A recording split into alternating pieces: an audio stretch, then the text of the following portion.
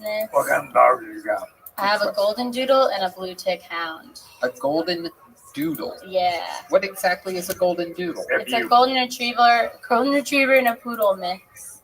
He's actually calling in right now. Oh, he's all alone. His name is Bogart. He's really cool.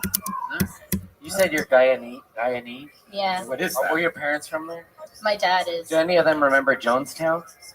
They were there for that, yeah. Wow. Yeah, but they weren't. It was kind of far from where they lived. I mean, they didn't have a car, so shit's kind of far when you're walking. So you guys not carry Kool-Aid in the house because of that?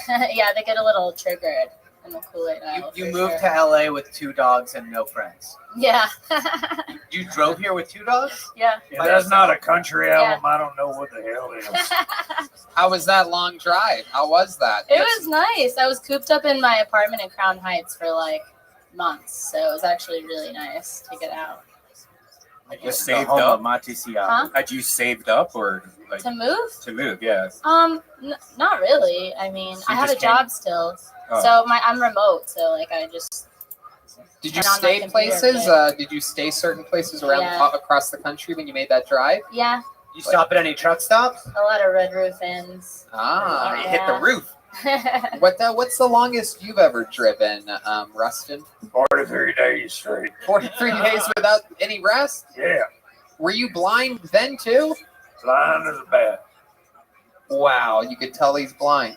He reminds me so much of my stepdad, like same person. Yeah. I What qualities does your stepdad possess? Lazy eye. He was a truck driver. Big cock. oh my goodness, Rustin. Have you ever? Well, seen you never seen your stepdad's cock before. Have you ever seen your stepdad's penis? No. Thank God, no. How about his cock? What about his cock? Okay, there you go. I'm sorry. These guys are truck drivers. They're very. Okay, you don't have to play a beat every time. No. All right. They keep asking about cocks and they go to Shakira for an hour. Okay. Jesus. Rusty actually has a tiny cock. He's just never seen it, so he thinks it's huge. Wow. Is this true? Have you two ever hooked up? Oh, yeah. Just did it once. Yeah, what happened? Oh, it was more than once. I just did a little role play, and then he didn't know the difference. Wait, what? You been raping me while I'm in blind? I'm Horror Wheeler, baby. Oh my God. Beautiful Lizard. Jill, Right, man, facts we're about saving you that we one for should, later. Okay. Jill, are there any wild fun facts about you that we should know? Any skills or talents or anything that you've ever done before? No, I'm sorry. I'm not. I Do you guess I'm speak not to your really Guyanese interested. parents a lot? My dad? Yeah. Okay. Yeah, my dad's the best. And what language does he speak? English. It's an English-speaking country. Oh, that's right. Yeah, just a nice, thick accent, What does he sound like? Can you do an impression of him? Oh, it's like really West Indian. I don't want to do it. Red Band, you do. Red Band's famous for his impressions. It Why don't sounds you do an impression of her West Indian sounding father? Impressions from Red Band. Channel like Jamaican. I guess I gotta get out of here. Spot on. Really Okay. good. All right. Jill, so much fun. Congratulations on your Thank first ever you. Kill Tony set. Hopefully you'll come back another time and do it again. I shall. Thank Jill you guys. D'Souza, everybody. There she goes. Yeah. All right. It's that time, everybody. It's time for another regular. This young man, truly one of my favorite comedians in the world. He has a podcast with the guy you saw earlier, the great William Montgomery, called Brothers in Cursive. They have a new Patreon that's out there killing it. I've been looking at clips of that. I'm a member of the Patreon. Everybody knows I support everybody. Oh, yeah? You are? Yeah, I'm on the Patreon. I buy ornaments from Jet Ski. I support everybody here on Kill Tony any way that I can. And here he is. One of my favorite comedians, a great roaster. It's the great David Lucas, everybody. Here he is.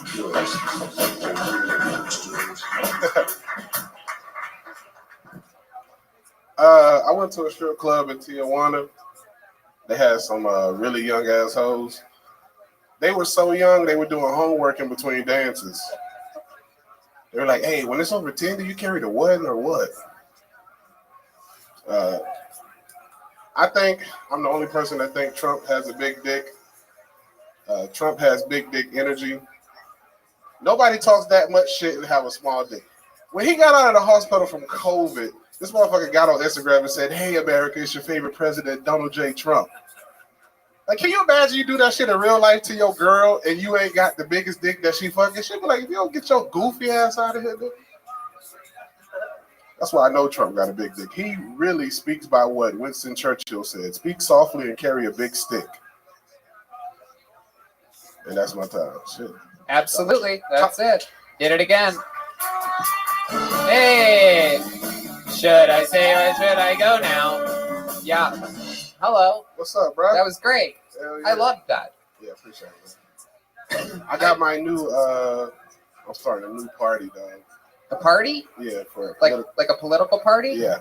Wow, what is it? Fats for Trump. Oh, I like that. Yeah. I like that. So just people for Trump. No, facts.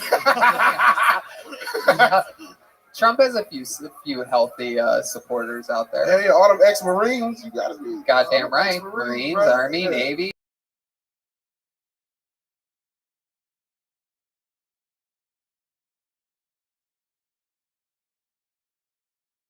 That's why he's acting like. No, that's people who ride e-bikes. Oh, shit. Got roasted by a Shut the handkerchief. Yeah. It is. This is an interesting look tonight, David. Got roasted by a pocket square. Hey, man, shut your gay ass up, nigga. Fuck all of y'all. Fuck all of y'all hillbillies. It is incredible. It looks like somebody melted crayons inside of a pumpkin. What you got on, nigga? You got on some scuba diving tuxedo wear, nigga. Get your ass up out of here, bro. That is. I'm actually going scuba diving. You look like a hippie jack-o'-lantern. You doing too much with your ghetto ass. Thank you. With that stupid ass Abraham Lincoln beard on. Oh, man. You made him sick to his stomach. Tony looked like he going to the prom under the sea. That's actually what I'm doing right after this. I'm going to the prom under the sea. With sandy squirrels. I have to scuba dive to get there. I mean, what is that? Where do you even find something like that? The Beverly Center, nigga, Polo. You went to the That's Beverly Polo? Center? Yeah, bitch. This shit was like $200. Oh my God! Was it that much because of all the extra material that they needed to make it? Was that El No, 'cause Polo loco? the only way you could justify it is by the price. Hold on, let Redbat do his joke. It was real good. No, that's all right. Yeah, That was a I very like good Joel, joke. but I know it was good. Redbat I like said Joel it's an just El Pollo now Loco. we're talking everybody, just like every week. No, it's good. This is great. I No. think, what were you saying? El Pollo Loco? That was a funny rapper? ass joke. It was. It was good. That was great. It does. He sort of looks like, remember Chi-Chi's? Remember the wallpaper? Yeah, the at wallpaper. Chi-Chi's? I used to go to Chi-Chi's all the I time love with my Chi-Chi's. family. I love that What is restaurant. Goddamn Chi-Chi's? right. Chi-Chi's was like white people's Mexican food. And how old were you when you found out what Chi-Chi's meant? Remember when he's like, my dad used to go, it means boobies.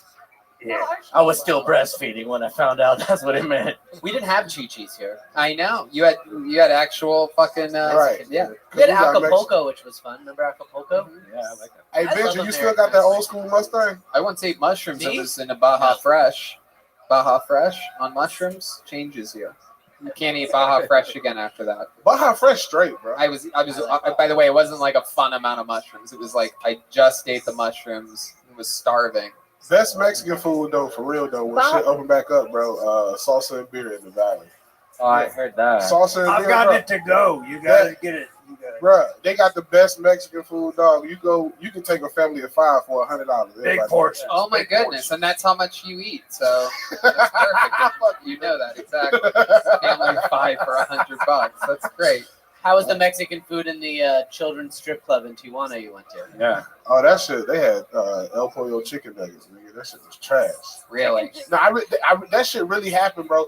I went up in the strip club in TJ, and them hoes looked real young. And I was like, I'm getting You're fucked not supposed to say that. I out know. loud. I mean, seriously, what was what was the Fisher price of them? I left the Fisher price. Well, at I least the left, strippers had You to had be. chicken nuggets. You didn't leave. Did it have one of them signs that said "You must be this tall to strip on stage"? You had to solve a riddle. Instead of a pole dance, they were doing a monkey bar dance. Okay. All right. They were playing Taylor ball with their little titties. David, what else you been doing this Hopscotch, week? bitch. Shit, what did I do? I did some shows in Vegas this past weekend. What route did you take? The airplane route, man. Where'd you do Vegas? Huh? We're in Vegas. I can't think of the name of the club, but I couldn't even post a flyer because they were one of them type shits. Yeah, they wouldn't even let me post a flyer. Was it a good audience? Was there a good turnout? Bro, it was way too many people in there for COVID, but it was a great turnout. Wow. It was a room for about 80, and they probably had like 120 in there. Jesus. Did you feel Thank safe? you for being here tonight. Well, I stayed. I stayed on the Can stage. you lick the mic? I stayed on the stage until they cleared the room. Oh, okay. Yeah, because I was like, nigga, I ain't doing no beat and drink with all these international motherfuckers. Oh, yeah. But yeah, it was like, so the dressing room was, so you came right, it's like this. You came right out of the dressing room, but you had to go this way to exit the club. And I was like, come get me when y'all empty that motherfucker. I know what club you're talking about. Oh, you did? Do you remember when Trump was just sitting on stage and he still caught COVID? Did y'all see the black guy in Macon, Georgia, my hometown, crowd surfing out that bit at the Trump rally? You're goddamn right. Hell yeah, that thing was out that bit like it was a. It's the first time he swam. Hey, bro, let me tell you, black people in Macon can swim, bro. Yeah. Yeah. Why is that? Because we got Lake Tobesofkee. What's it called? Lake Tobesofkee. Lake Tobesofkee. Tobesofkee. Wow, Wow. Toby is in that. Okie dokie. Spelled Toby. Wait, can I get another shot at that? Good thing you Sure, text go me. right Can't ahead. spell Tobasafi without Toby. Is that, Not as good. All right. is that a cool. reference to the movie Roots? Exactly. Thank Yeah. you. You got it. Why didn't everybody else? Because it's racist, Joel. Goddamn. I've You're never damn right it is. I'm a truck driver, and my name ain't Joel. It's Truck Norris, bitch. Okay. Well, David, I mean, Yeah. incredible stuff. I love it. I agree with you. I think Trump has big dick energy as well. Did you see the way that he danced to Hell yeah. YMCA? Hell yeah. That motherfucker was. Did you see people? I saw a compilation of people mimicking the dance, like Yeah. it became like a real thing. They It's don't a got compilation. They don't got as much swag as him, bro. I don't think You know, I defend my boy everywhere I go. You know what I'm saying? Somebody was arguing with me the other day talking about Trump had a loan of $1 Again, I million don't from get his daddy, political. and I was like, nigga, can I give you $100 right now? You bring back 1,000. Right.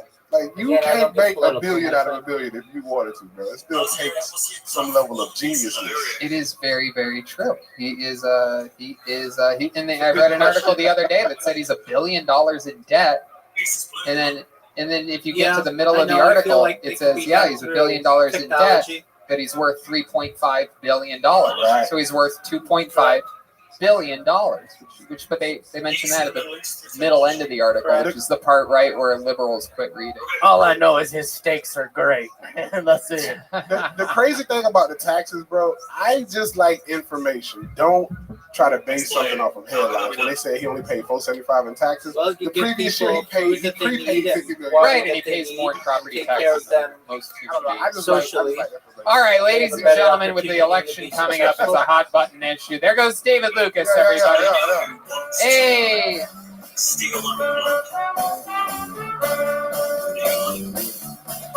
Yes, I don't get political. That's a Benji, political did you already discussion. vote? That's not for me to Are make. you gonna vote? All I know is I don't want anyone to die. You already So I don't voted? want anybody No, we know that. to harm He's anyone else. riding for Biden.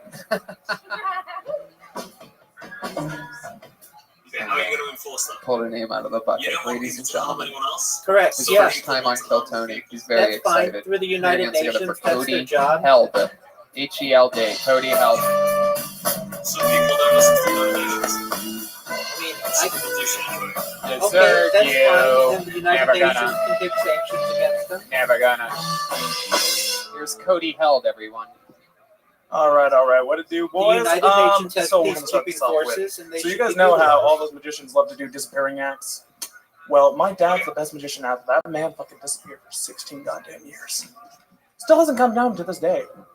You know, he said he was gonna go buy cigarettes at a Walmart, but I'm pretty sure he got lost in fucking IKEA because he is still gone, man. I'm telling you.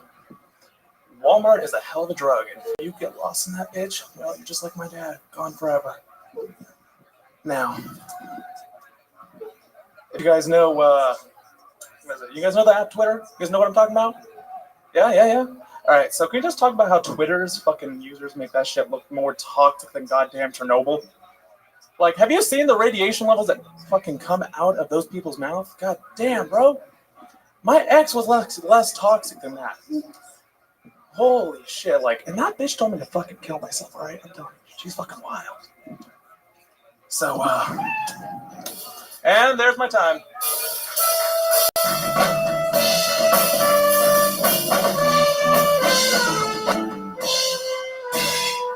Cody, how do you think that went? How do you think that was? Oh, fucking terrible. Why do you think it was so bad? Because he didn't grow up with a dad who like taught him how to. See, right there, just like that, bro. Daddy issues. It fucks up your life. What's in your ear? Definitely not a headphone.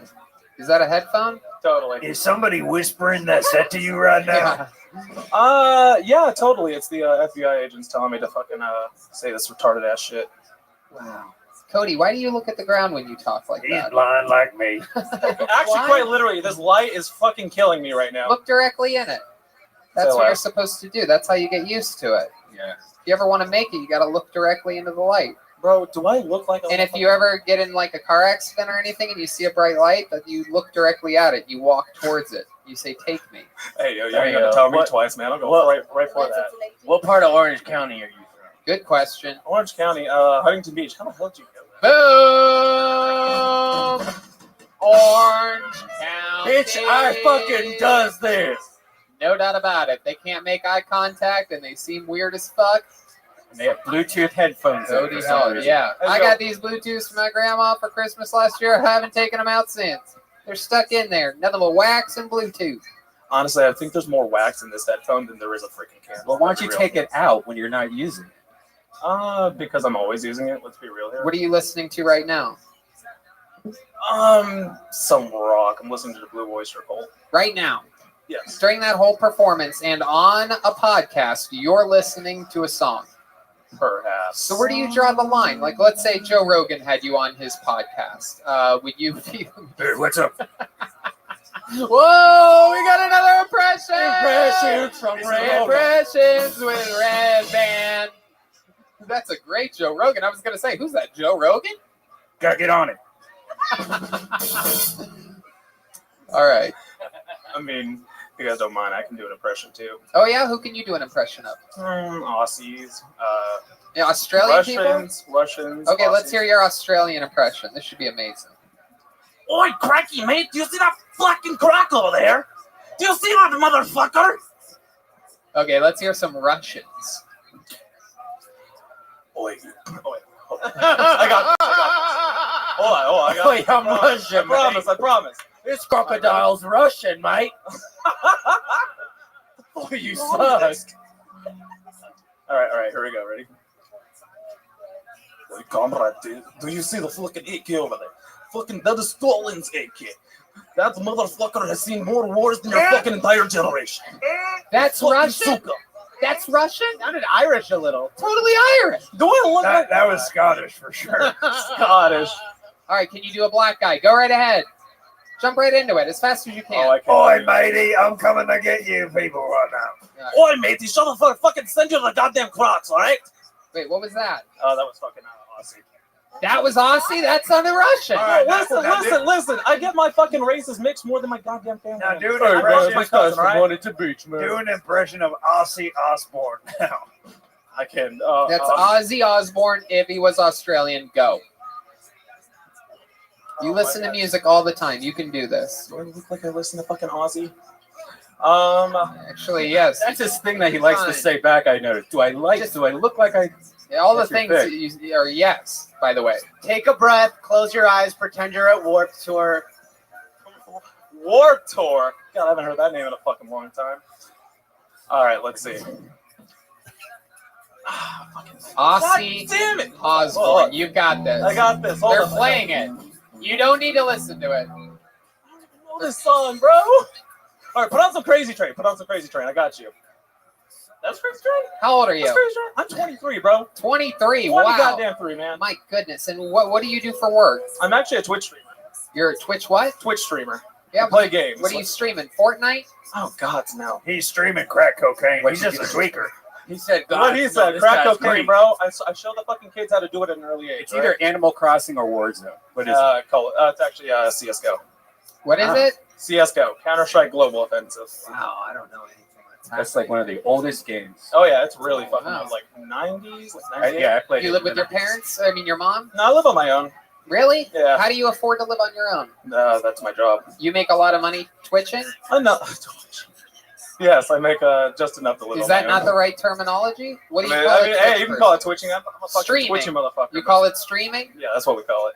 That's Yeah, cool. he just laughed in your face like you're an idiot, and I was surprised. I was like, "What's the right term?" I'm an old man compared to these Hey, fucking yo, kids. listen. I'm an idiot too. We get used to these things. No, I'm not an idiot. I don't know, man. Don't get it twisted. Fucking Old man. twitcher. Old man. He fucking just lumped you in the same category, and then you didn't like that at all. Yeah, hey, don't worry. I'm an idiot from Orange County too.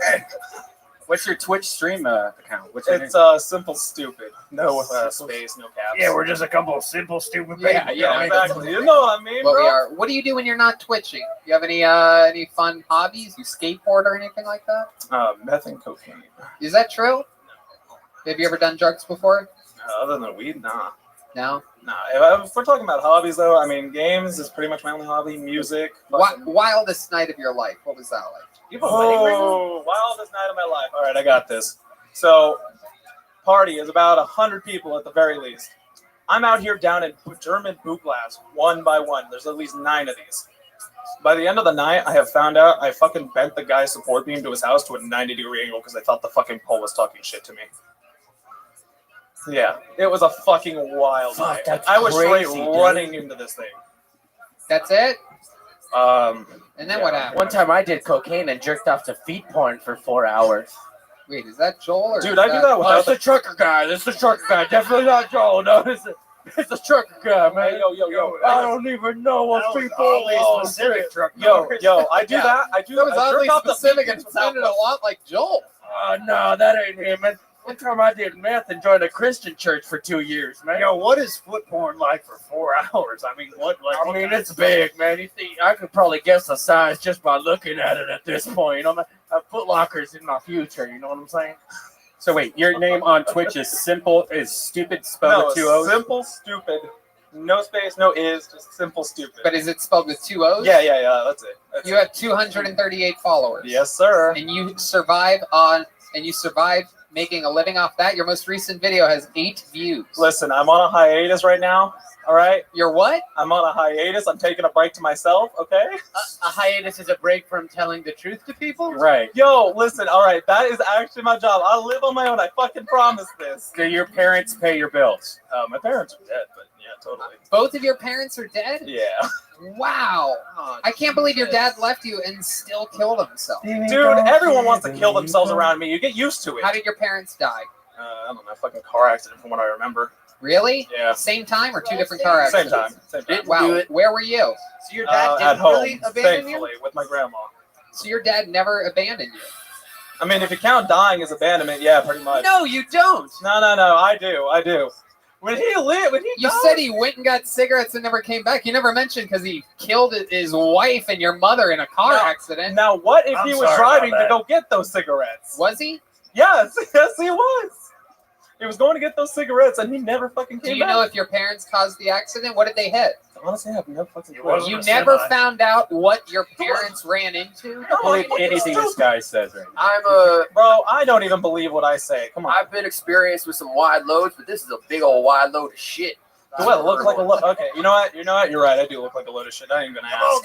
Come on, give him something. Give him some Here they something. fucking go. All right. Well, oh shit, there it is. Oh my god. Well, Cody, I gotta tell you, man. How long did you? Did I ask you how long you've been on stand-up? No, you didn't. First time ever tonight, right? No, I wish. First time here. I've been doing it on and off for about a year now, but like, not too much. I mean, lately I've been fucking taking shit to myself. Yeah, it Second seems like that. So Cody, it was fun to meet you, man. Hey, fun to meet you Do too, some bro. work, you know. Of course. If you ever want to do it again, do something completely different than what you did tonight. Oh, you mean bombing the entire Talk place? different than you did. Just do everything different. A lot of people say be yourself, right? But I'm encouraging you, for the first time in the show's history, I'm encouraging you to not be yourself. Do anything else other than what you did tonight. Okay? All right, you know what? I'll take that to There he goes. Cody Held, everyone. Back to Orange County. Love y'all.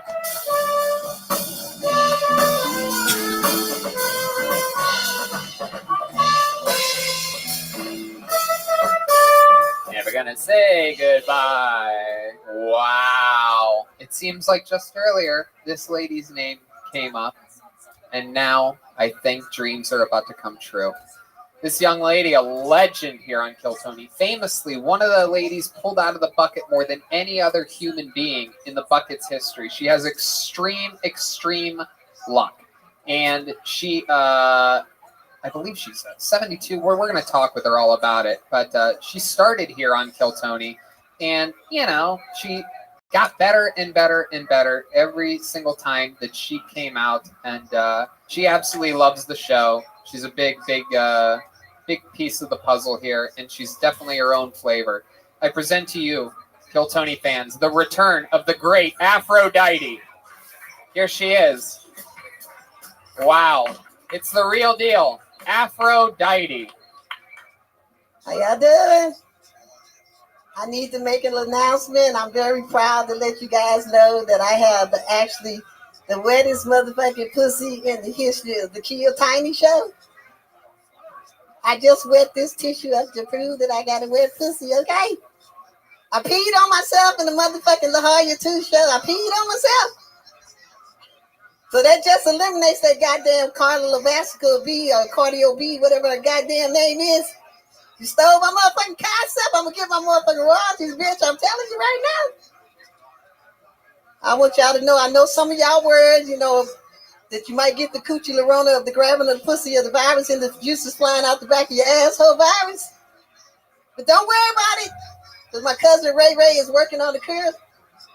Yeah. My cousin Ray Ray is coming up with a new one to help get rid of this shit. It's called, bitch, get out of my car before I punch you in your motherfucking face vaccine. Oh, yeah, it's going to work. It's a very strong one. There it is, a new minute from the great Aphrodite. Hey!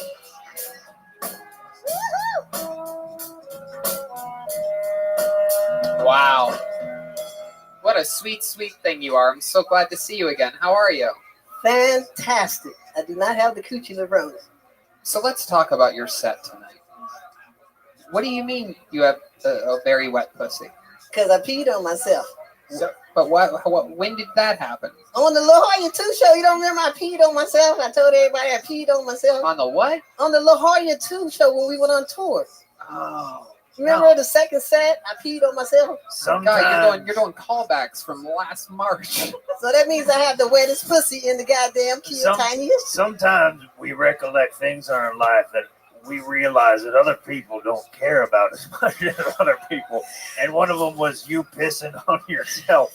I don't hold that as a near and dear Aphrodite memory. I've got others in the Rolodex. I just want credit for the wet ass pussy in the goddamn show history. That's right. Why do you call it Kill Tiny? You know it's Kill Tony. I know, but he's a little tiny. Me? No, I'm just messing with you. You talking about me? Yeah, I'm just making fun of the show title, Kill Tiny instead of Kill Tony. Well, why would you call it Kill Tiny? Oh, I get it. Because you're a little guy. You're a little guy. The fuck do you mean I'm a little guy? Tony. You're mighty, though. You're mighty. What the fuck is this supposed to mean? Of all the people to stab me in the back, what kind of Game of Thrones shit is this? I've always been nice to you. I'm mad. You're bringing out the mouse. And I need some cheese. I miss you so much. Welcome back to When Tiny Guys Find Out They're Tiny. Oh, my goodness. It really hurts coming from you, Aphrodite. I'm sorry. I don't mean it. I don't mean it. Tony, her whole persona is pussy piss. Like, just relax. Coming from another Tiny. You know, older It's a people cold pee on piss. themselves all the time, Tony. I'm 65. You're 65 years 65, old. October 10th. What makes you piss yourself? Is it like you laugh and you pee a little? Or It's just part of getting older, dear. You just piss when you gotta piss? You can laugh and piss. That's what I'm asking. Yeah. Yes. You sneeze and piss. Yeah. Spicy food, piss? Yeah, just the thought of piss and piss. So are you reluctant to hydrate because you're worried? You're like, I might as well be dehydrated. Otherwise, I'm just going to be pissing everywhere I go.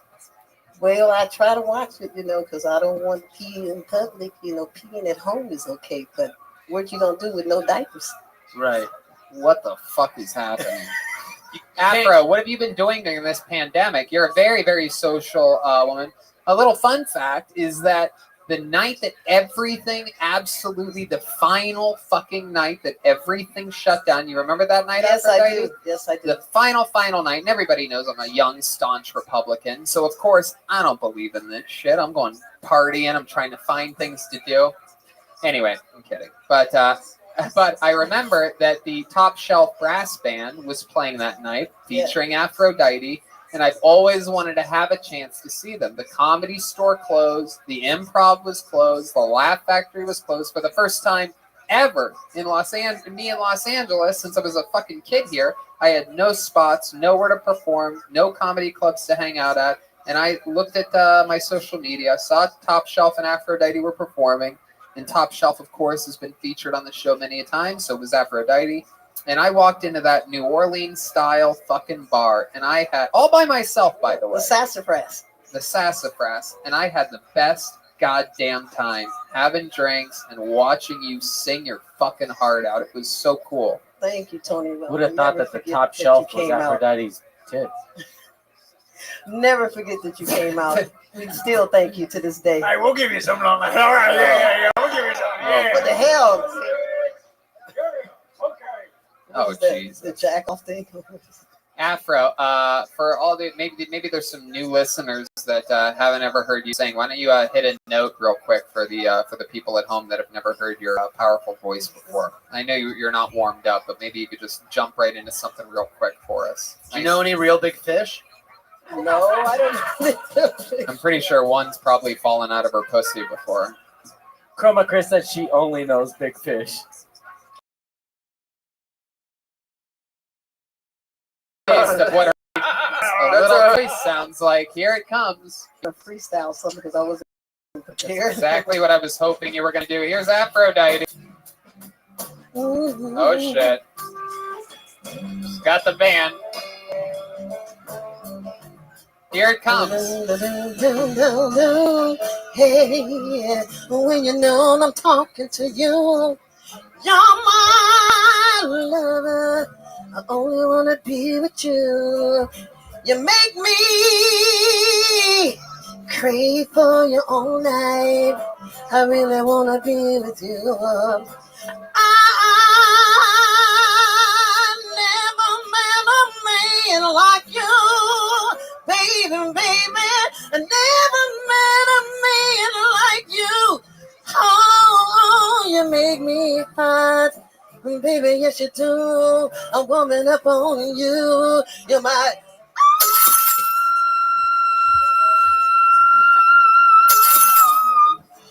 You're my lover. Yes, you are. Wow. Yes, you are. There it is. Yeah. Put a big button on it. There you go. Thank you, guys. God, I miss you all. Wow, that's so lovely, Aphrodite. How I miss that beautiful voice and your beautiful face and your incredible fucking energy. Thank you so much for joining us again. I want to let you know that Top Shelf Brass Band and Aphrodite, we're going to release a song called I Fell in Love on the 24th this Saturday. Please check us out. There's a lot more coming. I have some singles on my own. All right, that's enough of your fucking plug. All right. Aphrodite, everybody. Yes, thank Here you. she goes. Aphrodite. Aphrodite.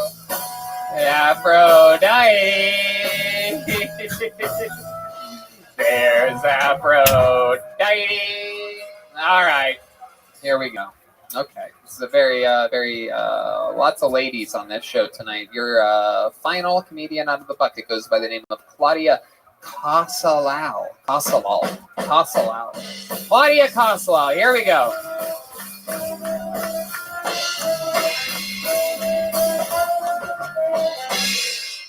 So I go to Burning Man, of course.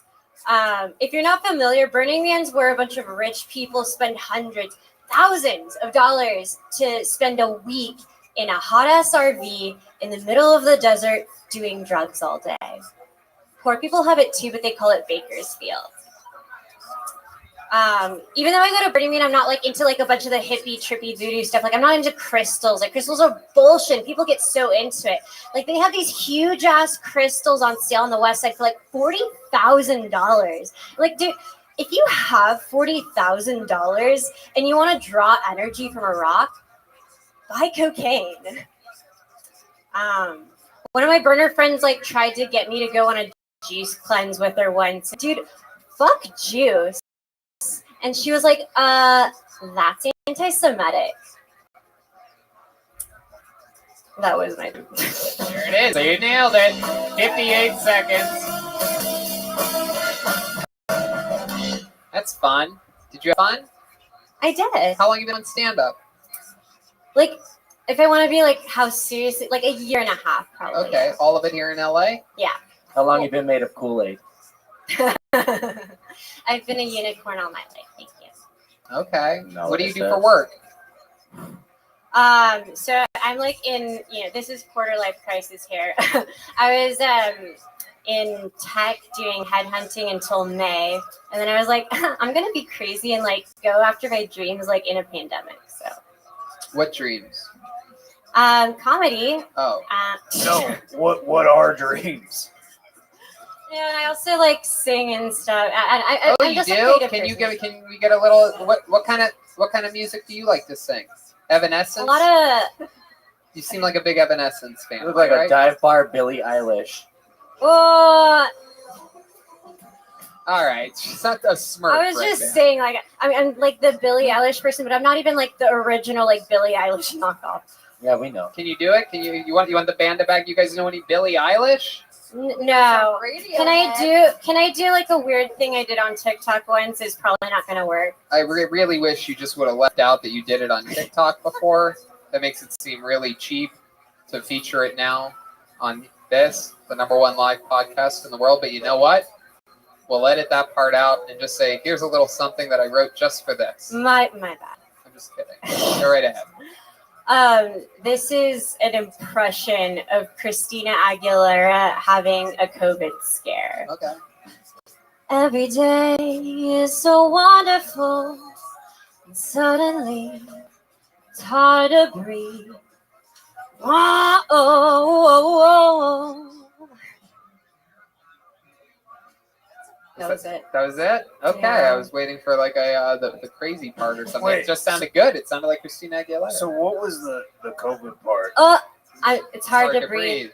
I Should have just- ended with a cough or something. I did more of a whoa than an oh my bad. It's all. I was just curious. I was not gonna sound nice. It's all. Maybe if you're saying like I tested positive for coronavirus, and now you're like, That would make it very clear. Yeah. So Claudia, what do you do when you're not singing or doing stand up, like or working? What else about you? You seem like you have I've got COVID in a bottle, baby. Come on, let me out. I'm dirty. I do a lot of that. I do some like silly podcasting, and I paint too. I paint like 2 paintings a year. Like it kind of like gets me in my meditative state. And, it's nice. I did a painting. I was inspired when like the virus hit and stuff. I did a painting of like Trump holding a Corona. That was really fun. Oh, I get it. Yeah. Trump holding a Corona. Like a beer. Yeah. Oh, okay. Yeah. How did it come out? Good? It was awesome. It was actually really funny because I don't know. I was like gonna include some like quotes and stuff, and I was like, let's like not have it be political. And it actually went to a Trump supporter in the end. So Yeah, it was of really course. really fun. Yeah, they have the money to buy things like that. Right. Anyway, so okay, you make art, you sing, you do comedy. What would you consider your specialty? What do you think you're best at out of all these different art forms? I think You do any poetry? no, not really. You from I Phoenix? can't really take myself seriously. Are you from Phoenix is a great question, and I also, much like Joel's Orange County pick earlier, I'm going to double down on that. I'm going to even go more specific and say Tempe, Arizona. I'm gonna Portland, go Phoenix Oregon. or maybe Sacramento. Ooh, that's a great third. Portland. Nah, I mean, I actually have been in LA longer than anywhere else now. Like, I've been here 8 years. Where are you from? Where are you from? I lived in Fresno for a few years. Oh, shit! Fresno, for Fresno's those of you it. that don't know, the perfect middle between Sacramento and Phoenix, Arizona. Yeah, it's the Midwest of California. That's The fair. Tempe of California, That's without a college. You look like if Except one of for the Fresno. characters from Inside Out became human. Dang. I went to All right, summer that was camp. pretty good. All right, I like that. Yeah, that's pretty good. Yeah, that's good. I went to summer camp in Fresno, Riverway Ranch Camp. Nothing? Cool. Claudia, do you have a boyfriend? I don't. When's the last time you had one? It's been a couple years. How did it end, the last relationship? He broke up with me. Thank you. Why do you think he broke up with you? It was just like a not work. I don't know. He just, I guess he just wasn't into me. He said he didn't think that I was into him. So. He said that he thinks that you're not into him. He's like, look, I don't want to be with you anymore. I feel like you're not into me. To be honest, I think it's like he tried to. He said he was like one of those Jewish guys who wasn't like super Jewish, but like I think he really cared and like he broke up with me. Wait, stop. Hold on. Let's go back. What did you just say about super Jewish? Like he tried to, you know, like how some Jewish people are like religious Jewish, and then some people are like I'm Jewish, you know, and like he tried to be like the second one, but Hold on. I got this. Yeah. I got this. Go ahead, Benji. Okay, so there's very religious Jewy people who Yeah. are like, you better be a religious Jew. Then there's just Jews who think they're better than everyone else, and then they don't want to breed outside other Jews, because a lot of you people turn out like, look around. So it could be that, where he's dating you, and then he's like, fuck, I gotta meet some sort of Jewy girl. yeah, 'Cause, he broke up with me on the first day of Hanukkah. Oh my goodness. The first gift. Wow. Did you at least get to light a candle or anything like that, or any of the fun what the Jewish people consider super fun? To be fair, I completely didn't realize it was Hanukkah, so. Oh, you came over in a Christmas sweater and Rudolph antlers. She comes over, she just signed a bad loan, bought a Wave Runner, all sorts of Christian shit. She's like, what? It's Hanukkah? Let's make casserole. Isn't that what you guys do too? No, we don't. Was that the first Jewish guy you dated? Yeah. Okay. Now, Benji, a little fun fact about Benji is that you're sort of into. I've grown up. No, I've grown up. I'm not like that anymore. Really? I know where you're going with You don't like goys anymore? I don't like goys. No, I like goys, Oh. but I will still date non-Jews. But I know where you're going with this. Yeah. So that's changed. What do you think made you grow up and not be solely into? Because I mean, I look at a girl like Claudia, and I know your type. We've been very good friends for a long time. Yeah. And what do you think? Because you used to be into girls that maybe they were white, maybe they had a couple tattoos, maybe Say what you're just say the words. You were into like. I'm not saying that Claudia is this, right? What ethnicity are you? Polish, super Polish. Oh yeah, that's white as fuck, Benji. White girls. I don't know. I just feel like. No, I'm sure she's a great girl. Did something happen with a white girl that had like multicolored hair or tattoos that made you not like them anymore? I've had a lot of, gnarly things. I mean, it is what they say. Once you go white, you got to take flight. You know what I'm saying? You got to get out there. All right. Well, Claudia, any other fun facts about your life that we would be really surprised to know about you? I mean, are there really any surprises at this point? Sometimes. Sometimes people will be like, oh, shit, yeah. You said something about Billie Eilish. Do you sing like her, or is that just the hair, like the It's style? just like the hair, like when I wear like my sweatshirt and I'm like all sad looking, but like like Billie Eilish. yeah. Jesus, Joel. I mean, all right, that's pretty good. No. What? I want it? No. I want it. No. He's blind. God damn it! Leave him alone. Yes, I do not like my You Billie can't Eilish. see. Yes, I do not like my Billie Eilish. Why? Why though? Huh? Why eyelash? Because her name's Eilish, but like she looks like an eyelash. Why does she look like an eyelash? No. No amount of drums. No amount of drums is going to help this She doesn't show. look like an eyelash. Why would for her to look like an eyelash? She would have to like. Wait a second. Why are you just playing the drums fast? You should have gone like an Bluey open and Irish. shut cake. Bluey Irish. All right. Eyelash just open and shut. You fucking idiot. Yeah. Now, Kill Tony. 2020. Suck it, COVID.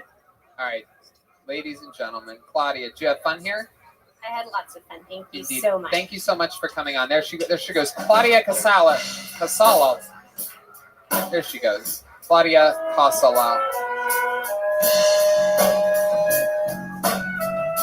Step back from that ledge, my friend. We're done with the bucket, so let's see what the superhero himself, truly one of my favorite human beings on the planet, one of my favorite comedians. It's time for your third and final regular. You know him, you love him. This was sent in by the great Michael Laird.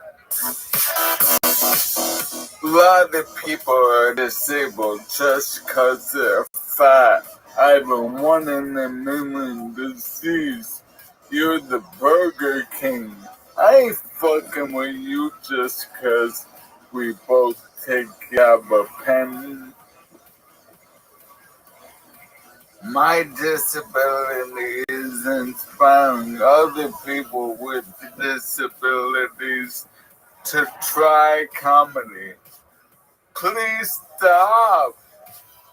If you got disabled and then became a comedian, do not contact me. I've been in these comedy streets for like 2 decades. I'm way too sick to read your sick ass, trash ass jokes. I'm not an inspiration. I'm an alcoholic drug addict. I fuck up. You kill yourself. I get sued. My elephant man fingers can't handle the paperwork. I'm not your average disabled guy. I still make love to ladies who can walk. Some run, not faster than my wheelchair.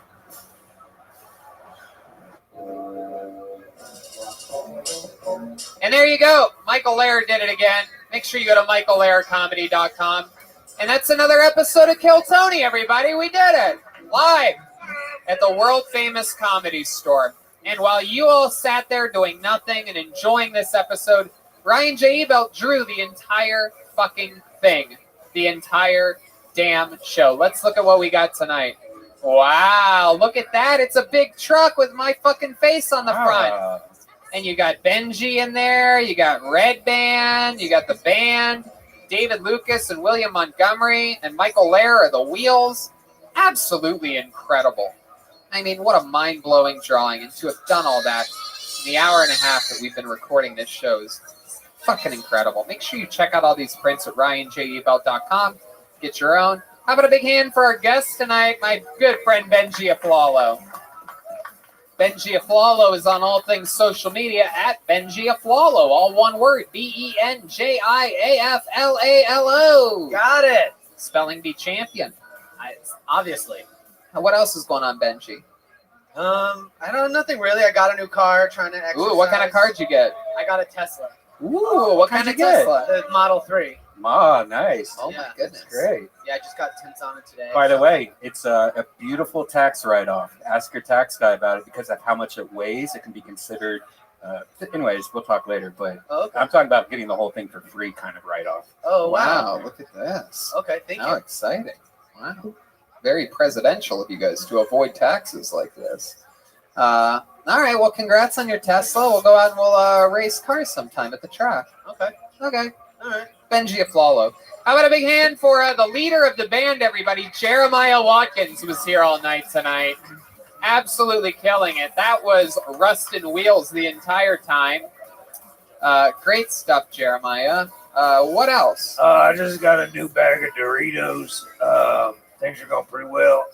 And then I have a new 1 hour special. It's my first 1 hour special. It's coming out on December 8th on Amazon Prime. You can get it on a lot of different outlets and stuff like that. And I'm very excited for that. You can get it pre-order at JeremiahWatkins.com. Great stuff. That's Jeremiah. Lift up that hat again. Show the people on the video. Oh, my goodness. Rusted Wheels, blind as a bat. And how about a big hand for the great jet ski Jesse Johnson was here all night tonight. Absolutely incredible. She's selling ornaments that she made with her own bare hands, everybody. I have 75 of them, and you should buy them as well. at jetskijohnson.com. You owe me like thousands of dollars. Seriously, they're handmade. You can use them for Christmas, but we like to call them anytime women's. And it's a really cool piece. It's her first ever merch. It's absolutely adorable. These things are incredible. Go to jetskijohnson.com and support her. That's Jetski. Chroma Chris was here tonight on the bass guitar. There he is, the great Chroma Chris. He's on social media at Chroma Chris. What else, Chris? Nothing. You can check me out on Chroma Chris at my social media, but I also got a new YouTube video out on orangeamps.com. That's it. He's officially sponsored by Orange Amplifiers. And you know who's sponsored by Ludwig Drums, the greatest drum maker in the world? Believe it or not, it's Joel Jimenez, a.k.a. Truck Norris. What else is going on, Joel? Nothing. Thank you, Damon, for all the work you do. Watch Alone Together with Benji on it. It's a really great show. I'm a huge fan of it. I'm happy to be here. You guys, tonight was really fun, and I love you guys. Have a good night. Absolutely, it was. The great Joel Jimenez, everyone. That's about it. What else, Red Band? Check out DeathSquad.tv. Check out Brothers in Cursive on Patreon. Thanks a lot, guys. Absolutely. We'll see you guys next week for another fun episode of Kill Tony. Thank you so much, everyone. There you go. Go home.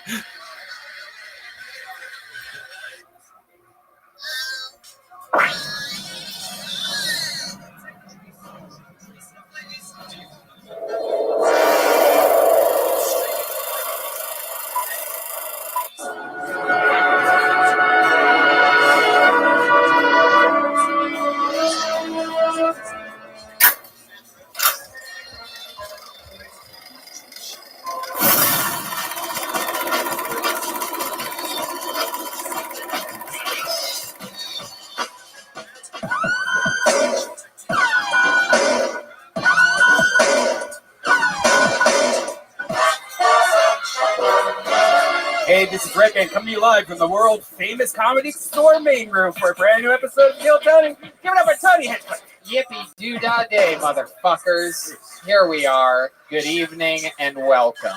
Brian Red Band. Hello. Back Tony. from beautiful Austin, Texas. Back from sitting on the throne during a wonderful, wonderful slew of Joe Rogan Experience episodes, including, of course, my favorite episode of all time, the great Kanye West. Yes, and I got 2 hugs from him. He showed us that little creepy hologram before it was announced, and I thought that was very touching. He's like, showing us videos on his phone and stuff. He's a good guy. He was a very sweet, very good guy. He was a sweetheart. And a fucking genius. Yeah. The stuff he was saying during that episode was really mind-boggling. I thought it was cool too how Rogan was able to listen to that 20-minute thing and then just really wrap it up into a very nice package. I think Kanye actually really respected Joe for that. It was cool, and he's going to be back, he said. And also, it was still super entertaining. I mean, and also, even though Joe, my take on it, Joe doing a minimal amount of talking, still unbelievable hosting.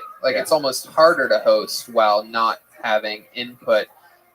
Because the decisions, the next question that you ask is that much more important. And it was just incredible. Incredible. Great guest, and obviously a great host, Rogan and Kanye. Wow. So here we are. We're back at Kill Tony. Welcome back home to beautiful Los Angeles, California. And we're here, quarantined off with maybe a grand total, I would guess, maybe 15 people in this room that we used to have 550 people in every single fucking Monday. But here we are, you know what I mean? It's better than this. So this is exciting, and I'm happy to be here. Hey, you know who else is here? Is the great Ryan J. Ebel. Look at that right there. Whoa, there's the wink and the point and another point. Holy shit, he's just giving them out for free tonight. He draws every single episode of Kill Tony. All those prints are available at RyanJEbelt.com, including all the tour posters, a couple of limited edition t-shirts, and the drawing of tonight's episode, which he has already begun right now, hard at work. Some other great people in the audience tonight as well. Charlie from Delicious Vito's Pizza is here. Royalty in these parts. In fact, I didn't tell you this, Charlie, but I placed a secret order yesterday. The eggplant parmesan appetizer with my favorite, baked ziti. Slammed it down like a champion. Gives me all the fuel I need for an amazing day. And then I chase it down with a caveman coffee, which you could do as well by using the promo code KILLTONY, getting 15% off your order. Incredible stuff. I don't know how it packs so much energy in a can, but somehow it does. And also a shout out to the great Gino from Speedweed over there. He's the man. Also the CEO of Better Box Studios, which was a tremendous, tremendous second home to us during these wild times of this unprecedented pandemic. And so, with that said, we are all set to start tonight's show. But before I bring out tonight's guest, here's a little bit more about the amazing sponsors that made this episode free for you, the lucky listener. Hiring can be challenging, but ZipRecruiter makes it fast and easy. One CEO, Ali, needed to hire for a multifaceted role at his wallpaper company, Walls Need Love. He was looking for someone who was the right fit for his team and culture, but his search was slow going. So he turned to ZipRecruiter. ZipRecruiter's powerful matching technology identifies the right people for your job and actively invites them to apply, which is why you should try ZipRecruiter for free at ZipRecruiter.com/KillTony. That's how Ali found Savannah Ray. Ali said Savannah's skills and experience were a great match for the role. Plus, she applied within a few days after he posted the job. Through ZipRecruiter, Ali has hired everyone from head of marketing to sales director to lead graphic designer. But Ali's not the only employer who loves ZipRecruiter. That's right. A lot of them do. 4 out of 5 employers who post on ZipRecruiter get a quality candidate within the first day. See for yourself how ZipRecruiter makes hiring faster and easier. Try it for free. That's right, free at ZipRecruiter.com/ that's ZipRecruiter.com/KILLTONY. ZipRecruiter.com/KillTony. I'm watching the KCAL9 News at noon, June 11th. And it opens up with a special report. Right behind this fence is where the body was found this morning, about 6:45 in the morning. And they show Don Barris's apartment complex. That's the apartment that the manager lives in. I wonder if Don killed the guy. Dave's got to change his identity because out of county murdered somebody. Don't Phil. He's a witch doctor. Put this magic dust on him. Totally transformed him. He will do anything to look like somebody else. Now let's reveal that news. Whoa. Worked. Oh my God. For the guy that has been taking abuse from him for the past 26 years, I hope I'm the guy that puts him away and locks him up. He is a son of Satan, the devil. He's a murderer, a killer. Now he's not dead Barnes, he's the new dead. Now he's new dead. Oh my God. I know the laws. I know how the system works, and I know how to arrest somebody. So, bottom line, I'm not an idiot.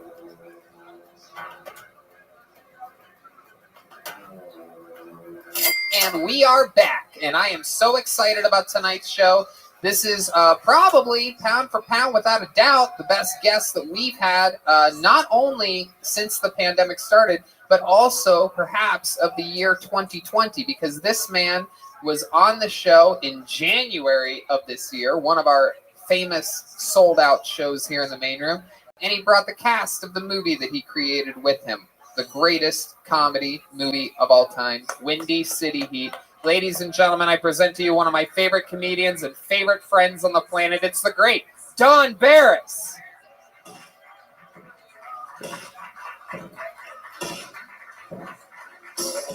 Wow, it's really him, live in the flesh on a Monday at 8:15 p.m. He is here. He's back.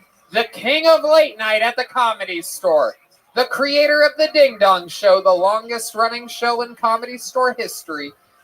And the star of the Comedy Store documentary that just came out. All 5 Thank you, Tony.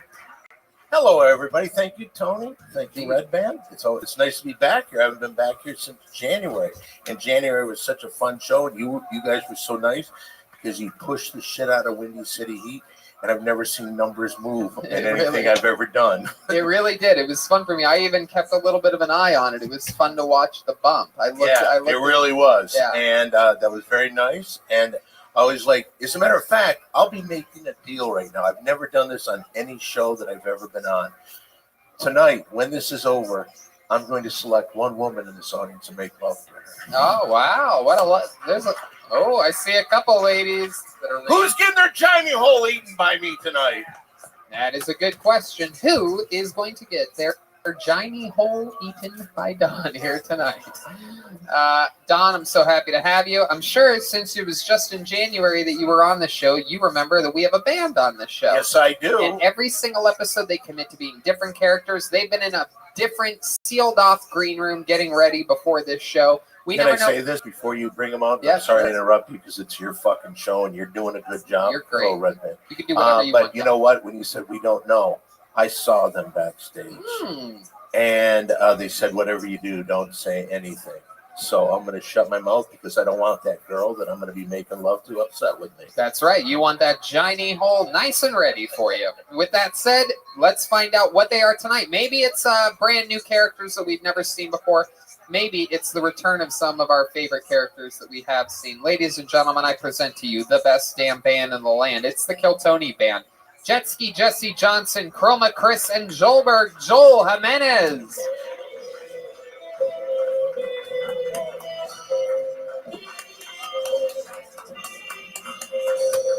What? Wow. I have no idea what this is.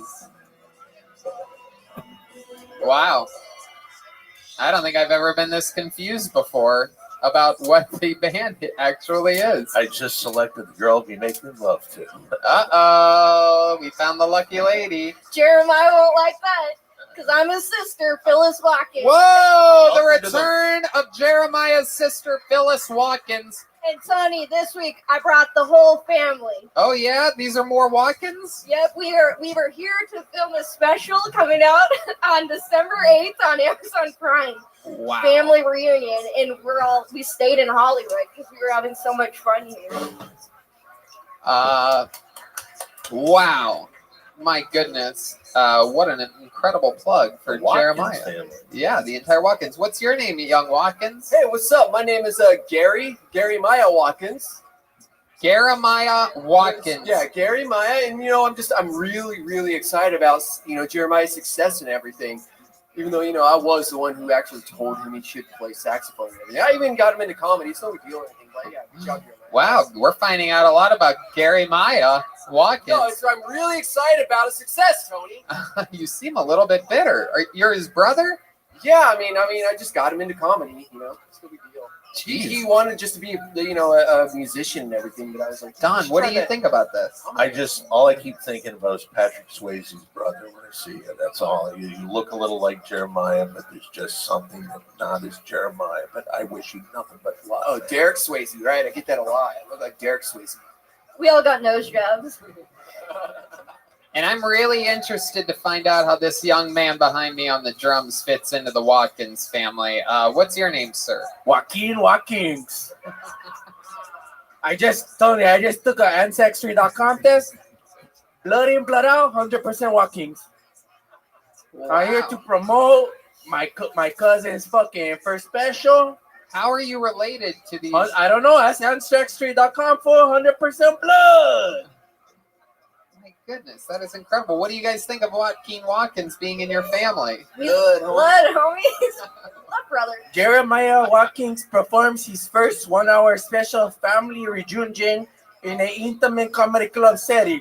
be a fly on the wall as Jeremiah gets heckled by his mom, works off the crowd, shares personal stories of dating and marriage, and watches ridiculous physicality and characters, all while his family, that's me, okay, hometown friends surround him with exclusive family interviews.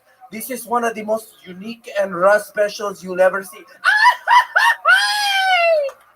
I love it. Joaquin Watkins is here.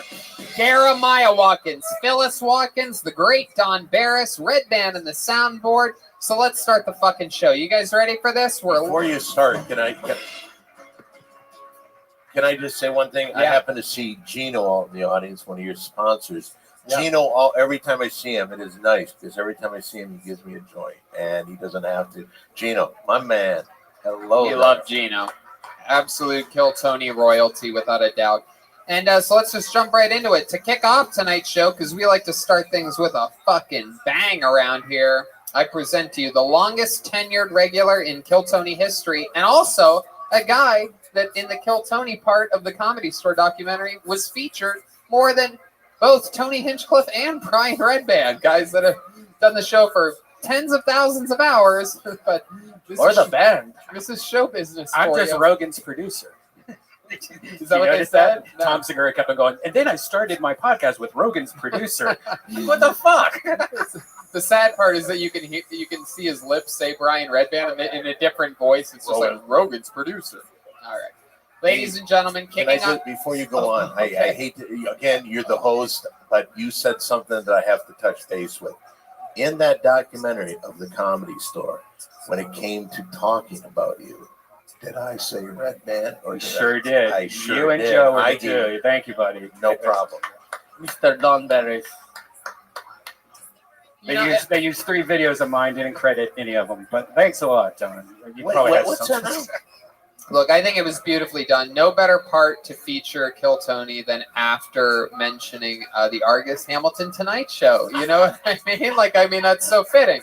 Have we filled theaters around the globe with a show that started in the belly room? Sure, but why really cover that at all when you can? Why would you? Yeah, when you can cover the. I think the Argus show is wildly successful. Have you been on the Argus show? Yeah, I am. How many? What is Argus Hamilton? Argus Hamilton. Argus Hamilton. We don't have these yet. No. Anyway, we're going to start it off with a guy heavily featured in the Comedy Store documentary. He's absolutely a wild man. He's one of our favorite comedians of all time and always, always entertaining as hell. Ladies and gentlemen, I present to you the Big Red Machine, William Montgomery. I know that dude. Here it is, 60 seconds uninterrupted from William Montgomery. Do I look like the kind of guy that would kill a journalist? Do I look like the kind of guy that would do business with Hunter Biden? Quick joke for you people. What do you call a woman driver? Beheaded. What do I call it when I throw my wife off of a mountain for not birthing a male heir? A flying carpet. My wife is so ugly I couldn't sell her to a human trafficking organization. Where in the world is Carmen Sandiego? Hopefully not in my country because you'll never see her again. Tony spends more time in a sand trap than a Saudi drug dealer. It's a golf joke. Not fair. Not fair. That's all I got. It's unbelievable. What a performance. What a performance. What a way to kick off tonight's show. William Montgomery delivering jokes as a, how would you describe this character? What are you here tonight? An Arab sheik. An Arab sheik. Heck yeah. And was that perhaps your Halloween costume? It was. I spent $300 on him. My goodness. He looks like the Virgin Mary if she wasn't a virgin. It looks like the Virgin Harry. The Virgin Harry. That was Jeremiah Watkins. The Virgin Gary. All right. Virgin Scary. What did you do for Halloween dressed like that? Where'd you go? I actually did a show. David was on it. How was it? I dominated him in the show. David did pretty poorly. Is that true? It was a little disappointing. Oh, we're going to have to follow up with David about this in a little bit. What made you pick an Arab sheik for Halloween? I don't know. I've always been intrigued by the Muslim religion. Yeah, what about that religion intrigues you? I don't know. Just all the Muhammad stuff. I'm really a big fan. You're a big fan of Muhammad? Correct. In what way? Like, why are you a big fan of Muhammad? He used to eat a bunch of deer meat, and I'm a big fan of deer meat. What, have you ever eaten deer meat? I was on the phone with my dad earlier this week, and I told him I was getting Indian food, and he was like, "What are you talking about? Deer meat?" And I was like, "No, like the dot type of Indian, not the feather type of Indian." I was shocked. I was like, "What the fuck are you talking about? Deer meat?" William, did you know our producer's name is David Deermeat? I love David Deermeat. Number one producer, man. David Deermeat. David Deermeat. Oh my I god. love David Deermeat. Also, you look like I could bum a Camel cigarette off you. You got one? Yes. Yeah. It is an interesting look. So you ended up doing a show for Halloween. Did you dress up with someone? Did you go to that show with a date or something? Yes, with my lady friend. With your girlfriend. What was she dressed up as? What was she dressed up as, William? Didn't dress up as anything. Whoa, this seems like she seems as much fun as we've always heard. She is. Probably shouldn't get into this subject. Oh, I don't know why this. because she listens to the show just to find things to complain to We you really about. shouldn't get Every into single- this subject. Every single episode. Please, let's not get into this subject. Because you're going to get in trouble. Please, let's stop. I love this Tony. character, the Saudi guy who's afraid of his wife.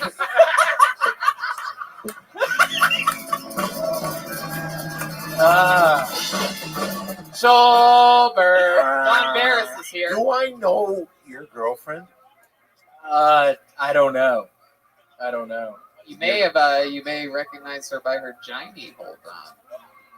You could. I don't know. I didn't know. Congratulations. Congratulations. Do you think she was into your costume? Did you guys role play at all? A lot of role playing. Yeah. What kind of things did you do? A lot of knocking on the door, trying to get inside of the bedroom, not being allowed to get inside of the bedroom, whole bunch of knocking. More like a lot of cinnamon role play. What does that mean? You're fat, dog. You know, we heard last week that William was so drunk that he shit himself and it fell on the floor. No, I didn't. We don't need to talk about this one here. Yeah, we do. I had no idea about this. This is one of the perks of not listening to Brothers in Cursive is that I find out all the best highlights like this live on the spot, and you get to see my genuine reaction to it. So you had a heavy, serious drinking problem. I started drinking again And then you took a few weeks off drinking, or at least you said that you were while coming in here sweating profusely. I'm hot as shit in this right now. I bet. I'm sweating bad right now. I bet you are. You're It's completely in character. You're a real Arab sheik. It's So hot. explain to us how you ended up shitting your pants. Or, I mean, hopefully it wasn't during Halloween because you're not really wearing any pants. I was wearing this outfit. It took me a while to take it off. Wow. To think that you even went to the extent of smelling like an Arab man, too. He went trick-or-treating, definitely looking for 72 virgins. What does that fucking mean? Explain to us how you shit your pants, William. This is great podcasting. I was close to the toilet. My body was ready to doo-doo. I did not have my shorts When you say off. close to the toilet, what are we talking about? Probably a foot away. In the living room? No, probably a foot away. I was looking at the toilet. You gotta point your ass towards Mecca, fool. So, what were you doing? Why were you looking at the toilet? I was trying to take this stuff off. What stuff? And I couldn't. My His, clothes. outfit. Oh, your outfit. He's been wearing that for a week. I've been wearing this a week. Wow. Okay. And then you're trying to take off the outfit, but you feel it And coming I couldn't, and doo-doo came out. Where did it land? In my shorts and also on the floor. One of the pairs of shorts that you got here on this show? Yeah, new pair of shorts. Did you wash them or did you throw them out? Wash them. Oh, disgusting. You just throw them away. When you I'm actually wearing them right now. William, we got you 40 pairs of free shorts. Well, I found my favorite pair and I'm wearing them right now. Wow. You are soaking wet with sweat right now. It is. I'm hot as shit. I'm just waiting for you to tell me to get off. I am hot as fuck. I'm waiting to get Tony, off. before you let him off, I have never heard anybody shit in their pants before. I know nobody here has. So please tell more. Yeah, so after you shit your pants, did you like yell for your girlfriend? Yeah, this girl actually helped him out. Right? Wow. Yeah, it was really nice. Yeah, what did she do exactly? Lord knows she loves being in shitty situations. So. By the way, I do know his girlfriend. I now remember her. Oh, look at that. Perfect. It's all coming back to Don. She once helped Don when he pooped his pants once. No, So what did she do to help you? Got my pants, my boxers, wiped the doo-doo off of me. She wiped it off of you? In the shower. I was screaming in the shower, get your fucking hands off of me. It sounds like the worst way to propose I've ever heard, man. Like, dig through it. There's a ring in there, bitch. This poor woman. This poor woman. I think she likes it. I know. I do feel kind of bad after everything, after all the shit talk. Let me ask you this. Bad. Here's a final genuinely question. feel bad. Oh, before you ask the final, can I ask Yeah, the question? absolutely. You can ask the final No, of question. course. You go right ahead. Have you ever done anything else this close to embarrassing your girlfriend? Anything else like shitting in your pants? Anything else? Maybe masturbating, wiping it on her? Yeah, all kinds of stuff. I think, but I don't know. All right, now would be a good time to tell us. Go right ahead. No, I don't know. This isn't a good time. This is the worst. Feels it's a good time. You guys can tell by their. so? I think everybody wants to hear it. I'm kidding. I don't even know what I don't know what I would say. Wow, I've never seen you this stumped before. I don't know what I would say. Improvisational guru, and it appears as though we have found the Achilles heel of this era. You have. Here's the question that I had. Yeah, because you've been dating this girl a while, very what we would describe as a tumultuous relationship. Don's getting a phone call. It's William's girl right now calling Don. Can you please stop fucking bringing me up during pancakes? Okay, so here's my question for you, William. If Yeah, your what? girlfriend, who you've been Yes. with now for what, 8, 10 months, a year? How long you guys been together? I don't know, year and a half. Year and a half. Boy, does time fly. Let me ask you What's this: the if question? she shit her pants a foot away from the toilet and opened the door and was like, "William, I shit my pants. I need your help," how would you react to that? I would slam the bathroom door shut. I would get in my fucking car, and I would leave. There you go. That's what I thought. Perfect answer. That's it. That's a way out right there, ladies and gentlemen. The great William Montgomery, everybody. There he goes. Hey! Mr. Postman. That's Portugal the Man, right? What? That's Portugal the Man, right? Is that? Yeah, it is. It is. Sounds so good. We actually, it really does. It sounds so great. It's not overbearing. It's not at a ridiculously high pitch for the instrument being played. It's completely in tune.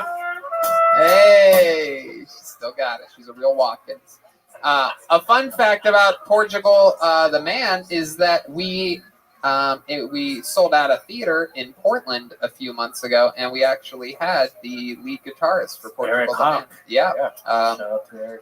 In the band. He joined the band. So imagine how crazy Portland went when we go joining the band. A very Tony, special guest. Mr. Tony, what do you think about me starting a band called Mexico the Man? What do you think about it? About Chico in the Man. Shout out to Freddie Prinze, also featured in the Comedy Store documentary. You know what? Let's run some of your band name ideas after the show. Okay, sounds good. I see you in the parking lot. Thank you. Thank you, Joaquin Watkins. You're welcome, Mr. Tony. Okay, I'm pulling my first name out of the bucket for this episode. 60 seconds uninterrupted. Going to Ooh, for the first time ever in Kill Tony history. Make some noise for Fernando Perez, everyone. Here we go. We are going to find out who is Fernando Perez right now, live on the #1 live podcast in the world, Kill Tony. Here is Fernando Perez. And here is Fernando Perez. Well, I feel like if I knew who Wolfgang Puck was, I could make myself come off as a lot smarter than I am. I'm a little too white for the Mexican kids. Honestly, a little too white for the kids' too sometimes. My favorite scene for reference is Jiminy Cricket. I'm very afraid of disappointing Joel right now. I like to think I'm a people pleaser. A lot of racists call me one of the good ones. It's one of my highlights. I've got the ethnic equivalent of the N-word pass, equality. It's great. I've never done heroin, but I do like needles. I wonder if spoon collectors have any irrational fears of heroin addicts. My grandpa used to say, never do what you love for free, but how could I pass up being one of the few people allowed to dress in Klan robes and firearms on the school campus? Educational theater is amazing. There you go, Fernando Perez. Wow, Fernando, I must say you have the delivery of a book-smart human being. Thank you. I haven't been on a stage in like over a year. Am I right? Are you very book-smart? Yeah. You got great grades your entire life. Am I correct? Yes, I was in the GIFT program. In the what program? The Gifted and Talented Education. There you go. Wow. Boy, do I know how to spot these motherfuckers. Huh? This guy looks like Mexican Dracula. Yeah, he does. It's the second time we've had this one on the show. Oh, you've been on this show before? No. We met Mexican Dracula in San Francisco. I meant like as a character. All right. Oh, okay. To you, Mr. Tony. Mexican Dracula is allergic to cilantro instead of garlic. Okay. Don Barris, what do you think about this young buck? I don't know if any person that you've had on the show has ever said this to one of the performers, but I don't think I've ever wanted to beat the fuck out of someone more than I want to beat the fuck out. I've never wanted to have someone beat the fuck out of me like that much. You'd be honored if Don Barris beat you up? Let's do it. All right, here we go for the first time in Kill Tony history. Don Barris is about to don't do it, don't do it, don't do it. contestants. Oh, he's You sitting know back what? down. I can't. You can't I have a ding-dong show. I can't hurt my voice. Have you ever gotten into a fight before, Fernando? What happens there? Are you usually getting bullied by somebody? Like, hey, what's up, you smart little fucking Mexican? No, I used to run with a few bad people, and so we. Ooh, bad people. What are we talking about? B's and C's on the report card? They don't return their books at the library? A few rebels. No, like my sophomore year on, I used to sneak out a lot and like, go to parties and stuff. What kind of parties? Chess and algebra. I'm going to move my knight to spot number L7. No, I quit chess club in 3rd grade, and then I found weed. Whoa, bad, you found eh? weed And then you returned it? You found weed in 3rd grade. Excuse me, officer. I found this, and I just want to do the right thing. Well, what did you do with the weed that you found? Put it under a microscope to study its medicinal benefits? The trichomes look amazing, huh? No, I had substance abuse problems for a while. Like what? Shit. Marijuana and what? Coke, alcohol. Coke Really? alcohol, How like did- Coca-Cola? Yeah, no, I How did you get it? put it in like Splenda. You got into cocaine? How Hell old were yeah. you? I was like 17, 18. Well, he's Latino. So Me too, dog. Hell yeah. So how did this happen, and how wild did your youth get? It's crazy to think that you've done cocaine and I haven't. I know. Yeah, I know, right? No, I'll explain it, Tony. When you grow up, you're insecure. You know, these chemicals give you, they let you escape your inner self, dog, like your mind. Like, if you're worried, like cocaine makes you like a god, eh? And you drink that fucking Dos Equis, homie, and you're fucking, you're the best. I've been there, dog. I've been there, dog. Thank you, Joaquin. Thank you. Tell us more about how you got into this. What's your first time doing cocaine look like? Take us back to the night. First time I was with one of my friends and another friend of his that I just met. Yeah, what are you guys doing? It's always 3 people. Hold on, Joaquin. Just relax first. Let's get a little bit into this story. Okay, so you're with a few friends. What are you guys doing? So it was my first time doing it. My friend's like, he does a lot of drugs, or he used to at least, until he got sober. He used to be fun. But what are you guys doing? You're hanging We're just out. hanging out. We're just at our Hanging out. Did you get a hard on? No. Okay. Okay, so you're hanging out at an apartment with a couple buddies, and one of them busts out what, a bag of cocaine? Bag in a key. And then how did you know what to do? He showed you? Yeah. He's like, hey, just sniff. And then what happened? You sniffed, and then what happened? How did you feel? It was weird. Like I didn't like it that much at first, and then I was like, this just feels like normal, but better. Yeah. And then What did you do? What did you do to enjoy your buzz? Did you get one of those like crossword puzzle books and just go haywire on it? You gotta try coke. Hey, Billy, what's a 7-letter word that it means racquetball? Okay, go ahead. I was pretty subdued. It was weird because coke's supposed to make you like jittery, but it just made me like sit down and want to listen to music. So What kind of music? anything really. Come on, what did you listen to? Take yourself back to the moment. Tell us the truth. Show tunes. What? Show tunes?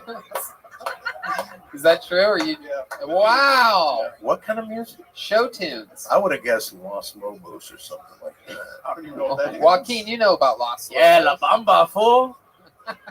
Did a rock cover of that shit. Homie, they're in all kinds of movies. Fernando, what's your love life like? You seem like the kind of guy that. Whoa, married with children? No, just married. No children yet. Can you get hard now? What was that? How long you been married for? Just over a year. Okay. How long you been with this girl? Like 3 years. Okay. What made you That get? was 2. What does she do? She's a genealogist. A genealogist. Oh, She studies- genealogists she's- love to fuck, Yeah, man. she Just studies. saying. That's who did my Ancestry.com test. Fool, she found out my genes were 100% Watkins. Okay. So she's a genealogist. And what do you do for work?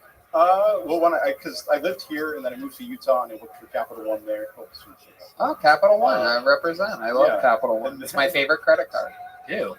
You don't like Capital One? Fuck no. Are you What do Mormon? mean? I mean, it's a MasterCard. Wait a minute. I like Chase. I'm a The Chase. number's 44312. I have to know. Do they sponsor you? Capital One? Yeah. What's in your wallet? We've got a big poster of him up in Good the point. office. What'd you say? No, I said we have a big poster of you in the office. Yes, absolutely. And I have a big poster of you in my office. So Fernando, let's talk about this love life situation because you seem like you would be a fucking thoroughbred in the bedroom. What's some of your go-to sexual maneuvers that you like to do? I actually haven't had sex in over a year. You haven't had sex in over a year. Pelvic wall issues. You have what? No, she has pelvic wall issues. Pelvic wall She has a issues? small pussy. Yeah, it's like really painful. I want to That guess you probably have like a big ass dick, right? No, I know. Thank you, Joaquin. That was a perfect time to ask Yeah. that question. So, is she Latino as well? No, she's Aryan as heck. Oh, that makes sense. My God. And pelvic wall issues. So you're a Mexican that's having to deal with wall. All right. forget it. And you're you are married right That now? was a good joke. Really? How do you relieve your tension, let's say? Is she let you do it in the butt? Is she a butt wall issue? I think somebody should call Jeremiah, tell him what his sister just said. Yeah, tell him he's fired. So, that is a great question. Do you put it in her butt? No. Does she give you a lot of blowjobs? Yeah. A lot? Every day? Not every day. Once a week? No. Once every 3 weeks? Is she here right now? I'd like to see this happen right now if we could. So let me no, she's in Utah. I'm sorry, Don. I really have to get this out because this is so interesting to me. You've been with her for 3 years. Pelvic wall issues. You married her a year ago. Pelvic wall issues. Were they a thing 3 years ago, or did this start right after you got married? Well, we didn't have sex until we were married. Are you serious? What? Yeah. You're serious. Oh, I want to beat So this you fucker's married. ass. Hold on. This is wild. Did she tell you she had pelvic wall issues before? She didn't know. She hadn't had sex. Oh my gosh. Didn't you ever throw a finger in her, Fernando? No. You never put a finger in her vagina before marrying her? He's a fucking nerd. Ease up on him. My God. Does the vagina have a dick in it? Like coming out? Okay, Red Band. Can I just say, Tony, you said threw a finger. Well, yeah. As if he's pitching a dedo. Let me throw this finger in you. Curveball. This is a mind-bogglingly compelling story. Is there anything to fix it? I know a girl that had that also, but I don't know who she is anymore. But is there a way to like they could scoop some out? Okay, Red Band, you're out of control right Red Band, this isn't ice cream, fool. Can't scoop everything. I'll take a double scoop. So let me ask you this, Fernando. You're on your wedding. You just got married. You're having your wedding night. You probably are already coming inside of your pants, thinking about having sex with your genealogist wife. And then, so what happens? You guys get to you get a hotel that night or something, right?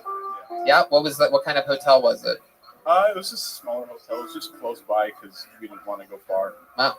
Were you a virgin when you got married? Oh, yeah. You remember those days? Hell Yeah, I had those days. Okay, so then what? You guys get undressed at some point. You have a couple glasses of wine or something like that, right? You had some champagne? No, you didn't even drink. You guys were like, let's just do this. You get butt naked, both of you. And then what's the next move? You go condom or no condom? I think we did no condom. She has the implant. She has an implant and tight walls. Like, what's the point of her having an implant if she can't have sex? She's a cyborg. She was preparing for it, right? Like, yeah. Wow. What a almost cool girl to marry. Yeah. Is there anything good about this girl? Can you say one nice thing about her? Yeah, she's Yeah, you couldn't think of one thing, could you? Oh, that's a long pause. God. She's got a good finance rate. Wow. Fernando, you might just be the only person that we have on the show for the rest of the show. This is so fucking interesting. We're at 12 minutes. Let's see his dick. Pull out your dick. Let me see if that thing looks good. Jeremiah's not here. We can't go backstage.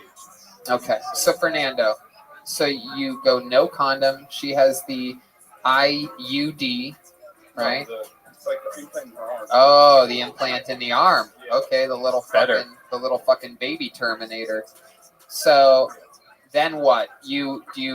At this point, do you do something, perhaps some foreplay or something? You guys make out, and then what do? What's your next move? We took a shower before. Oh, you both. Wait! Stop! Everybody, Look, stop! Verify the fact I'm rock hard. That Go is, ahead. Don's cock is throbbing right now. It looks like there is just an entire heart transplant about to take place over here. So, hold on. The shower, why do I feel like you guys took separate showers on this? No, it was together? shower, yeah. And then you guys were like holding onto each other by like the waist or something? Yeah, it was like a conga line to the bed. What? I said, yeah, it was like a conga line to the bed. But no, we got out of the shower and then foreplay and shit. What kind of foreplay? I want to know about the foreplay. Hold on, Joaquin. I need to know. I need details. Details? Yes. Man, those I don't even know. You fucking remember? This is the one time you almost got laid by you guys your wife. drunk? Were you guys drunk? No. Were you coked up? You bring back the coke? Yeah, a little white wedding. No, she's Mormon, so Nice day to start again. So what happens now? What kind of foreplay, Fernando? What are we talking about here? Just sniffer thing. Mouths on the body and. Did you say nails on the body? Mouths on the body. Okay, good. And then we started with fingering, and then His mouth on the body is so much hotter than Kiss my stuffy. Kiss me right there. Kiss my belly button, eh? Hit that belly button. Lick it.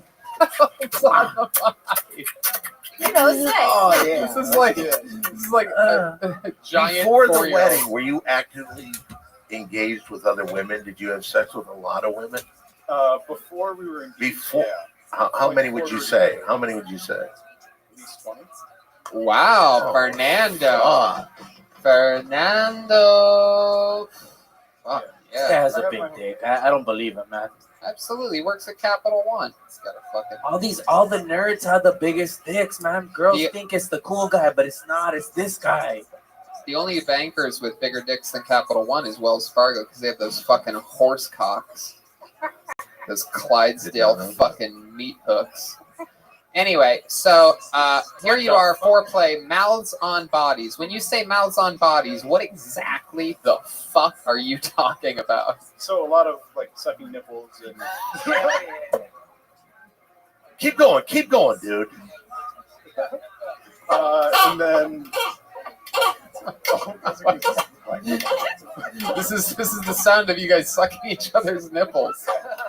No, I don't like having my nipples sucked. But, oh, you didn't have your nipples sucked? No, it's you not sucked like, on her like nipples though, so she doesn't have sensitive nipples. Was she moaning? Was she enjoying it? Yeah. Okay, then what happened? Then you go a little bit farther south, right? Yeah, You're went with the Mexican. fingers, it worked with the one, and then she was like, "Put it in." And I was like, "All right." And then Wait, it didn't work. hold on. Wait, we went from nipples to put it in real fast. What happened there? So after that, then went down to eating her out. And then went to the finger. The finger was all right. One finger? Yeah. Okay, how I long don't do wanna you push think my you were luck. eating her out for? Like 7 minutes. 7 minutes. That's a very specific guess. That's a good number. Question about that. Yeah. Did you pull the classy move where you put the finger in, you work it a little bit, you take it out, hold it up, and then suck it? Did you do that? Did you? No, I It's a good move for anybody, for the kids out there. Well, thank you, Donald. Keep that in mind. So there you go. She says, put it in. The moment of truth happens. You take your raw dog, little fucking genius, fucking teacher's pointer stick, and you prepare it for insertion. And then what happens? And then she says, "Ow," and I'm like, "You good?" And then we stop. And he's like, "Let's try it again." So we did, and then it didn't work. Yeah. So we're like, What "All a right, fucking let's-" life you got the rest of your fucking life, dude.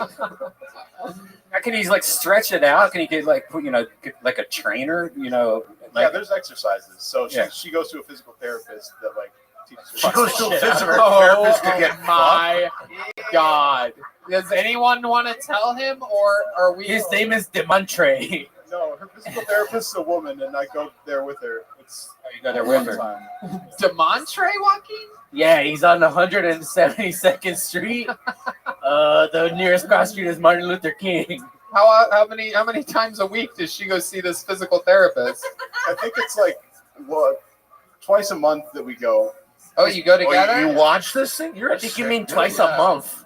Like what is it that they do? Does she like sit on a missile and they just push her down every day? No, so oh my God. Dr. Redband! Dr. Redband! Another episode of Dr. Redband. Wow. Is that what they do? They sit on a missile? No, they have like exercises where you put a finger in and you just like leave it there for like 5 minutes. Does the physical therapist put the finger in? Yeah, she has like gloves and shit. Wow, it's a she. Yeah. Wow, lucky Is you. her name Pusha She? You ever think about putting your mouth on the body of the physical therapist? No. Is she hot? Is the physical therapist hot? Oh, you're You- lying. Oh, you're not allowed to say if she's hot.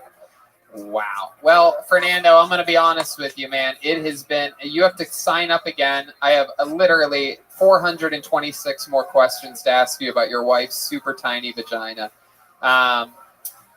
This has been an 18-minute long interview. That might be the longest. One of the longest interviews of all time in the history of the show.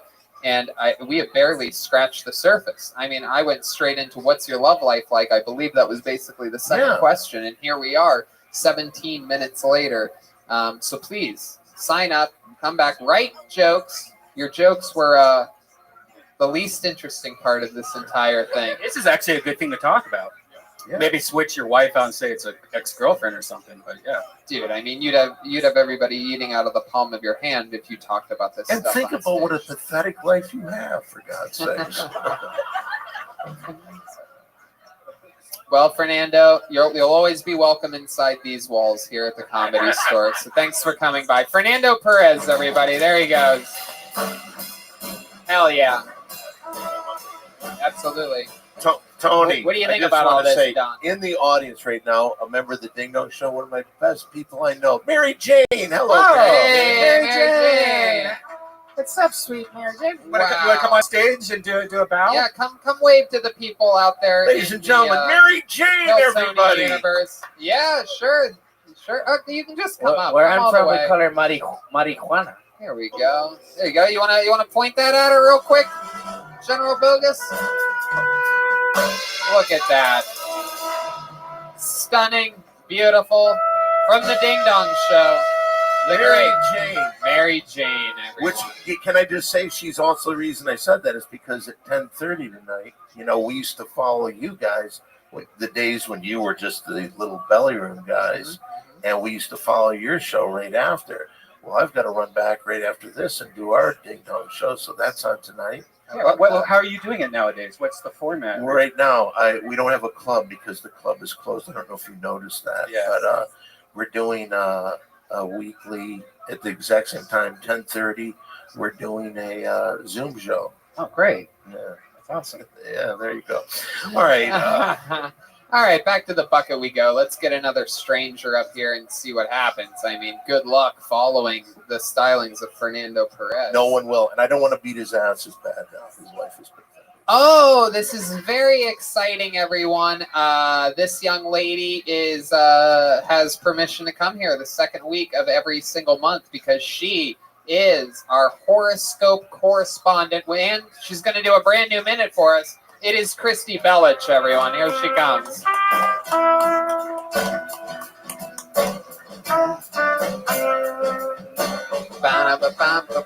Here is Christy Bellich. So my day job is an astrologer, and this year in 2020, I keep getting a lot of text messages that are like, "Hey, Christy, what do I do about business this year?" And my suggestion in 2020 is just hoeing.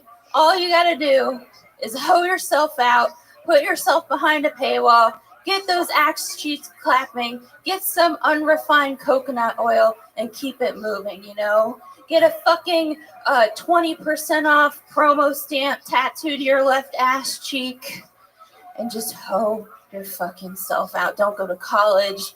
Don't get a degree. Don't waste your money. And in fact, when your grandkids ask you one day what you did during the Great Recession pandemic of 2020, you can say that your pussy perpetuated the economy for the entire year to come. Wow. Look at that. Exactly 59 seconds. A work of art, Christy Bellich. She has a wonderful attitude towards the pandemic. Heck yeah, absolutely. And I'll bet you anything she has no problem with her vaginal walls. Am I correct, Christy? Well, it's so weird because that's the magic of the Comedy Store. Is what got me in the comedy was pelvic floor dysfunction. So that's very interesting. Shout out Beyond Basics Physical Therapy in Manhattan. I appreciate Hold on. you. Hold on. Wait. You're kidding, right? Dusty Ann Miller. Thank you Okay, so much. stop naming people's names. Hold on a second. Are you being serious? Absolutely. You had what? 100%. You had the same thing. You had the same thing? Yeah, I have something called pelvic floor dysfunction, and it's from something called it's coinciding with endometriosis, and I had to get surgery for it. On your vagina? In my uterus, yeah, because endometriosis is an outgrowth of your uterus, and it causes... Okay, red band. Yeah. Okay. But I have tarot cards too. Did that surgery hurt?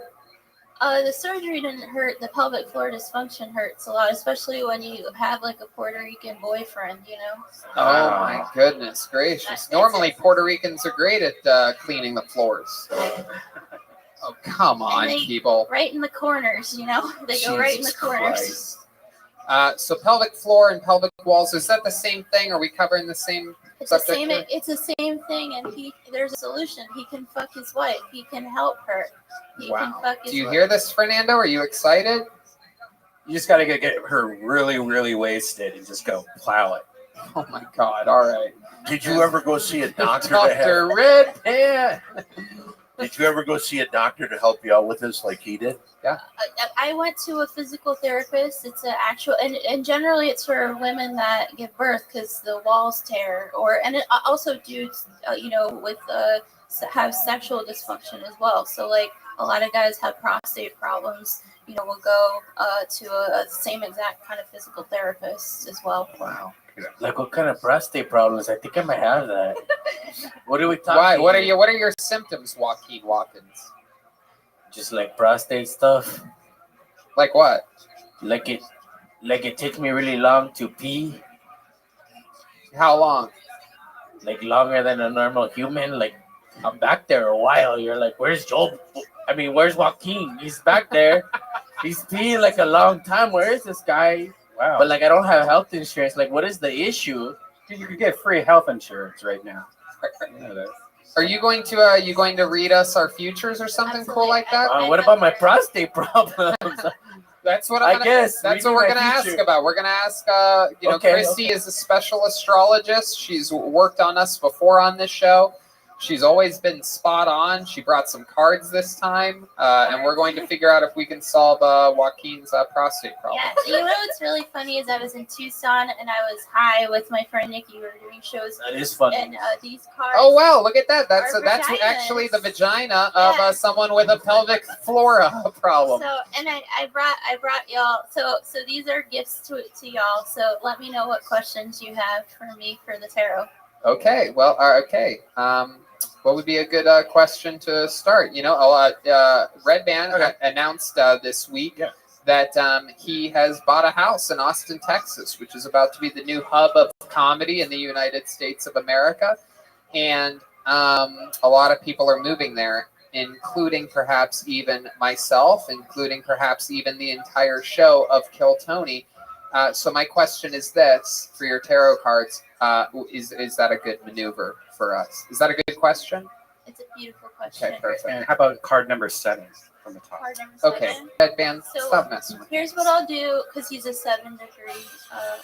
Jesus, Leo. oh, here we go with What's your 7 stupid. You already got one in this episode. Shut up with your 7 shit. Go. Okay, is the Austin thing a good move I for have us? to pick a card. So what I'm gonna do? How often do you do this, Red Band? So How do you I'm know what gonna she's pass doing? these baby wipes to y'all. Oh my goodness. There we go. This is it. And what I'm gonna do is Nothing better than a shea butter baby wipe. I'm going to amazing. shuffle the cards and then I'm going to give y'all instructions. So everybody, while I'm shuffling the cards, have a word or an intention that you're putting in, and preferably positive, kind. So the word I'm putting in is compassion. That's the word I'm going to put in as I shuffle these cards, and or your intention. I just keep thinking of the N word. Is that a bad word to? I mean, if that's a positive word for you, absolutely. There's Perfect. positive and negative are the same thing at the end of the day, right? Okay. I got a question. If I think COVID, is that positive? Well, I mean, it's depending how you look at it. If you're positive with COVID, One word, Joel. Let's keep the ball rolling. My name's Joaquin. So, okay, let me know. Think of your words. Let me know when to stop shuffling, and I'm gonna pass the deck starting with Brian, and each of y'all have your own cards. So this is your card for the rest of 2020. This is your. Do we get to card keep it afterwards? Your card to keep. Yeah. Wow. So, Brian, since your question, tell me when. Jeremiah's going to be so mad he missed out on a free thing. I got a question. Is this scary? Like, should I really think this through, or? Jesus, that is so Mexican of you, Joel, to be afraid of the tarot cards. The name's Joaquin. Hey, is Jesus going to be mad at me for these? I don't know if I want to think what I'm thinking. And then Whoa. all those cards are your message for the rest of the year. So basically, drugs told me to do this when I came here the next time. They were just like, this is, instead of doing a regular tarot reading, to give you guys these cards. So these are goddesses. I switched my goddess with his. It's hotter. Yeah, no, mine's super hot. Says I'm gonna die before the year's out. Who's your goddess and what's your message? My goddess is Makhig Lavdron, the diamond-hearted Dakini. And what's the little oracle message at the bottom? I see the light in my own darkness. I face my ego beliefs to feel free. And you're a Leo. What's the Leo supposed to face in their life? The refrigerator. A Leo's Leadership. leadership, loyalty, strength, and they're ruled by the sun, which is the positive and negative of their ego. So your answer is you have to face this like a lion. Oh. So yes. Lion on an e-bike. Look out. It's great. Okay, so I got a card. Can we talk about it? Absolutely. Mine is Sarah La Kali, Queen of the Outsiders. It says, I have arrived. I am where I will always be, in love. What does that mean? So this is the fierceness. So the thing about you, Tony, is you're not just a regular Gemini. We've talked about this before. I completely agree with you. I would consider you, if you weren't a comedian, I would consider you a defense attorney. Like if you went another way in a career, you would be a fucking badass defense attorney. But with that comes, again, great responsibility because you're looking at it from the inverse. So if we look at the two of you as a pair, you are the infinite sign together, the dark and the light. But, you know, with that, you're meshing. So for Kali's energy, that is somebody who kills. Kali, her energy kills. And if we think of California, with all the fires going on, she is the goddess of fire. So she's purging. So your job right now as Kill Tony is to kill yourself, bruh. Oh, perfect. I'm going to kill myself. That's it. I've always said that if anyone tells me to kill myself, I'm going to do it. Coming up to see you, Brody. Yeah. Following in the footsteps. Enjoy it. Oh, hi, Brody. How are you today? My headshots are 11 by 17. Wow. I stand out in a pile. These tarot cards are crazy. We're able to tap in with recently deceased comedian Brody Stevens. Brody, what else is going on up there? Okay. Brody, how do you feel about the Dodgers winning the World Series? Yes. Okay, you got it. Okay. This always gets creepy really go fast. Okay, let's go with Don's tarot card. All right, mine is the Green Terra, the Buddha of enlightened action. Is that good? You want me to read what it says at the bottom? Yes. My soul informs my every step. I do what my heart compels me to do. That's beautiful, Don. Thank you. So, Tara, Let's work up your puss a little bit, okay? What high school did you go to? Saginaw Douglas MacArthur in Saginaw Township, Michigan. So, for you, Tara, the green Tara is the word compassion. So your job is to learn how to be more compassionate. Wow, there you go. You know what? Fuck your goddamn cards, okay? I'm a compassionate son of a bitch. Okay, let's go with Jet Ski Jesse Johnson here. I got a freaking egg. Whoa! What is that? Is that like a wild card? Is that like a joker? You're pregnant. Uno. Yeah, I think I'm pregnant because I hold the universe within me. Whoa. I am a force of an ever-expanding love. Aw, that's amazing. Fuck yeah. What does that mean? Well, she's the cosmic egg, so she's here. She's the nucleus. She's bringing everybody together. She's the glue of the show right now. I absolutely agree that she is the glue of the show right now. Can I ask you a question? You know what? This is how we'll rationalize firing Jeremiah, is because we'll tell him that we had a breakthrough with the horoscope lady. Well, this is the first I'm hearing we're moving to Austin. So. Well, I mean, congratulations. Does Jeremiah know when you lost your virginity? Don't tell him because it will really upset the family.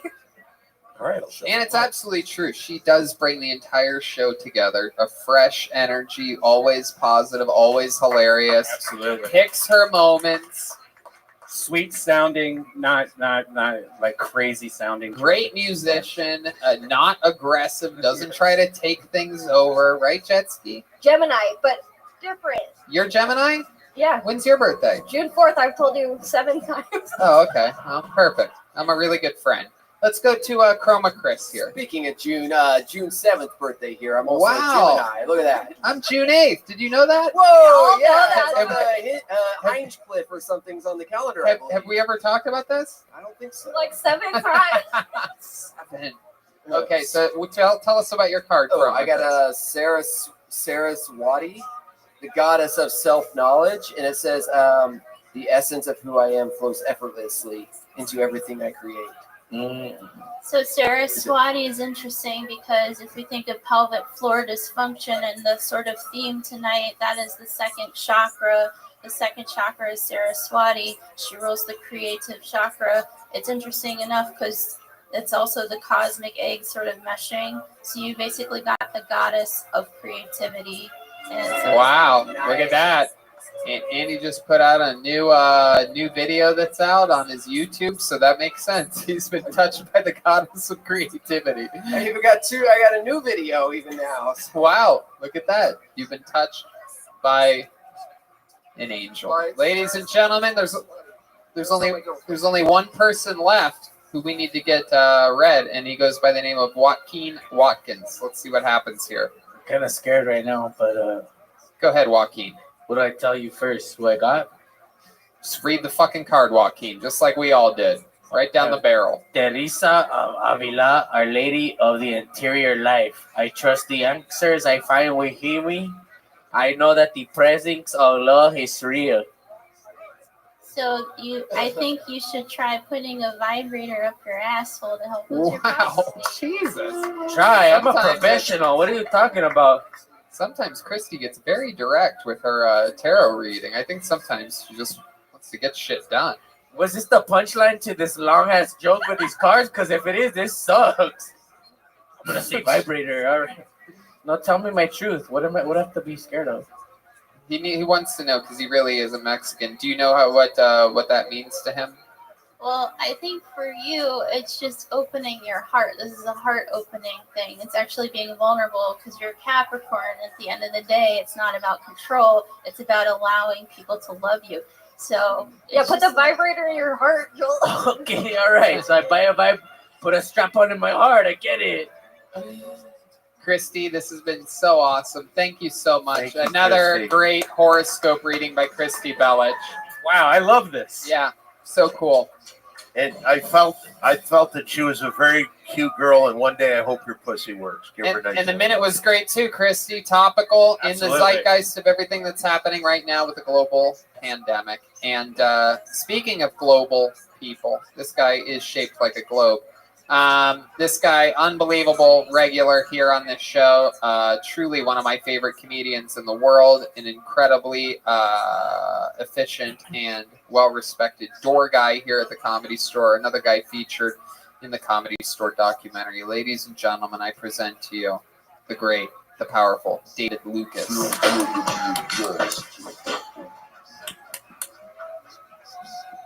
There's a new study that says that shrooms can reset a depressed brain. It's like, who the fuck wants to reset depression? I'm at my adult depression now. I just accepted that I was fat. You think I want to go back to my childhood shit? I think time travel is only a happy scenario for white people. What the fuck am I gonna go back in time and do? Get hung? Like, I don't know, man. I'm black. I go back in time and find out that dinosaurs like to eat niggas. Oh, my bad. I ain't supposed to say. I go back in time and find out that dinosaurs like to eat black people. My bad.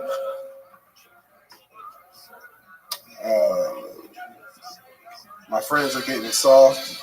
My buddy texted me the other day about his love language. He's like, dude, my love language is words of affirmation. I'm like, why are you telling me that shit? You want me to suck your dick?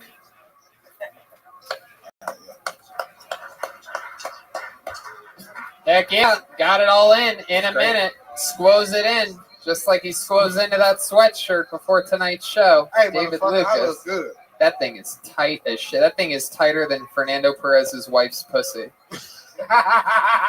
Don't be jealous, Tony. You put that sweatshirt on and then ate dinner. Tony, shut up. That was a great set, man. I really liked the Thanks, time bro. travel joke. Thanks, That was fun. man. Yeah, I'm trying to work it out. Time travel jokes, the joke of the night. I mean, it's just incredible. That's real timeless. I mean, that's an incredible joke. Definitely a lot more to be explored. You wrote that this week?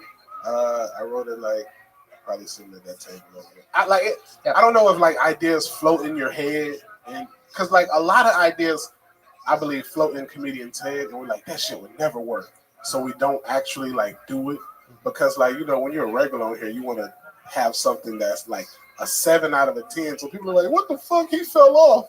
So it's like, I got hella ideas that I would like to talk about, but because of the current situation, I'm not able to like fully squoze it in somewhere to work it out. Right. So you don't know until you say it on there. Right. No, yeah, and that's something that was definitely featured on, I believe, last night's showing of that Comedy Store documentary. It was like, and it made me think about this crazy time, because a huge part of my writing process specifically for stand-up comedy is trying it out.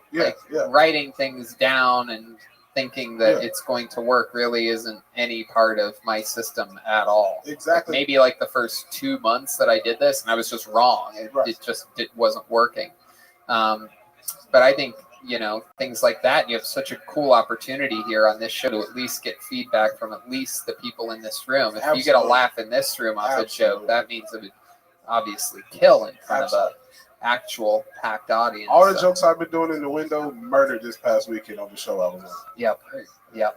So what's going on with William calling you out about the show? Yeah. I don't know. What happened on Halloween? Hold up. I'll let you see here. Since William say I didn't do good, read what the guy said. That's what the guy said who ran the show. Read it out loud, man. Thanks so much for closing out the show. The whole audience had the feeling of like, this guy is the next fucking real one. And I just wanted to let you know I'm appreciative of you being on my little show, and I'd love to have you back in the future. Also, who was William with, that blonde chick that he was making out with? Oh, hey, William is sitting in the back of the room. William, are you still back there? Yeah, did you get a message sent to you from the guy that booked you guys? Because David did. Oh, he's not. He's white as hell. White? William said he was black. He looks like Napoleon. He's white with long brown hair. Oh my goodness. So you think you did better than William on the show? I mean, it's two different styles of comedy. Oh, I agree. It's like William does 45 one-liners in 30 minutes, and I like to. I'm an observation comic, so I just say shit that you already know in a different perspective. You're like, damn, I never thought about it like that. So it's two different types of humor, two different, like, comparing myself to someone like William isn't fair. Did you dress up for Halloween? Absolutely not. Oh, when's the last time you dressed up for Halloween? Probably as a kid. Tonight as the Kool-Aid Man. Oh yeah, this some black people Kool-Aid. Like this is like black cherry. Like they don't sell. Absolutely, that was a good. Do you remember what the last thing you were that you dressed up as? Though? A gallon of milk. A gallon of milk. Yeah. What made you do that? Chocolate milk? Me too. White T-shirt and a red hat. White T-shirt and a red hat. I remember you saying. Wow, that's it. Yeah, I mean, and people were like, "What are you?" And you're like, "I'm a gallon of milk." Yeah, bro. I developed humor at an early age, so I was always trying to be goofy as hell. You also developed breasts at a young age. Oh God. Hell yeah. So, did you do anything fun other than the show on Saturday this past week? That was pretty much out. That was pretty much it. Yeah, that was it, man. Shit, get drunk a little. Not get drunk, but drink a little bit and chill. Okay. Yeah. That's fun. I've been chilling nowadays, bro, especially with the climate. Yeah. It's cool. Yeah. Absolutely. It's cool. I trained Saturday and Sunday. Oh yeah, I saw Jeff was with you. Jeffrey Burner, yeah, that motherfucker can fight, bro. Yeah. Can fight that low. He's one of those hidden rip guys. Like when he takes Christ. off his shirt, you're like, what the fuck? He weighs like 130 and he's strong as hell. Yeah. Strong. When we locked up, I'm like, damn, you strong. Like, it was crazy. Yeah. Yeah, but he came. Those are the types of people you need to be afraid of. Yeah. 130-pound, absolutely ripped, super strong guys that seem unassuming. And the thing I hate about small guys when I'm rolling with them is that they can get their arms under your neck and into those weird places so much easier than a big guy. Right. You know, a big guy is not going to choke me out really, but a small guy like Joe can get that little forearm. Oh, yeah. It's sharp and it hurts. Cuts off the windpipe. Hell yeah. All right, David. Well, fun stuff. Keep training. Stay healthy. Stay powerful. There he goes, the great David Lucas, everybody. On to the next one we go. Thank you. God, that time travel joke is something else. That was great. That's liquid gold right and there. that's a fun one to play with. You're right. There's so much you can go into. That is a diamond. Like you could even break down like what the 1920s. This happened. 1930s. Yeah. You know. I love the dinosaur thing. And really, it's like I don't even think you need to mention the slavery thing. I think it's like assumed and goes straight to the dinosaur. And then what else? Everything else pretty much sucked too, right? It's like you could sort of go halfway back, and it's like just if you wanted your own like water fountain or something, you could look at the positives, right? Jesus is one black friend. I mean, wouldn't it sort of be better if water fountains were? Forget it. What the? When Jesus turned water into wine, he had a separate batch for the. Okay, thank you, Joaquin. I pulled another name out of the bucket. Ladies and gentlemen, I believe this is his first time on Kill Tony. Make some noise for David Eubanks, everyone.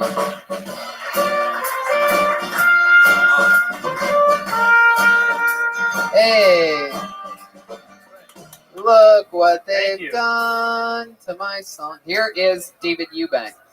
I kind of grew up in a different family. I have gay dads. I have two dads, and when you grow up in that kind of household, you get a lot of questions, especially from kids in high school, middle school. Oh, Dave, is it weird if you hear your parents having sex? Is that weird or awkward?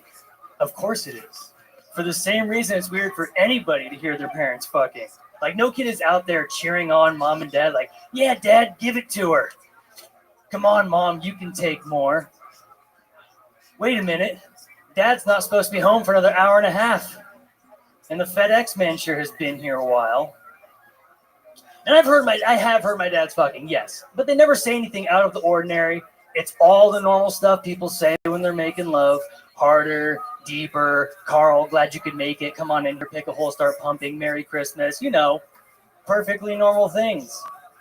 And my dad's been fucking for a while. 25 years they've been going strong, which means they're good at it. I bet they could suck the cork out of a wine bottle. All right, thank you. Yeah, David. To my son. Can I ask a question before you talk to him? Yeah. All right, I will give 2 points to anybody that can name what famous commercial used that song in their ad. There was a very famous company that used that. Look what they done. I'm going to go with Dove Soap. Nope. Give us a hint, Don. All right, Coca-Cola. Oh, okay. Oh, that's a good hint. That was the answer, too. Go with Coca-Cola on this one. RC Cola. David Eubanks, welcome to the show. This is your first time here, correct? Yes. And this is true. You have 2 gay dads. Yes. And you hang out with them a lot? I haven't seen them in recent months. They've been kind of just hanging out by themselves. They live down in Redondo. I live up in Thousand Oaks. Oh, okay. And Yeah. what's your mom like? She's super cool, super chill. You guys are close? Yeah, my mom's super cool. She's like a totally like sporty, like outdoor type woman. So she like took me How camping and stuff. old were you when your dad came out of the closet? See, here's the weird thing. I don't know. It's always been rumored that everyone in my family knew that my dad was gay and that my mom and my dad tried to make something work that they just couldn't necessarily like make happen during a time when it was really not okay to be gay, you know, during like the 80s and like 70s and stuff like that. So I officially knew about it when I was like 5 years old after they split. Okay. Yeah. All right. And what was that like for you? Were you always cool with it? It was a brutal divorce. So like it was a really tough thing to kind of like go through as like a kid. Mm-hmm. But you know, I mean, it is what it is. It's divorce. You know, that happens to a lot of people. Right. Absolutely. Yeah.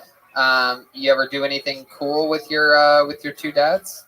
Yeah. They took me to Vegas for my 21st birthday, and that was a ton of fun. We went out and partied all night long. Oh, cool. wow. Yeah. My goodness. Did your mother ever remarry? She's actually engaged again for the first time in Straight guy? Yeah. Yeah. What if she's such a chaser, you know, like. Wow. And what do you do for work, David? Currently I work at REI in Oxnard. Oh, sweet. Yeah. REI is what? Like where you buy Like like the outdoor canoes store, and like outdoor the stuff. Oh, okay. Kayaks, you know, stuff like that. Oh, okay. Wow, Joaquin, what happened to your accent there? Yeah. Oh, kayaks, you buy a boat. Okay. And how long you been doing that for? Just a couple months. I actually moved down here in June. I used to live up in Humboldt, and I moved down here in June. Whoops, you know. Wow, how do you like Humboldt? I loved it up there. It was great. Yeah. That's I wish I was That's still- what 3-4 hours north of San No. Francisco. Oh, they're gonna say 3 or 4 hours north of here. No, it's 10 it's hours north of here. About 4 hours, 5 hours north of San Francisco, depending on traffic. You can get out of there like in Santa Rosa and stuff like God, that. that is far. Is that that's closer to Oregon than it even is San Francisco, isn't it? Yes, and it's still an hour from the Oregon border. That's crazy. Yeah, Wow, it's only an pretty hour gnarly. from the border of Oregon, which Yeah. is only 3 hours from the southern border of Washington, which is only 2 hours from the southern border of Canada. Correct. So technically, it's closer to Canada than it is Los Angeles. It's bananas. Like the drive from That here is to there bananas. is 12 hours, like on a good day. You drove today? No, Oh. no. Okay. No. You live in Thousand Oaks now. Yeah. Why did you set up camp in Thousand Oaks? It was just where like the living situation was nice in built. Thousand Oaks. And Yeah. his fathers are gay. Right, right. So let me ask you this. You did a joke about hearing your gay dads have sex, but have you heard them have sex? Yeah, me and my stepbrother used to like try to turn the TV up really loudly so we couldn't. Yeah, I bet. You know what sucks is when your two gay dads are having sex and you turn the TV up really loudly, but it's accidentally gay porn on the TV. And it just sounds like 4 dudes having sex instead of 2. To use a Brody line, did you ever smell them? Yeah. Was it humid in your apartment? I bet their bedroom smells like William Montgomery shorts. Halloween. Shit. So that's fun. Is your dad the dad that made you? Is he the top or the bottom, you think? Bottom. Wow, look at that. My goodness. What's it like to know that your father gets fucked in the ass? Okay, no, it's okay. You don't have to. Have you ever tried it? Have you ever tried it? Good question. No, my girlfriend stuck a finger up my asshole a while back, but I wasn't a fan. No. Wait, what happened? She stuck your finger in your ass and what? Yeah, we were like trying to do like new like sexy things, and she wanted to put her finger in my asshole because she was trying to convince me it felt good, and I had heard that it did, so I let her rip. But Who told you that? Who told you it felt My good? friend. Gay dads. The gay dads. Dad was like, taste the rainbow. Oh. Listen, son, if there's one thing I gotta tell you. He sat him down. When a man loves another man. Let me tell you about the birds and the birds. Probably more than a finger. Okay, so yeah. Let me ask you this, and this is a serious question. As a child, did your friends know that your dad was homosexual, and did they give you a hard time about it? Some of them were really cool. Some of them were really not my friends, like but kids in high school and like middle school and elementary school. They just when they figured that out, there was like a lot of teasing and stuff like that. And also, Don, we don't call it a hard time in a gay household. Yeah, you came from a broken home. Oh.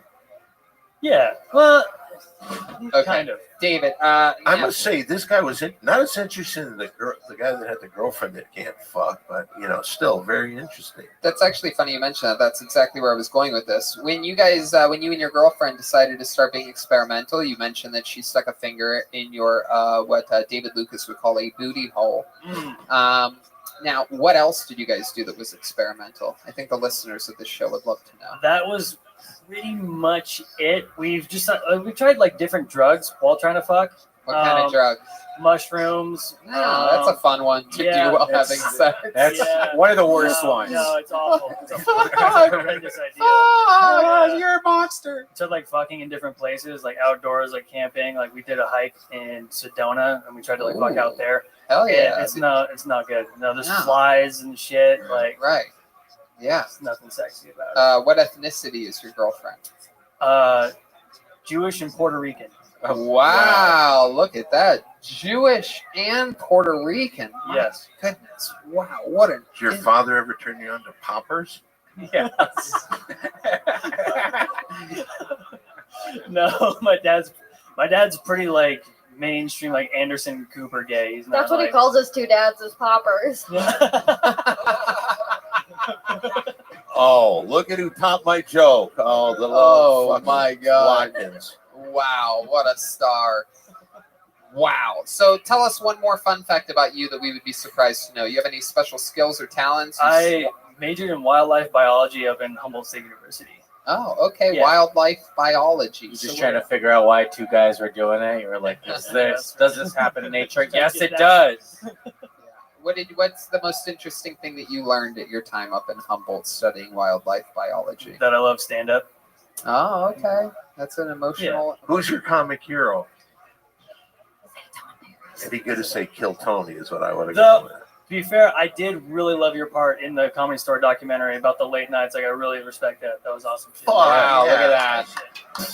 I like you a lot better, and I'll never tease you about your Look at dad. that. You know what? I think maybe you just found a third dad. Fuck yeah. I'm collecting. There you go. Well, thank you so much, David, for coming on. Thank very, you. very fun stuff. David Appreciate Eubanks, it. Thank you, ladies and guys. gentlemen. Look what they've done to my song. Hey, hey. Voilà toi. She switches to French at some point in there. Je do se feel I'm a good at night. Melanie. Also, the Hillside Singers. Ah.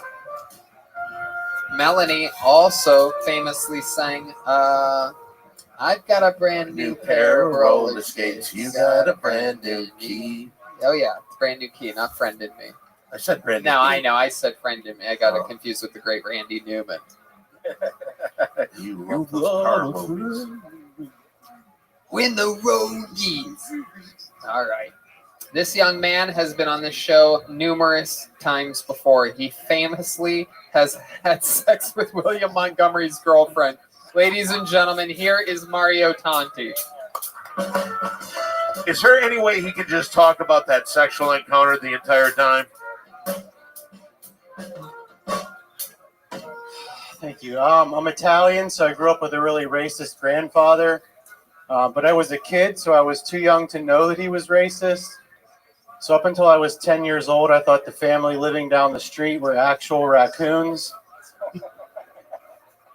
Like when you're 5 and you hear your pappy say the colors, you just think he's talking about crayons.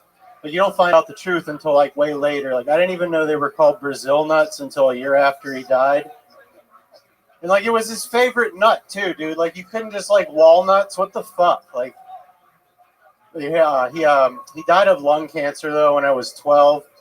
He smoked a carton of Camel non-filter cigarettes every day for like 30 years.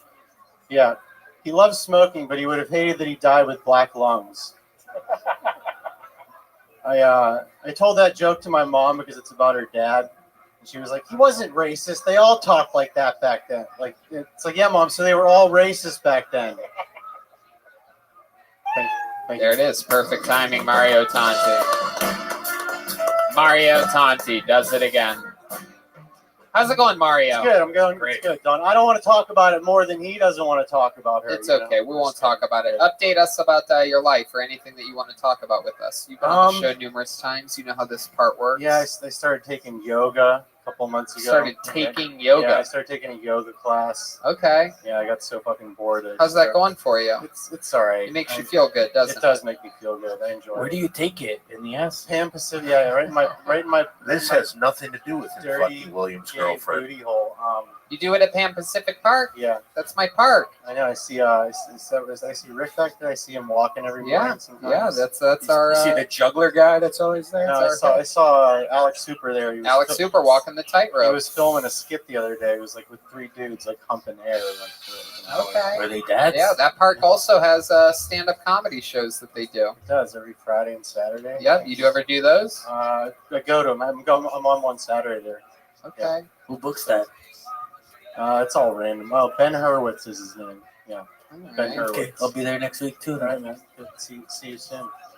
What have you what have you learned at yoga when it comes to the people that do yoga? What have you learned? People watching there. White people are terrible. Just people in the park in the morning are just like not my kind of people. But You say white people are terrible? Yeah, most of them. Have you ever hung around people of other races before? Yeah, I mean most people are terrible, but like okay. But white people are Yeah. terrific. White people Yeah, doing they yoga are. in a park in the Yeah. morning. But I'm one of them now, so it's like Yeah. Are you what ethnicity are you, Mario Tanti? I'm Italian. Really? Yeah, I just said it. God, just Italian, huh? Yeah. You don't Mostly. seem My very dad- Italian I to know. me. I'm not like a.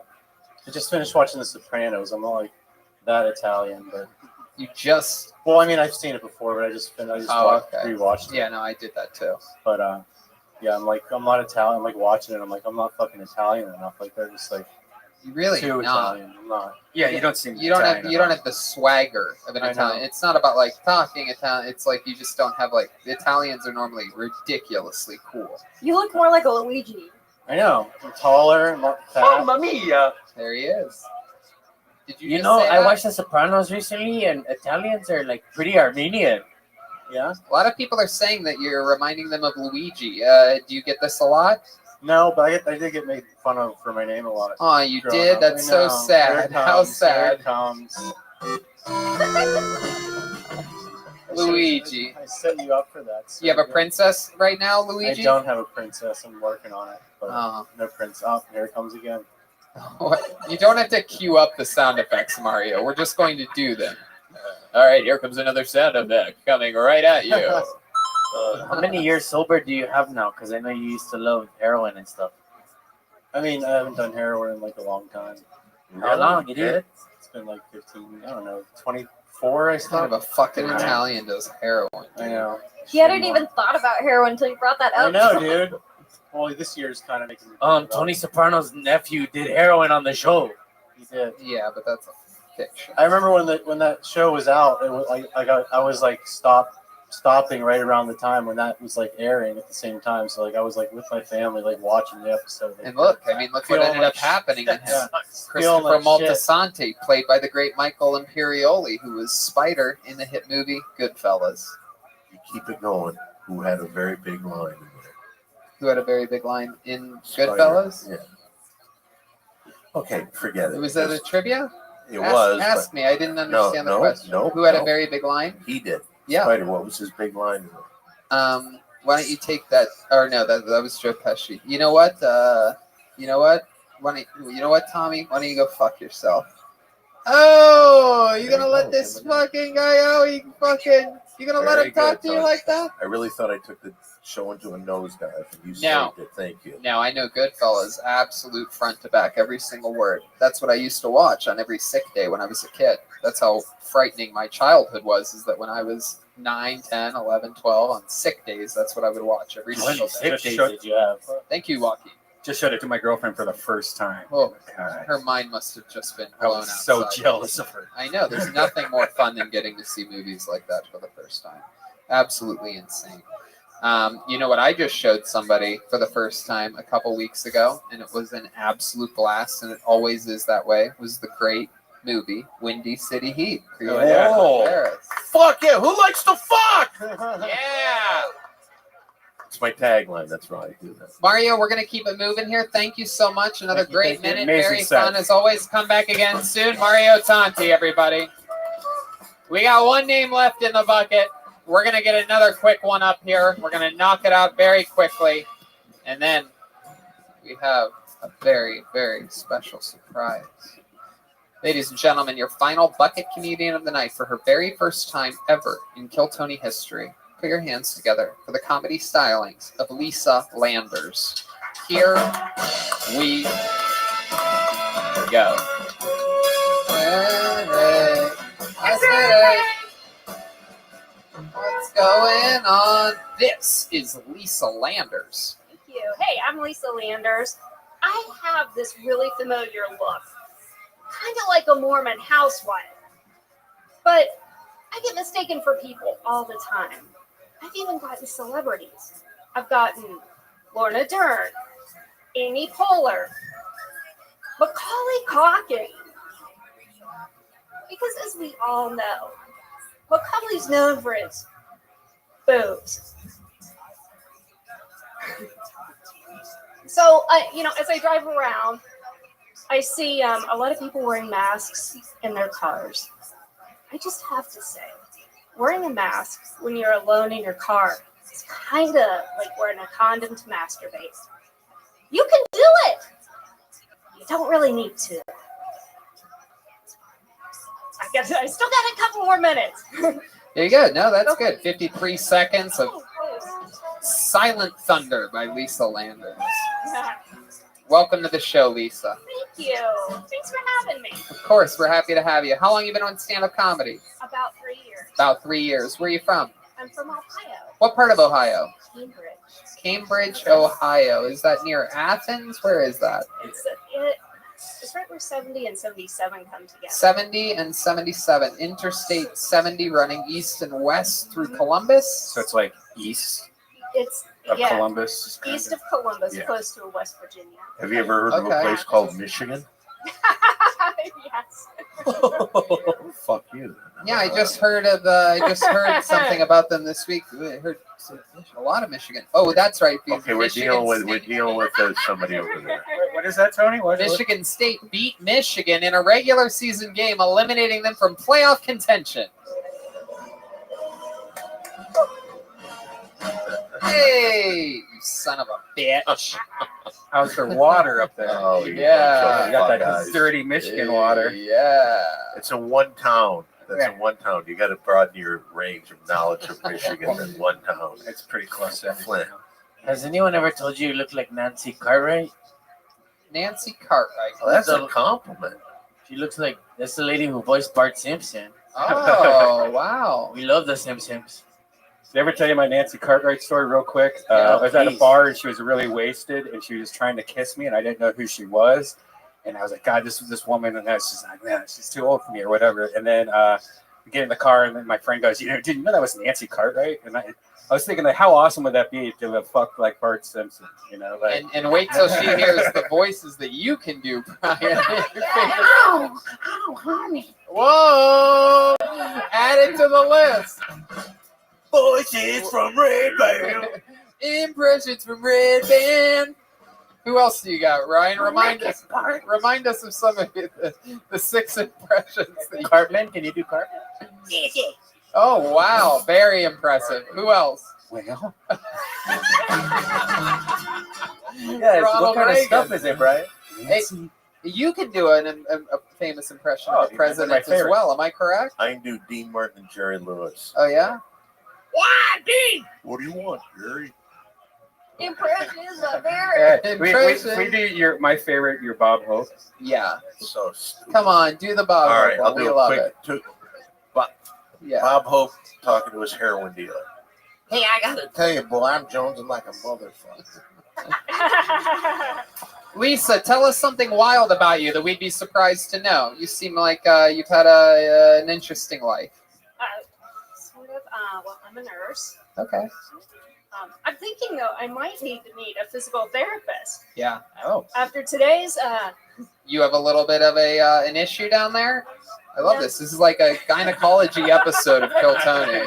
Women just coming here like, you have anybody I can see? I have a Cunt failure night at the Kill we Tony. need to get we need one of those chairs where they just strap their shoes into a I used to have one of those. Oh, Red Band. Come on. So what else would we be surprised to know about you? You ever been in love? I have. I've been in an off and on relationship for the past With Melissa Etheridge, am I correct? No, I'm kidding. Ever been with a comic before? No. Ever been with William? What? William Montgomery? No. You saw him earlier. He was the Arab Sheik. Who shit his pants? What a treat. It's not fair. She might have loved him. Oh my God. Okay, so did you vote? I did. Who'd you vote for? Biden. Oh, okay. No, can't all be winners. Okay. What was my next question going to be before this? Now you don't even care about her anymore. Tony's next question was, why did you vote for her? Did you start comedy in Ohio or did you? No, I started here. Okay. What do you do for fun? What do I do? Well, stand up. What else other than stand up? You seem like the kind of lady that likes to ride a tandem bicycle by yourself, or perhaps you like to build things out of hollowed books. Got a good laugh from Ryan J. Ebelt. I don't know where everybody else is here. I wish that I had something that was terribly interesting about me, but I'm very plain vanilla. Like, what'd you do today? You woke up. What happens? I got up. Yeah. What do you do? The very first thing. You walk to the Kitchen. And what do you do in the kitchen? Make coffee. What do you have? A Keurig? No, just a regular Mr. coffee pot? Yes. Like a hotel coffee pot? Yes, just a plain old Mr. Coffee. Oh my God. How many tattoos do you have? Do you have any tattoos? No. Okay, so you make the coffee. What do you do while the coffee's brewing? I get out my supplements. Oh, what kind of supplements are you taking right now? B12, iron, zinc. Of course, all those things, vitamin D. Are you on Centrum Silver or are you still on regular Centrums? Depends on what's on sale. So then what? You take your supplements I take my supplements. on an empty stomach Yes. with a glass of water. Yes. Sink water? No. Refrigerator? Filtered. But refrigerator like the glass against the thing? Brita. I use a Berkey. Is that's one that connects directly to your faucet? No, it's like a poor person Brita. I piss into a glass and then I shove it in my ass. Okay, thank you again, Joaquin, for that. You're welcome. Okay, so you have your filtered water. You take down your supplements. The coffee is almost done brewing. Yes. Then what do you do? I pour myself a cup of coffee. What do you do when you drink the coffee? I stand at the kitchen counter. You just lean against the kitchen counter. You look out of a window. Do you stare at the floor? You look at your own feet. I look out the kitchen window. What do you see out of that window? Tell us what you see. Just shrubbery. Do you smoke while drinking the coffee? No, I wish, but no. So you're looking out. You're looking at strawberry bushes out of the window. And what does that make you think of? That I need to hurry up and get ready for work. Oh my goodness. So you get ready for work. What do you listen to on the drive to work? You're about to be a nurse. You're about to go save lives and stretch out vaginal walls. Kill Tony. And what do you listen What to? do I listen to? I usually listen to the news, or I listen What to... news? What kind of news? Oh. You voted for Biden, so I'm guessing fake. Thank you. Thank you. 1070. Kansas City. 1070. Yeah. 1070. Fake Yes. news. All day, every day. All day. 24/7 fake news. Yeah. Okay, Lisa, we're running out of time. Come back again and let's talk some more. There goes Lisa Landers, Lisa. everybody. Lisa Landers.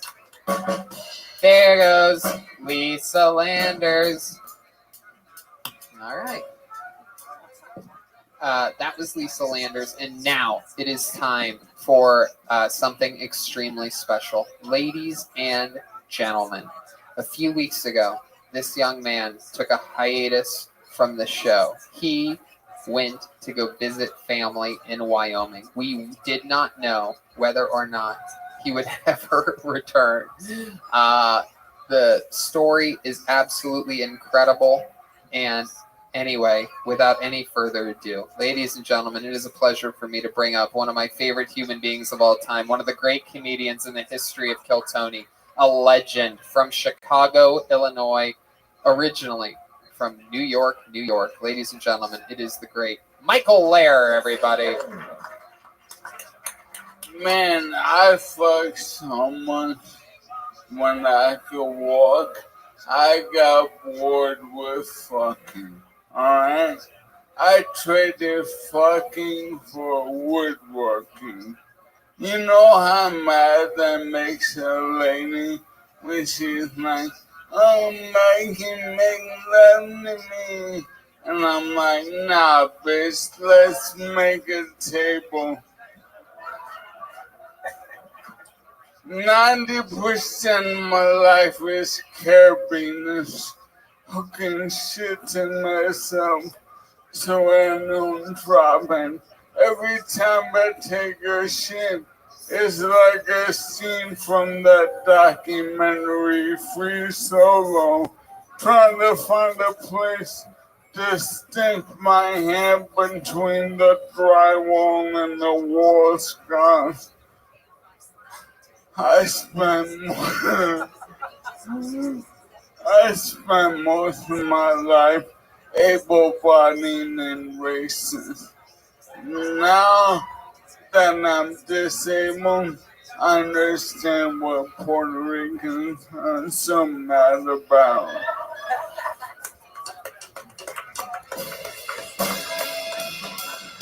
Wow! Ladies and gentlemen, the return of the noble beast himself. Look at that look on his face of just pure focus and nobility. Oh, he seems disappointed about something. How you feel, Michael? I'm fine. I've traveled around the country, and I'm the physical Michael Lehrer is no longer alive. I'm Steve Martin. Steve Martian? Yeah. Well, what the fuck does that mean? Steve Martin is a vessel that is transporting the consciousness of Michael Lehrer because the physical Michael Lehrer can no longer deal with the rigors of humanity. Small talk, heartbreak, hypocrisy, both important and exported. Steve Martian is a wider lens for Michael Lehrer, but it'll still be mostly about fucking and drugs. Wow. Look at that. Is Steve Martian's thing dressing up like Colonel Sanders? You fucking little prick. What are you, 27 years old? Yeah. Hey, and I will come back for the Colonel Sanders one. Yeah, you want me to do it again so that you could just hit me with it? Yeah. Okay. Is part of Steve Martian's thing that he always dresses like Colonel Sanders? Yeah, ironically enough, KFC and the 11 secret herbs and spices, and also the cure for ALS. Whoa! KFC ALS. Yeah, David Lucas heard KFC and just ran back in the room. I think I look a little more like American Psycho than Colonel Sanders, and I like that. That's actually a really good Steve Martin suit. That's probably hard to come by. It is. No, I went to a Hollywood Boulevard. I visited John, and I want him to come on the show. Me and Zach Bogus went there looking for this.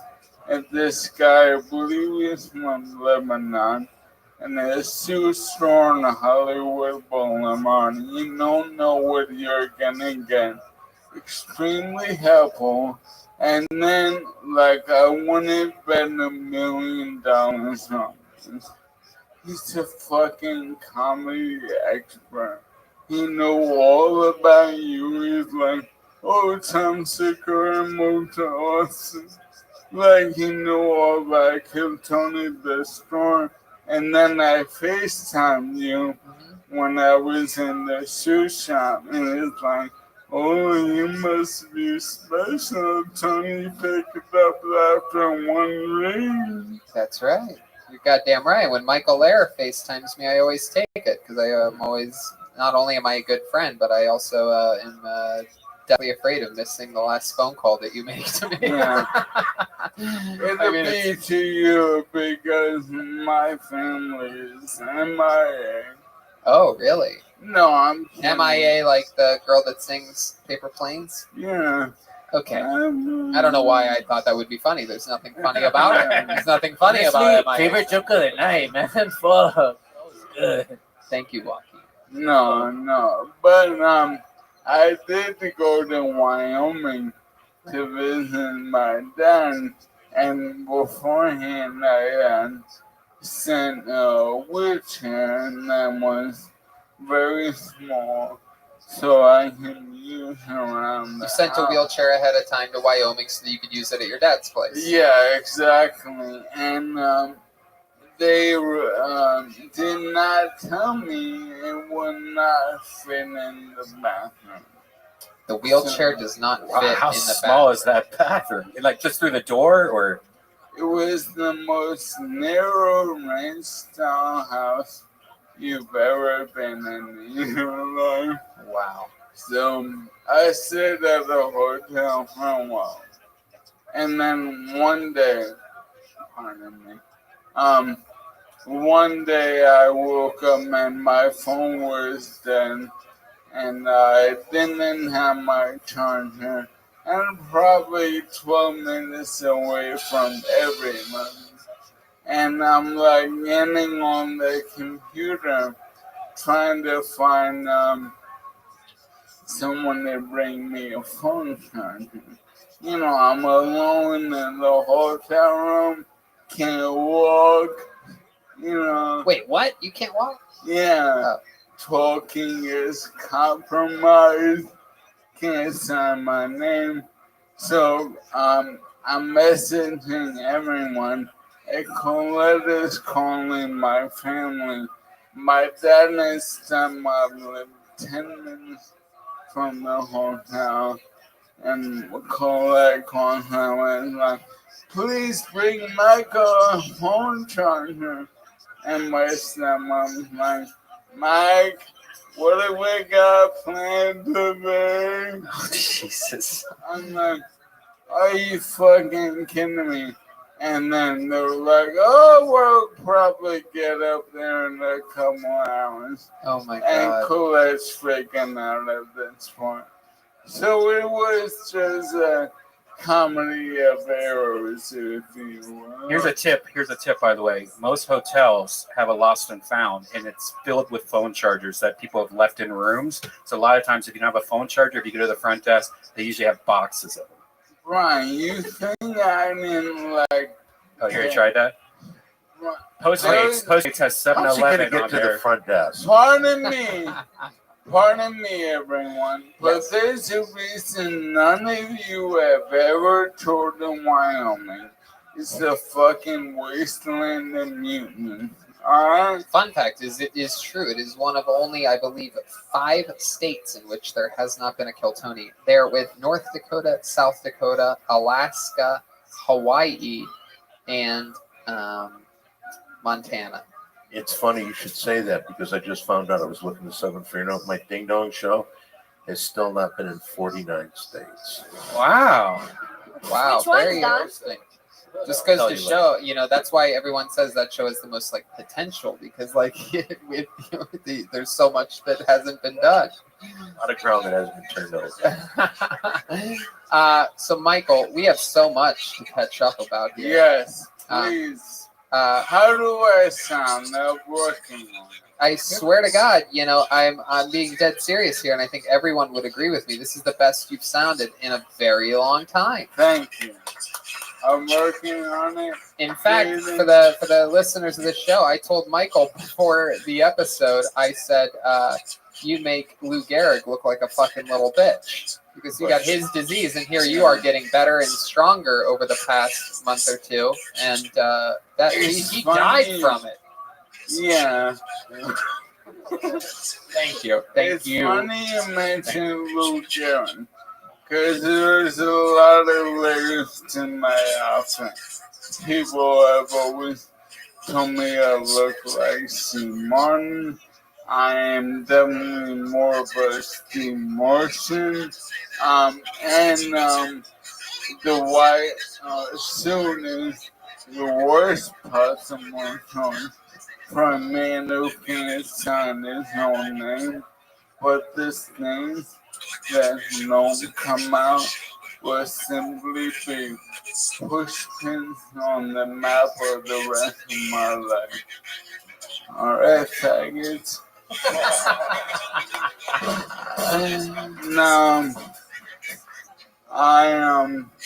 And also Lou Gehrig knew he was done with baseball when he could no longer button his jersey. So I wear this very complicated outfit and I button it, and it takes me a while because everyone watches the show, and what they don't see is my body is on haunted house on fire. So just real now. I'm still gonna make you fucking my real hard. But I ain't fucking around no more. Cause I ain't no fucks to give. God damn it, Michael. You are a fucking inspiration. You are the beating heart of this show. I am so glad that you are back. I cannot wait to continue to play every single Monday. You bring so much excitement to this fucking show and also so much power and hope and inspiration. And we love you. Welcome home, Michael Lair.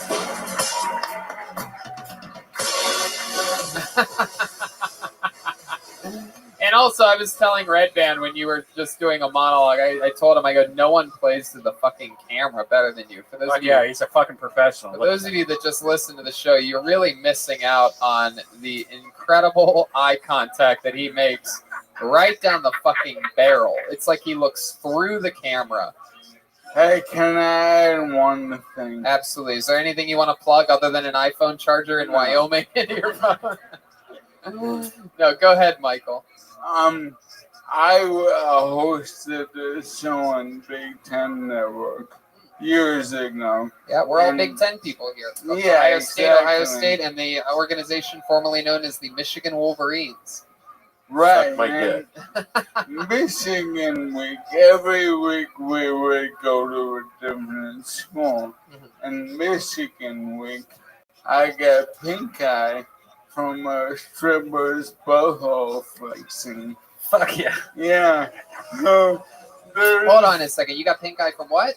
A stripper's butthole flexing. A dirty Michigan butthole. No, it was East Chicago, Indiana.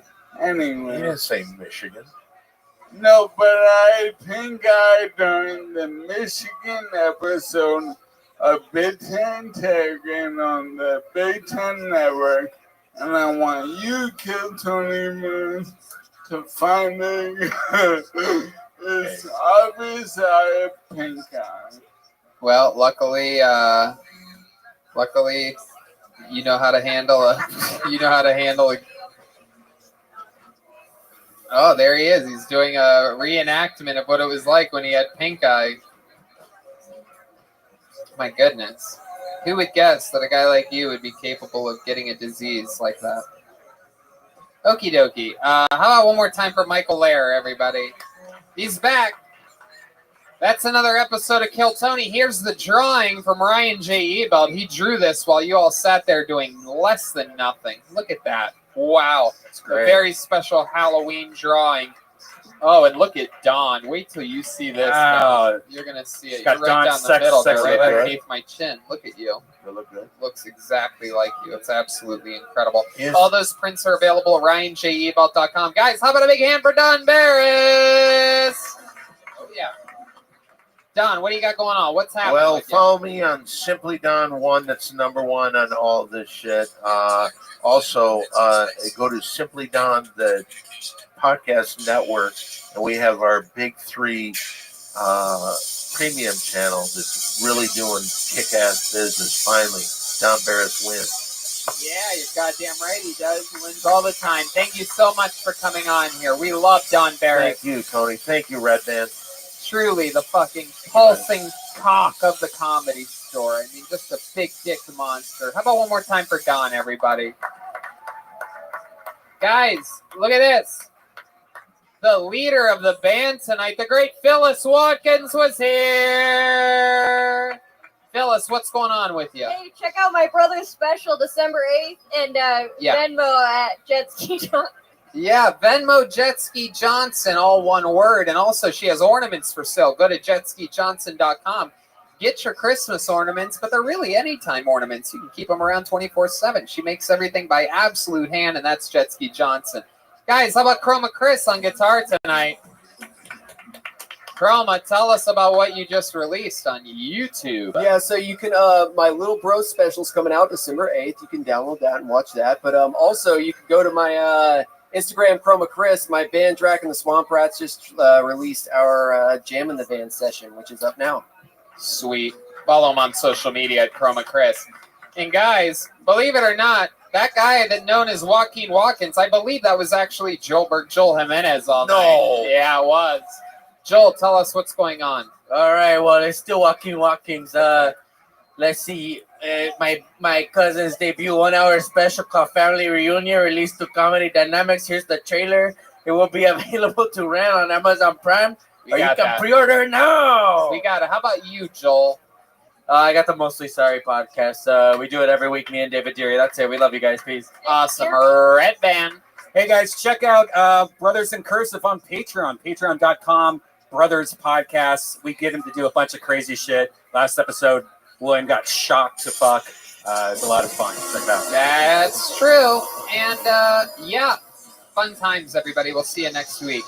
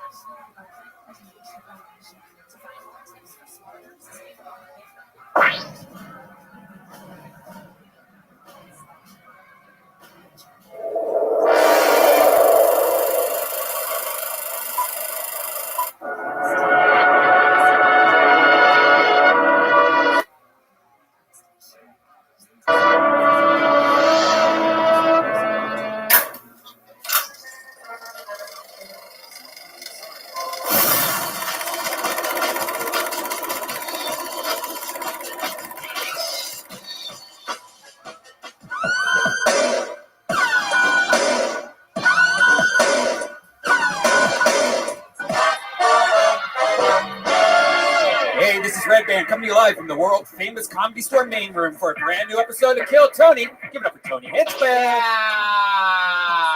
yippee-doo-dah-day. Here we are again. Nothing more exciting than this. Brian Red Band's here. Hey, what's up, buddy? We're live at the Comedy Store. What an exciting time. People still clapping. A very scattered clap here this evening.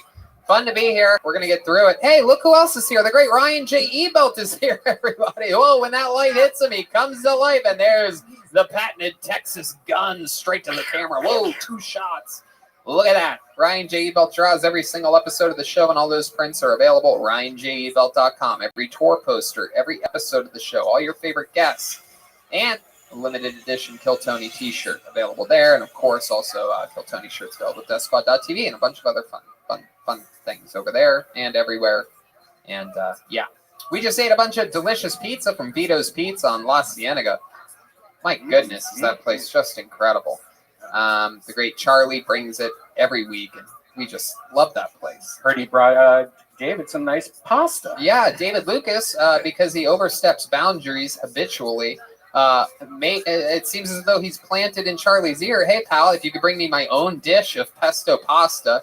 And you might be thinking, oh, David's trying to lose weight. What kind of protein does he have in that pasta?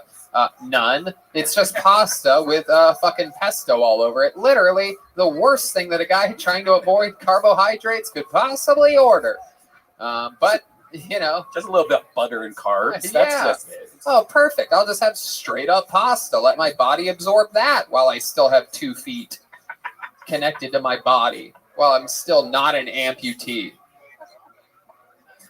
So that's great. He's eating straight up pasta right now. He's scurried off into some corner. He was out here a second ago, but we'll see him in a little bit. And hey, look who else is here. The great Gino, everybody, from Speedweed. The great marijuana enterprise of the first. I mean, he was ahead of the curve on that, huh? Oh yeah, he's one of the first delivery companies that I knew of, and one of the biggest ones in Los Angeles today, without a doubt. And of course he helped us out. He has the great Better Box Studios, where they shoot a bunch of really cool stuff, and that's where we went when the Comedy Store closed down during the pandemic. We spent months there. It's almost it's wild to think about those times when the first few weeks after this happened, but he kept us cozy. It was a little incubator for us, and now we're back home, and I'm excited about this. But before we start tonight's episode, let's find out more about the amazing sponsors that made this all possible.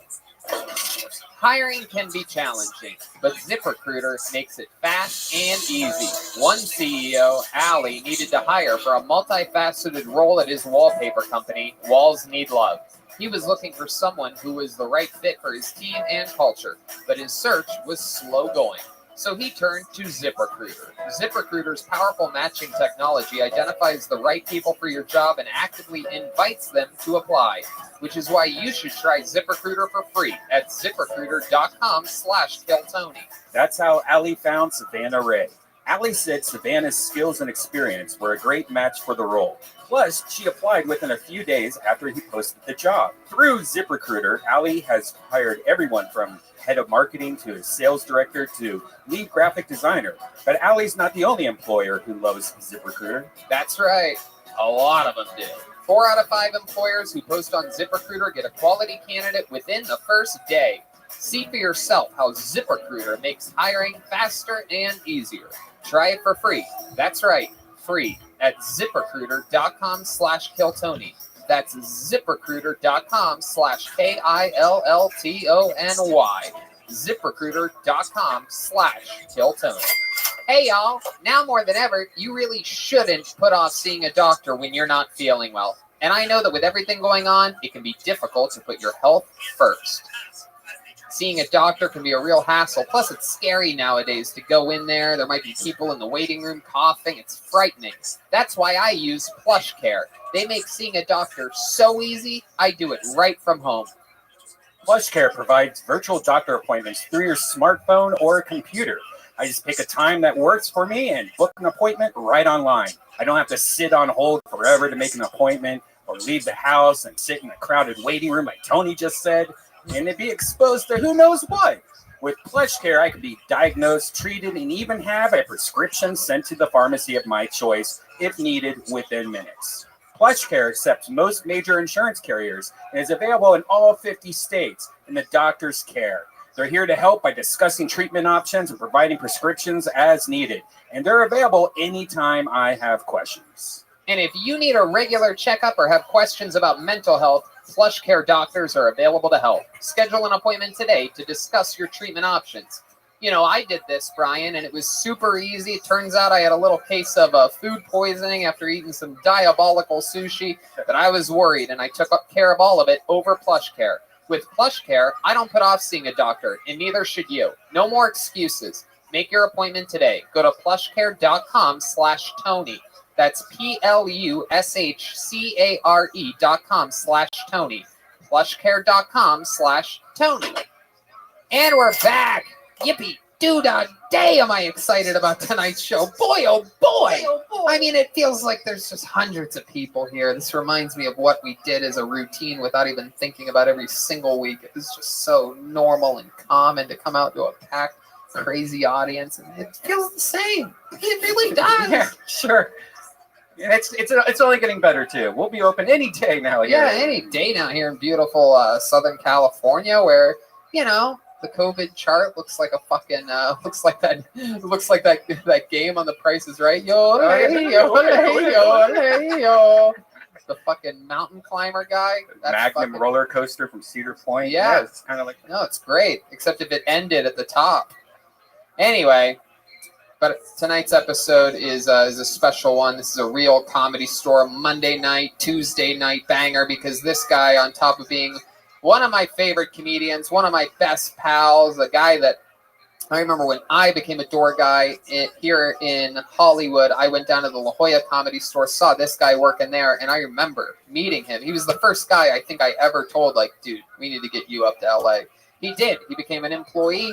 He became an unbelievable comedian, and then he created the show Roast Battle, which went to extreme successes, jump-starting careers for comedians, just like Kill Tony does. And here he is right now. Ladies and gentlemen, it's the great Brian Moses, everybody. Here he is. Incredible. Just incredible. Here he is. Look at this guy. It's Brian Moses, everybody. There he is. Brian's COVID here. handshakes. Hello. Welcome, Brian. COVID handshakes. Hey, everybody. Hell yeah. The best kind of handshakes there are. That's how you know you really like somebody and trust somebody. Fuck yeah. I got it. You dirty bitch. What's Yeah, man. happening, Moses? How are you? Just hanging out, being Ben Carson's, illegitimate stepchild. Hopefully dad dies and I can get that money. You know what I'm talking about? There's nobody in here. Moses and I had fun. Had a fun weekend. We got to do a little hangout at one point. We did. Moses invited me to a little tiny get together. It wasn't a party. It wasn't anything big, but it was a little tiny get together. And he was on mushrooms, and he forgot to tell me that the super cool get together that he invited me to, everybody else was on mushrooms. Oh no! So and they weren't even like the regular kind of fungus, like they taste like feet or pumpkin sunflower seeds. They were like the mushrooms they're like molly. Yeah. Yeah, we were like, it was nice. We all fucked that man. Oh yeah. Wow. I mean, not John me. style. Not me. I wasn't on it, so I just ended up jerking off in the corner watching everybody fuck. Yeah, Jeff Ross fucked me like he did when I first met him for Rothschild. Whoa! Yeah, you don't let his lawyers touch the deal memo. Anyway, let's have some fun. You've been on this show numerous times before. You remember we have a band here. There's a band on this goddamn show, and every single week, Moses, they commit to being different characters. I never know what they're going to be. We never know what they're going to be. Sometimes it's a brand new character. I mean, my God, a few weeks ago, these guys were rappers, and not like musician rappers. They're like running out of things sometimes to be. So one was wrapped in saran wrap. The other was like a burger wrapper. Jeremiah was just a blanket. Yeah, he was a blanket. Wrapper. Yeah, a blanket. I'm a blanket. Like so desperate times, desperate measures. But maybe this will be new. Maybe it'll be the return of famous characters. Let's all find out what they are together when I present to you the best damn band in the land. It's the Kill Tony Band. Jeremiah Watkins, Jet Ski, Jesse Johnson, Joelberg, Joel Jimenez, and Chroma Chris. No way. No way. Oh! Ho, ho, ho! Yeah. Wow. Yes. Exactly what I was hoping for this week. A return to greatness. We've seen these characters not just here in Los Angeles, but all over the country. In fact, I think you guys even made it to Canada one time. Am I right about that? In Australia, hell yeah. Wow, you were in Australia. Was that was Brisbane? Yeah, we hung out with the Bogan folk there. I remember that very clearly. You guys are white trash Americans. Wow, this is the show I get invited to. Yep. Very strategically placed. The rally show. Remind me of your name, lead white trash guy. Hi, what's up? I'm Dave Gunther. Stop the count, y'all. Stop the count. This election is being rigged. It's being taken away from us. Is his mic on?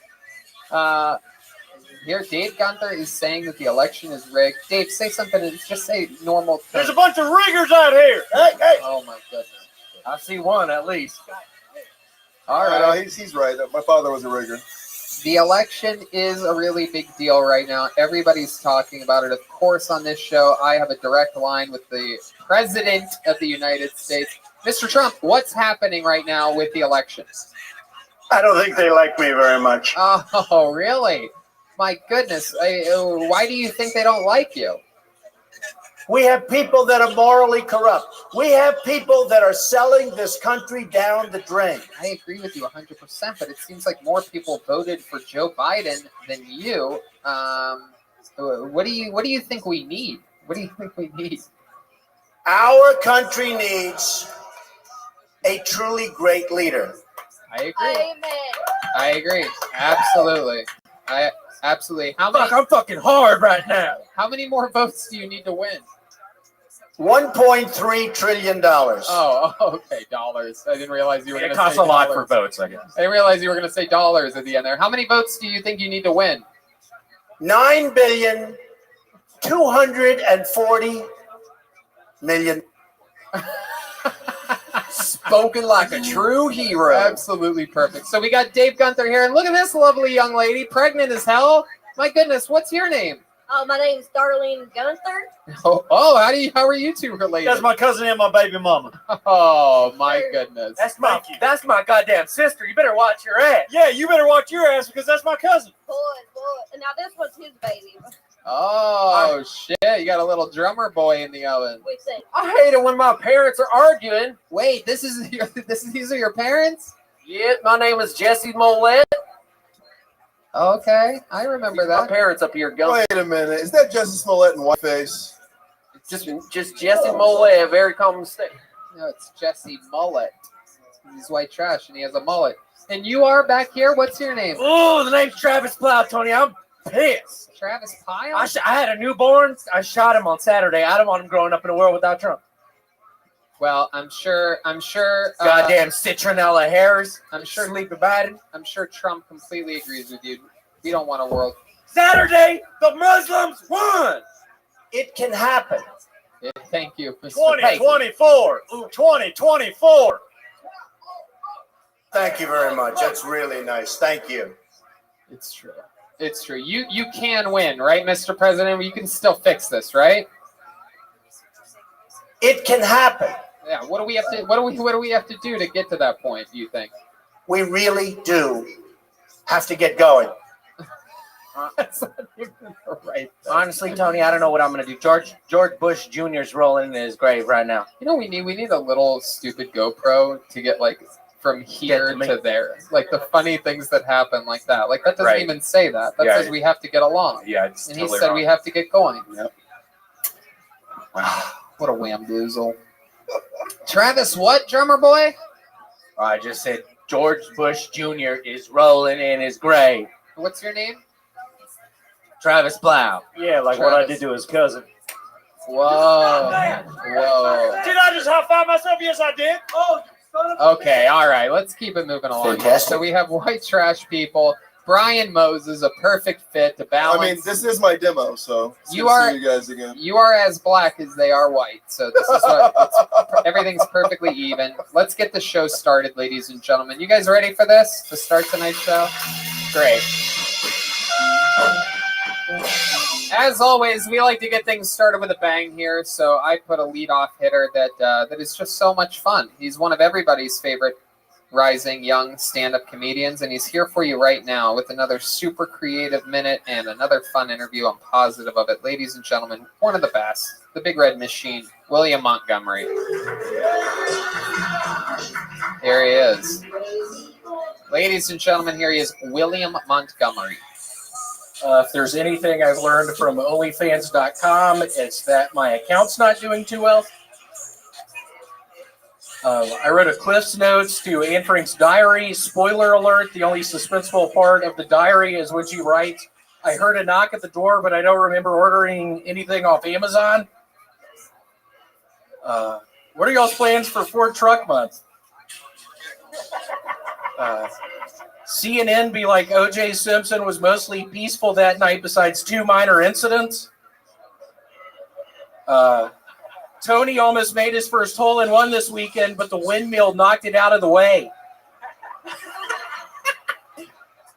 Kamala Harris has so much black pride she married a white Jew.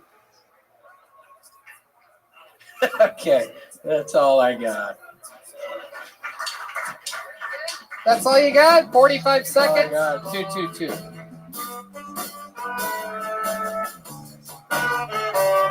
right.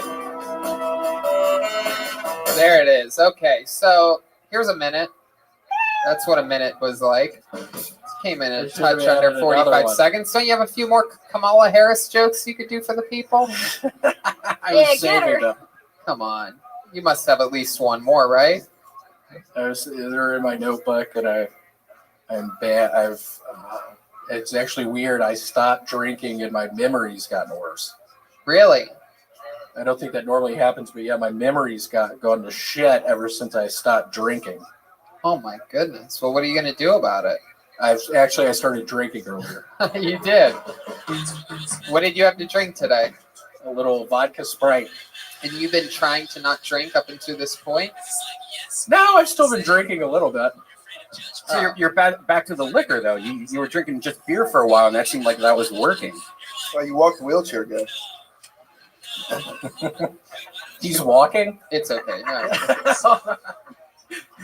So what made you make the switch from beer back to hard liquor? I don't know. It's been a really tough week for me this week. Yeah, why has it been a tough week, William? What was so tough about this week? Over at Erica's place, her grandmother is sick. Oh, that's her name? I've always wanted her name. Now I'll call her Erica from now on. When I speak Erica, about her... This is your girlfriend that sometimes beats you. Yeah, right? no, but she's really nice. We need to quit talking like that because it makes. Oh, well, our now you're the one that said her first name. You say her name's America? Yeah, that's what Yeah. I said. Hell yeah, brother. Suck the dick, America. No, basically, her grandmother had a really bad headache yesterday, and she's showing signs of COVID, and I felt sick as fuck for the past 3 days. So I'm just worried that I gave her COVID. Did you get tested, man? I haven't. I'm feeling really Good, because bad it's right fake news, man. It's not a real disease. now. Yeah, Masks. I think her grandmother's really sick. But and I don't- you're joking, right? No, I mean, I'm sick as a dog. They did my temperature, and it was 106, and I was like, no, I have a... Zach, come over here. This is going to Yeah, be I our was gonna say, first like, ever. yeah, what?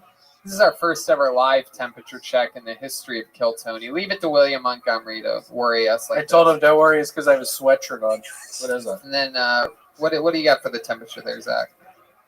98.2 is 98.2. actually Hell yeah. pretty hot. That's on pretty that. hot. Yeah. 98 degrees in sync. William, the grandma's fine, right? She's fine, I hope. I had to help her down the stairs today. She went to a doctor's appointment. Yeah, for what? Her hip. Oh. You sure your girlfriend didn't just punch her in the hip? Come on, Red Band. Come on, Red Band. How old is she, William? Your grandmother? She is probably 74. And where's she from? Reseda. Born and raised? Born and raised. Your in- grandma's 74? I don't have a grandmother. I Oh. thought you were talking about Erica. Oh, this is her grandma. She's 74? Yeah, I think 74. Oh, they talking about your grandma. How old's your girlfriend? She's, I don't know, 42. 42? How old's her mother?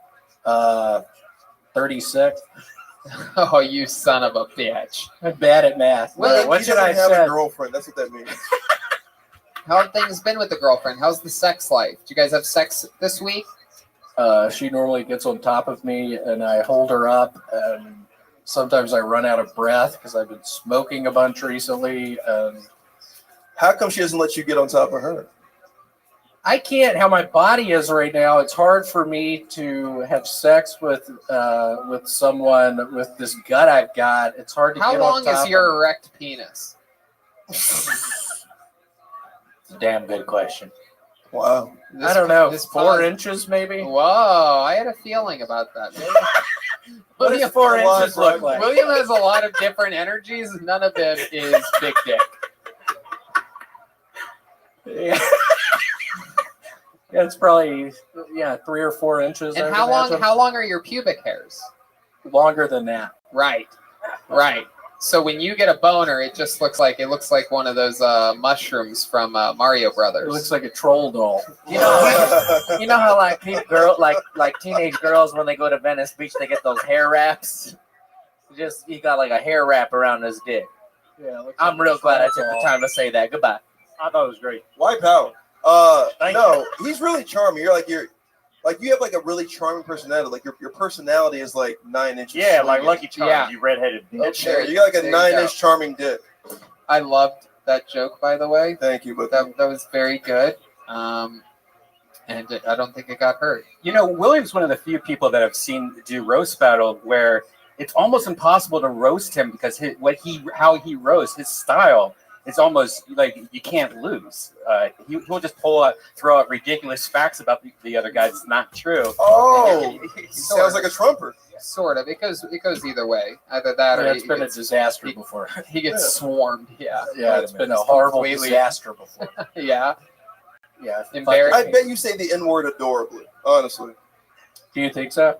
You have that kind of like look about you, like you say it, but it's like I'm kidding. William, let's go back. It's like for a troll doll second. with a diamond tummy. Because we don't often get to talk about your sex life, and we already opened up this can of worms. Yeah, let's keep talking about so it. you have what a lot of people would say is a small penis. Do you go down on your girlfriend? Do you perform oral sex on her? Is that something? First off, I'm thinking this isn't going to go over well when she sees this. Oh God, you got to stop worrying about this abusive girlfriend. Oh, No, not in the way like she's gonna hit me. No, don't do that. You're gonna get beat up, dude. Nothing bad. Listen to the sound. Oh, that's a baseball bat. Oh no! Oh, it's I'm a on start edge around now. two. I'm on edge now. And new. Oh my goodness! Wait a second. Oh no! That's a bowling ball. Is it a bowling ball? Oh, no. Oh my God! Okay, do you ever perform oral sex on her? I have before. Yeah, how many times do you think? This is something you don't like to do very Probably often? for 30 seconds I've done it. Wow, look at you. Yeah, whatever. I'm a ladies' man. Wow, you. Wait, this is a regular. You guys know how he fucks, don't you? Don't you ask him every week how he fucks? No, we don't. We like to keep these things. We let the tension build, and then all of a sudden, just one day, I over attack a subject, and then they feel completely raped afterwards. After I get all the truth out of them, because they didn't think I was going to keep asking about it. That's why I like to move forward, like we just did a second ago, and now we're going back to it, and they don't expect it, so they start being honest. Yeah, I've done it for like 45 seconds. I learned this all from Jim Can't Swim. They break down criminal investigations and like negotiations. And Is things. Jim Black? Uh-oh. Okay. Anyway. Oh, I get it. Because he can't swim, Tony. That's why I made it. I got it. Okay. So, inward Jim. 30 seconds? Really? You being honest? Yeah, it doesn't happen a lot. It seems. Why doesn't it happen a lot? She must like it, right? Women like that type of thing. How I about don't know. you? Do all women? I don't know if all women. Are you saying your girl doesn't like you going down on her? Let me try. Yeah, I don't think it's all women. They like it if it's good. Yeah, that's a great. Well, I don't know what I'm doing down I there. think Will would just fall asleep down there and wake up and say, "Give me a beer." Darlene, out of your all the family members that you hook up with, Oh my God. who's the one that pleases you the most? If I had to pick between my brother and my cousin, whew, well, you know, my brother and I go back a long time, so I'd have to say my brother. Is that how you do it, Dave?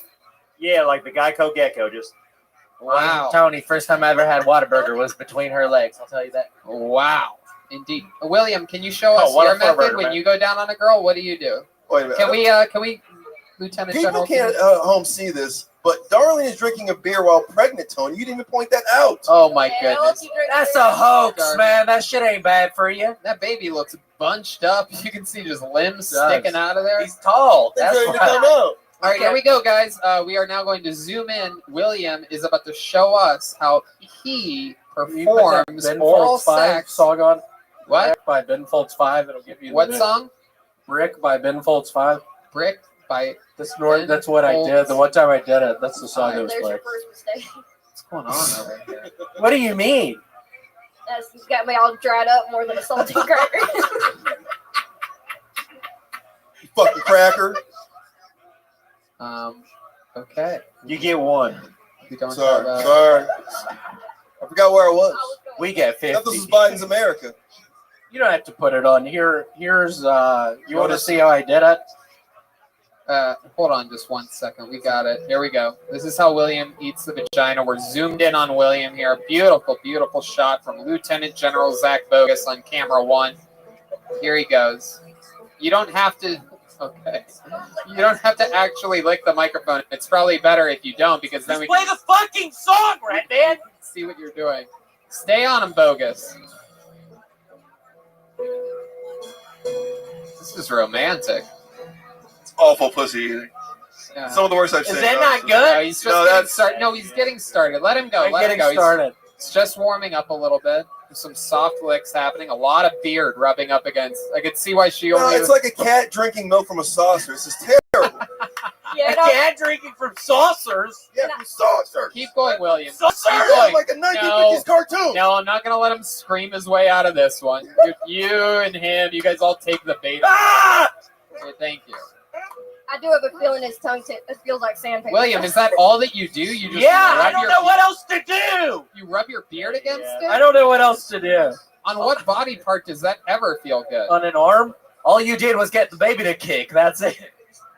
blowing it a little. Is something gonna change? Are you gonna do something? No, this is what I did. I'm waiting for like something to happen. This is what I did. I think my baby just died inside of me. For those of you just listening to the podcast, which happens a lot, not watching live, he has his mouth about 1/4 of an inch open, but he's just rubbing his face on it.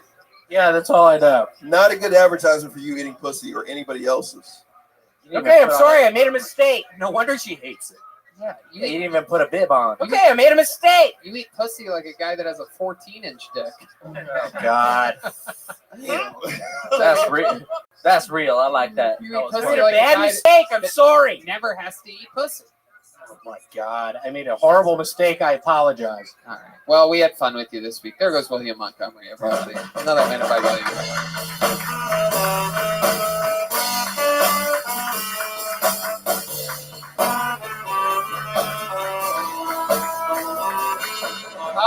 All right.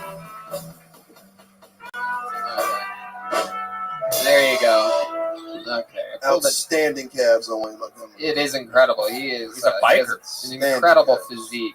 He has the legs of a bicyclist and the body of an e-bicyclist.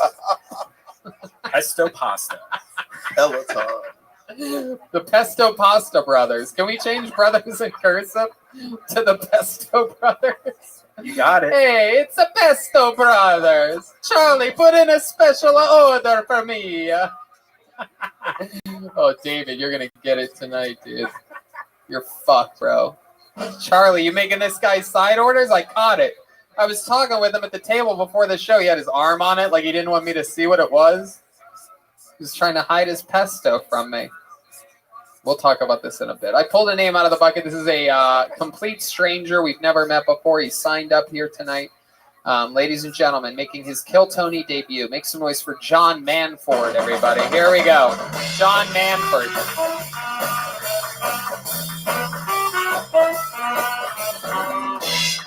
Here he is, ladies and gentlemen. John Manford. Thank you. I learned recently that I don't have an eating disorder. Turns out I'm just a skinny cunt. My doctor told me he's an Australian guy, and if you didn't know, in Australia, cunt is their word for hypochondriac. Also applies to anyone who just in general needs to chill the fuck out. And I kind of like that, because it's not so much a word of antagonism to them as much as it is, like an ego check just crammed into 4 letters. Like they're all loosey-goosey down there with it. They're all running around going, oh, I'm a cunt. Yeah, cunt. We all cunts. That's why they're so happy. Have you ever met a pissed off Australian asshole? They don't exist. I think we should adopt their system. It's a unifying word, if you think of it. Where we all come from. A cunt. Or if you're like me, some cunt who had a C-section. Did I fill a minute? Get ExpressVPN. It's fucking fantastic. I've been using it for a month. True. He's absolutely right about that.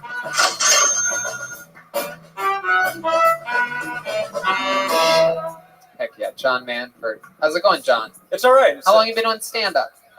Doing it for about 2 years. 2 years. All of it here in Los Angeles? No, started in New York, then got fed up, moved to Joshua Tree. Whoa, wait. Yeah. Joshua Tree. Yeah, I mean, like I met Mike Birbiglia like a week after I decided to start. Yeah, you want to pick up that name you just dropped? He told me to get the fuck out of New York if I'm just starting stand-up. And you're like, all right, I'll go to the dead center of the Nothing Burger Desert. Yeah, I mean, it's like a couple-hour drive from here, San Diego. I love it. I'm a big fan of I'm a huge fan of Joshua. Yeah, it's a good place for me to clear my head and like write shit. Yeah, but if you're a new comic, don't you think New York, with all the millions of mics they have, is probably like the best place to start comedy? Not when you just quit your job and you have no income and you're paying $1,100. What was your job? I used to make baseball cards. I used to run an app. And draw. You work for Tops? You seem more like a Bottoms. Oh! You see that? Baseball card joke. Baseball card. Yes. Yeah. I've been waiting 13 years to do that joke. I've been waiting for someone to tell me. The name of that joke is called Gay Collector. That's right. There you go. It applies. Put that in play. You're the first guy I've ever met that looks like you're sort of like an ugly guy, right? But you're like, you would make like a hot, nerdy chick. You look like your name's fucking Zoe Ramone right now. You seem like the type of girl that like takes off her glasses, goes like that, and gets like super hot. But you're just a guy. I'm just a guy who does that, yeah.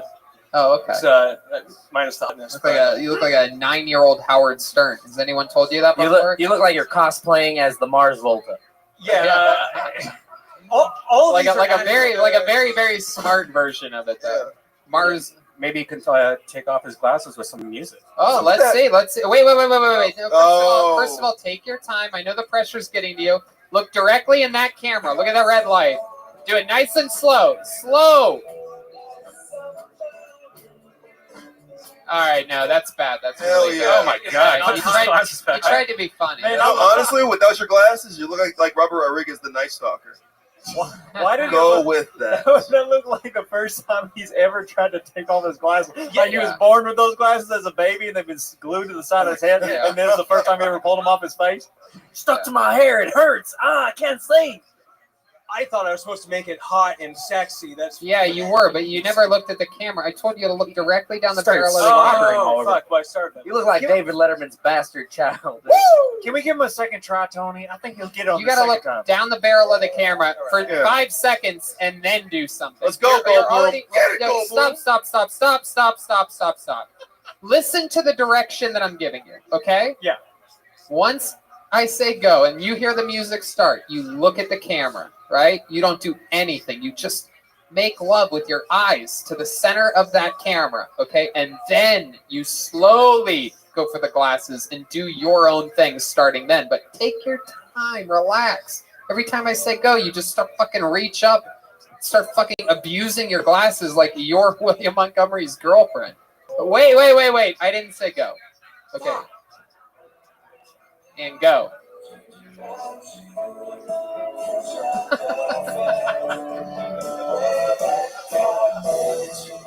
That was perfect. That was absolutely great. That was absolutely great. It 4 looked- times to strike. We have the monitor right here. It looked Tony, amazing. Tony, Yes. I know I'm a redneck and everything, but I think I could do what he just did more sexy if you want Okay, me why to. don't you go on to actually come on up to the front of this stage here, right to the tip here. Come up. Oh, okay. It's probably not a great idea. It's okay. You know, Who remembers that Simpsons episode, like Marge's first date, and that's the guy? stand right at the tip there. Get the light. Here you go. And here comes the music. Getting And sexy, Myers. here goes Joel to do it. Keep right down that camera. Look. God bless America. Why? No, Joel. Joel, we can't play any of this You on were YouTube. supposed We might have to cut this whole part out. Joel, we'll censor it. Joel, you never even took the glasses off. Yeah. Never took the glasses off. After Took all that. everything else but the glasses Yeah. off. I was going to prefer to take those off for you. I do it sexier. I didn't say nothing else. For the YouTubers, that big blur is he took everything down to his underwear. All right, go sit down. That's my cousin-in-law right there. Go sit down. I think I Sit got down. pregnant again. Okay. I think that was objectively hotter and a little more annoying than how I Thank did you, it. John. Thank you so much. So now you live in Joshua Tree. Do you live by yourself? Yep. And what's that? What's a normal day in the life of John Manford like? Well, first of all, it's Hanford with an H, but I was it's, gonna say, yeah, John Manford sounds like you're a Terminator. You made that name up. John Manford? Yeah, no, that'd be like some serious overcompensation. But no, I basically like I just get up, go to sit on my couch, I'll put on a record, make coffee, and just like write shit or play guitar or something. My God. Yeah. And You play occasionally I'll- guitar? Are you a good guitar player? Yeah, not bad. What do you know how to play? Anything good? Yeah, I mean, I play Ferrisburg Boots. I've been playing since I was 8, so Wow. 22 years now. No, listen, honestly, let's talk about Joel disrespecting the flag with his underwear. That was 100% respect. No, bring come back over here. I pledge of allegiance like that. I want to see that flag again. No. I was gonna kneel at the flag. It's all right. It's okay. Yeah. We don't kneel in this household ever. So I can't suck your dick? After the show, guys. So, John, tell us something. This flag needs a pole, Moses. You make an exception? Kaepernick. Okie dokie, and we're back with our guest, John Hanford. It's about the guest here, not the band, and we're here with John. John, tell us something that we would be surprised to know about you, about your life, your entire life's history. Well, let's see. I used to work in. I used to be a baseball scout. I used to. For who? What organization? I used to. The Boy Scouts. Mets guy? I bet. Okay. Mets. Yeah, I worked. It was the Mets? I worked for the New York Mets in 2014. Yeah, they're really bad. There's some good guys. I mean, like They had a comedian as their scout. They're awful. We know you have trouble they taking do your nothing glasses bad, off, yeah. but we've seen the Mets, and when you were scouting for them, it seems like you didn't put your glasses on, John. They're notoriously a horrible Enjoy baseball that. team. Thank you, Brody. Brody's a big baseball fan. He knows this. I played baseball in Alaska. Thank you, Brody. Thank you so much. It's like he's still here. Speaking to us from the heavens. He's way, way, way up there. Where are you, Brody? I hike Runyon Canyon. Oh, okay. There you go. So, John, how about another fun fact about you? Have any special skills or talents, like other than playing guitar? You like magic or anything? No, I write. I'm a really good cook. I cook a lot of yakisoba, Japanese stuff. But like another fun fact, I'd be remiss I didn't mention. I built my own guitar. Wow! And you're the lead singer for Journey. If it was a solo band, yeah. Would you build it out? Would you build your guitar out of? A couple pieces of mahogany. Got a bunch of old hardware from Stuart McDonald's website where you go to build guitars. Yeah. Are you bored shitless where you live though? Because there's nothing to do. No, it's like honestly perfect. Just like my head's all over the place. I'm kind of a jumpy guy. You notice, Tony? Like, it's kind of the only place where I've been able to like exist and just like be peaceful and shit.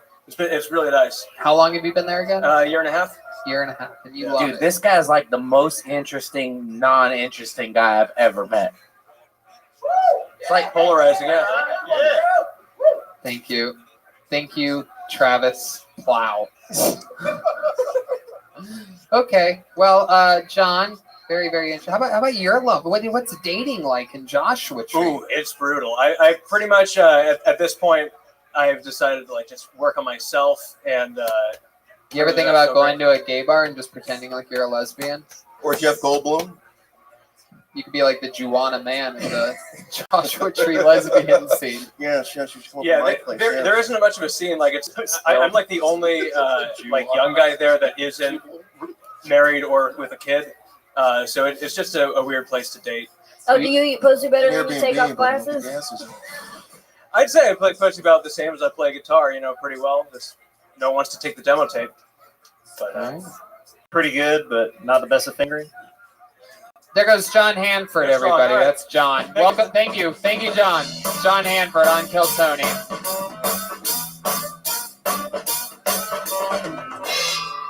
Okay. How about one more time for John Hanford, everyone? There you go. I pulled another name out of the bucket, ladies and gentlemen. Your next comedian goes by the name of Hugo Galaxy. Here we go. Here comes Hugo Galaxy.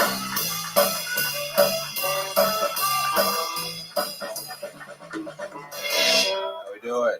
Repeat after me, guys. I'm awesome. I'm awesome.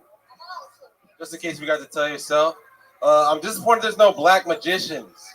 But I know why, man. We don't fuck with the dark arts, man. We're terrified. Like, we've all seen a David Blaine-esque magician do a magic trick in front of a bunch of black people, and we all just run. We just scatter. He'll be like, yo, check your do-rag. I'll be like, oh, shit. Ace of Spades, no! I like to think my dad was just like, didn't abandon us. He just like ran away and is like still running. Like somewhere in the mountains, like, how the hell did he pull that rabbit out of that hat? I gotta get back to my family. I was sitting out eating and I listened to this guy talking to his girlfriend. He's like, listen, I'll only have sex with you if you want me to. I'll only have sex with you if you want me to. I'm like, yeah, because the other way is called rape. That's all I got. Oh, yeah, there you go. 55 seconds. Yeah. How sweet it is indeed to be loved by you. Welcome to the show, Hugo Galaxy. Thank you. So, can you, let's go through that last joke one more time. That last joke that you did. Can we go over it one more time? Yeah. Can you do it again? Oh, I heard people eating, and this guy was talking to this girl, and he was like, I only have sex with you if you want me to. I'll only have sex with you if you want me to. I'm like, yeah, because of the way it's called rape. Like I said, I'll only have sex with you if you want me to. I'll only have sex with you if you want me to. Why do you think? Sounds like an R&B song. Sounds like an R. Kelly song. Why do oh yeah, I'll only have sex with you if you want me to. Why do you think he was saying that to this girl? Was it like a first date or? I don't know. Like where were you at? Do you remember where you were eating? I was at Popeyes. Churches. Jesus, Popeyes. Churches. Is it Chick-fil-A? Where do you have any guesses? I know Biden won, but we have to stop reverting back to 1960s humor, okay, everybody? He was at KFC because my nigga makes money, okay? He's a mainstream dude. Look at that outfit. It's like Gary Clark Jr. He does. No. He does. It was a jalapeno pizza in Burbank. Oh, man. this is our Boutique, senior pizza boutique. Burbank correspondent Brian Redband is here. He's driven his e-bike past it a few times. That's right. Good choice. Have you tried that pizza place? Actually, I have. Yes. So what's it like? What's the report? It's okay. There's a lot of Burbank pizza places that are very similar. They're all kind of like average, but it's okay. Do you live in Burbank? No, I live in WeHo. Wow, what made you go all the way to Burbank for a slice of pizza? I used to live in Burbank. Oh, for how long? Like a year. Until the riots started. Yeah, the famous Burbank riots. What were your cross streets in Burbank? Can I guess? Yeah. Oh shit. Lake? No, stop. I'm gonna go Lancashire and Chandler. No, it was okay. Victory and Hollywood. Verdugo. Hollywood. Ooh, okay. Victory Your and cross Hollywood. streets should have been burning. I know exactly where that is. There's a taco place and a gas station right Yeah. there. Yep, Yeah. I'm just Good kidding. barbecue. There's a taco place and a gas station. on everything on Victory, there's a taco place and a. What's a taco? Okay. Travis Plow has never heard of a taco before. What do you do for work? I wait tables. Where at? The Shit Cake Factory. Wow. It's still open? okay. But I heard they went out of business. No, they got the patios open. No, I mean like the whole company. I heard went. That's out of what I heard. business. Yeah. Really? No, not I. You haven't heard that? So you're It's a my first day. You know slavery's over, right? I hope not. I hope not. You hope it's not over? No, I hope they didn't close today. Oh, was my first day you said, I back. hope slavery's not over or I'll lose my job. It's gone soon. So how long have you been a factory worker for? Shit. Like 2 years. My goodness. And you know that whole menu, huh? No, You don't? no, not at all. Not at all. Are you sometimes surprised by what people order? You're like, we have that? I am. So like we've been in COVID, and like today is my first day back. Oh shit! Congratulations! Wow. You worked Hell you yeah. worked the lunch shift today? Yeah. Biden wins. Niggas going back to work. Look at you. Yes, Hell sir. yeah. Put your good denim on too. Look at you, all that denim on. Look like you're Canadian. No, yeah, it was my first day back, and I guess they had a new menu rollout. I didn't know anything. Wow. Did they make it smaller at all? Because I know the menu right now is like 500 pages. Like I had a job there in the first day of like work. They gave us the menu, like you have to memorize this thing, and the thing is so big. I was like, "Fuck that," and I walked out. Yes. Red Band was like, "I already have it memorized." You were the smart one. I'm a big fan of. I got a photogenic memory, so don't you worry about that. Okay. So, is there? What did you do before this job? Hoes. No, I come from the Bay Area, so I was just up there doing like odd jobs. Trapping. Odd jobs? Just like construction. Nigga, are you a mobster? Yeah, construction. Yeah. Are you Tommy? Are you Tommy from I worked Martin? in Yeah, waste working in that white building management. over there. Waste management. Ran my own bar. Yeah. Oh, shit. He's a real one. All right, that's fun. And now you live in West Hollywood. What's that like for you? That must be a big change from being from the Bay Area. Yeah, all of LA is a big change. It's cool. I wanted to be like in the city, like in the core of shit happening. So I mean, I feel like So which homeless encampment do you live in? No, it's cool. Like I'm 2 miles away from the Comedy Store, like a mile away from the Improv. So that's why I really want to move. Okay. Just to be closer to comedy. That's Are we cool. neighbors? Yeah. Maybe. Yeah, you live on like, wait, you live gonna on say- Sweetser and Willoughby? Shit. I live out Third. You are, bro. Third You're way down there. Third and what? Tony's neighbor. No, I don't live anywhere near there. Third What? and Fairfax. Wow, Fairfax and Third. So right by the farmers market and the Whole Foods and the Trader like, Joe's. Like right there. Where Wow. they rioted. That's crazy. Did you start the riots there? I wish. My goodness. Where exactly at Fairfax and Third? That's do you live? actually literally like right where I live, like right next to the Trader Joe's. Well, how close to the Trader Joe's do you live? I could sprint. Like that's How fast? Well, I how mean, long that would it doesn't take? take much. Like, I You can run sprint to fast. Trader Joe's with a bag full of shit in like 7 seconds. If 14, you 40. walked out of your front door and sprinted like to if Trader the Joe's, like if the Comedy Store is my house, Trader Joe's is like pink dot. Hugo, he's asking Oh, you how okay. fast is your 40 time? Yeah, that's a whole different thing. How fast can you drink a 40? God damn it, white power. Do you work out, man? Oh, good question. Coming straight from Travis Plow. You got like a good body for one of them. You know what I'm saying? It's like, Okay, these guys are white trash. Don't mind them. They're from a different time, a different place, a different era. nah, do you work out? I want to know this because like you seem to like be like in shape. You say you drink a 40 fast, but like Thank you, Travis. Thank you so much. You're welcome, but also answer my question. Yes. Yes. No, we're moving on. Thank You work out on the daily? Yes. I'll talk to you after the show. There you go. There's the payoff for all of that. I will talk to you after the Could have been show. good. Not Trevor Noah. You're It's like wondering- the Daily Show. If you're wondering what all that setup was for, I'll talk to you after the show. There it is. I'll make it better. There's a fart noise to pull. And that's comedy right there. To recover a fart noise here in the main room of the Comedy Store. Oh, he's taking his pants off. All right. This is highbrow comedy in here.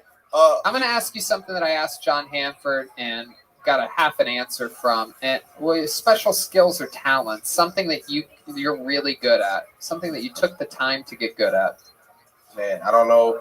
I don't know if it's a special skill, but I could like clap with one hand. Oh, absolutely. That's a special skill. And we all want to see that. Am I right, people? Okay. And here we go. Let's see this one hand clap. Here he is. He's doing it right now. Can we get? Are we on the camera? Can we see this close up on this one? Okay, here we go. Well, I don't know if this is gonna work. A lot of pressure.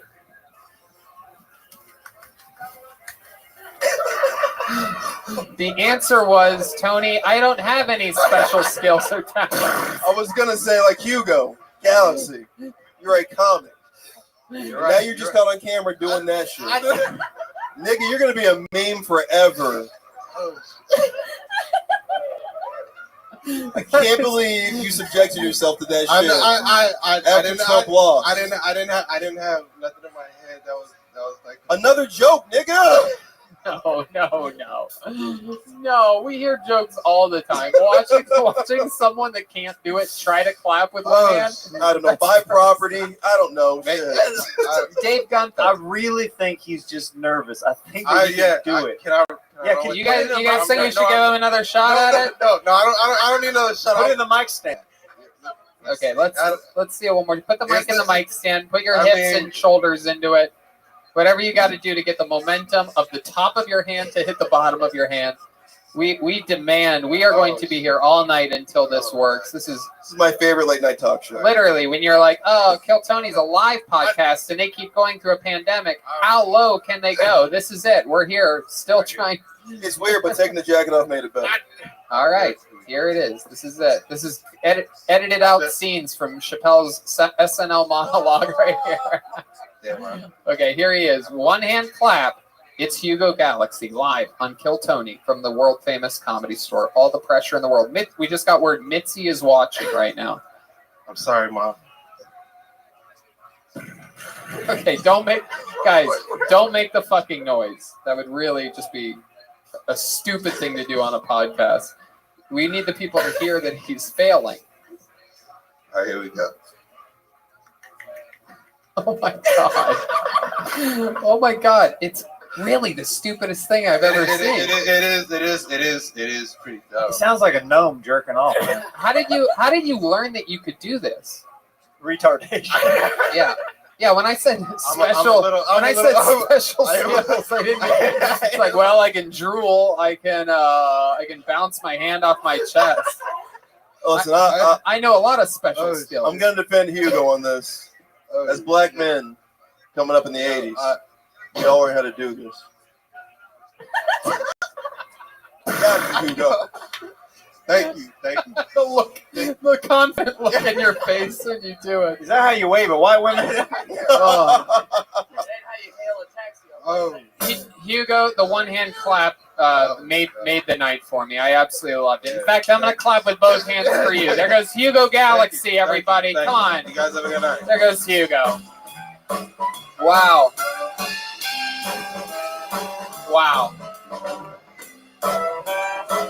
To be loved by you.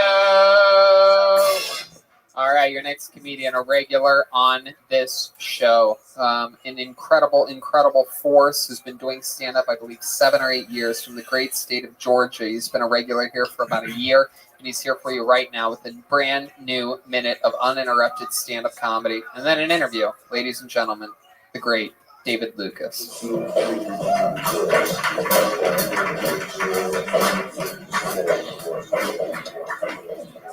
And here he is, David Lucas. Yeah. I realized how fat I was this weekend because I refused to have sex with this girl because it was 10:15 and I thought McDonald's only had 15 minutes left for their breakfast menu. And then I got there and they was like, "Sir, we serve breakfast all day." I was like, "Oh shit, well, give me 2 sausage McMuffins and a hash brown well done." Subarus are the gayest cars ever made. I can't believe white people go to the dealership and buy a brand new Subaru with 0 miles. That shit baffles me. Why the fuck do you need a car capable of killing kangaroos?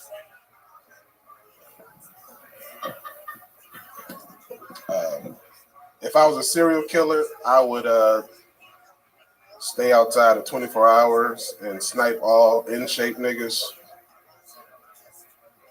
If you had Planet Fitness, I'll leave you the fuck alone because your life already fucked up enough. But if you got a 6-pack and biceps, your ass is dead. Fuck yeah, David Lucas, speaking from the heart. I believe all that. Yeah.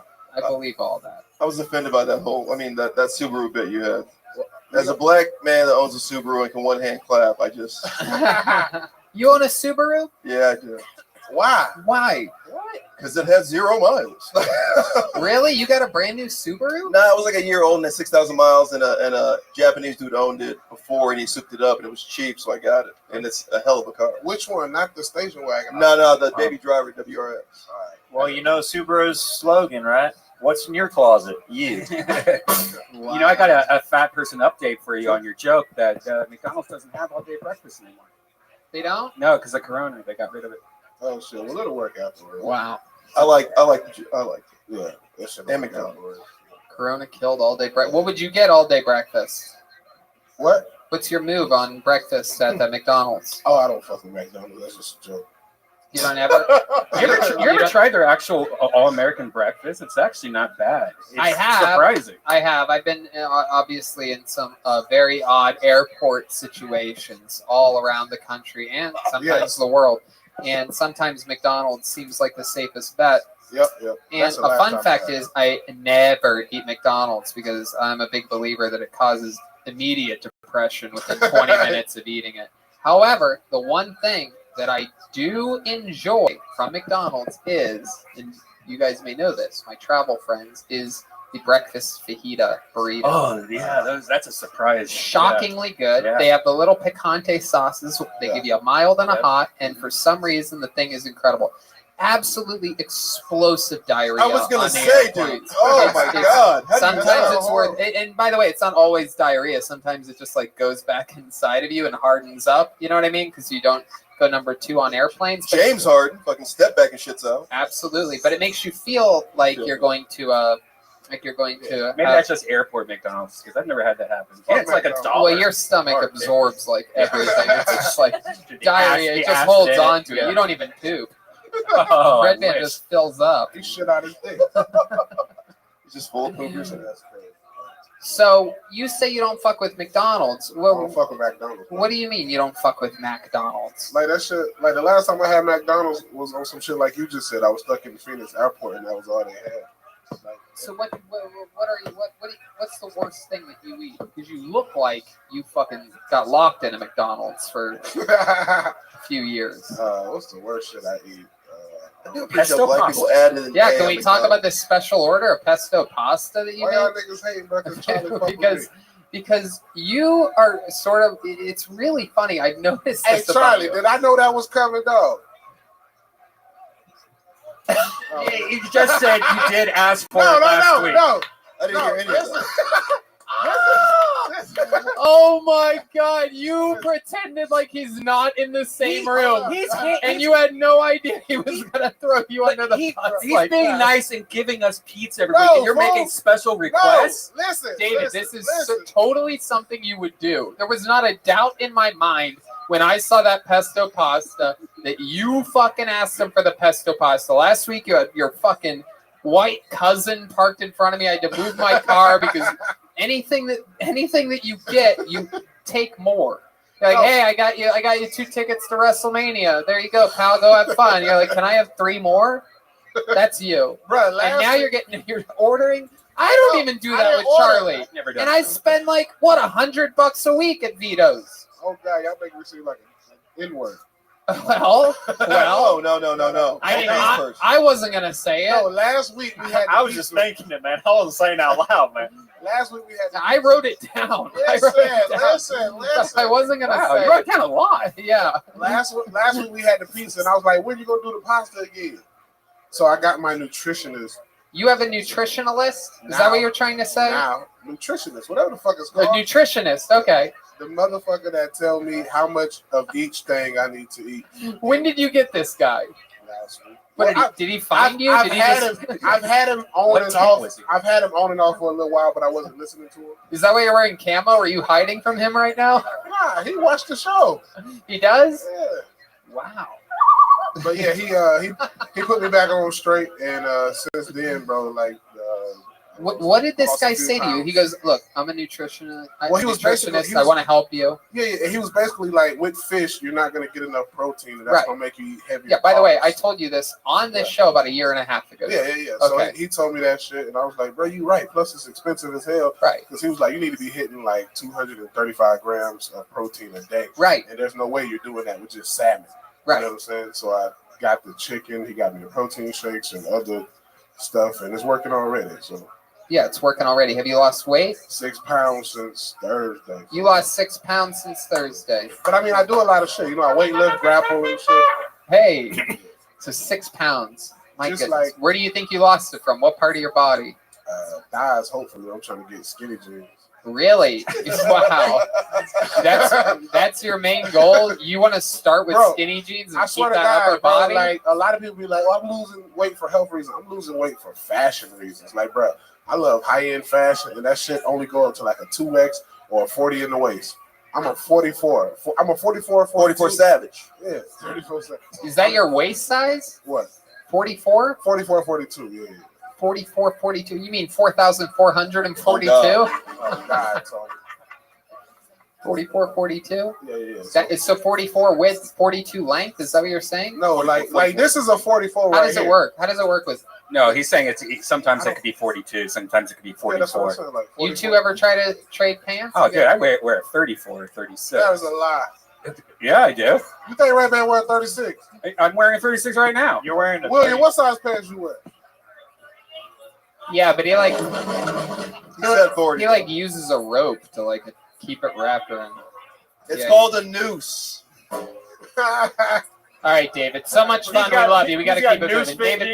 David Lucas, everybody. There goes David Lucas, everyone. There goes David Lucas. There goes David Lucas.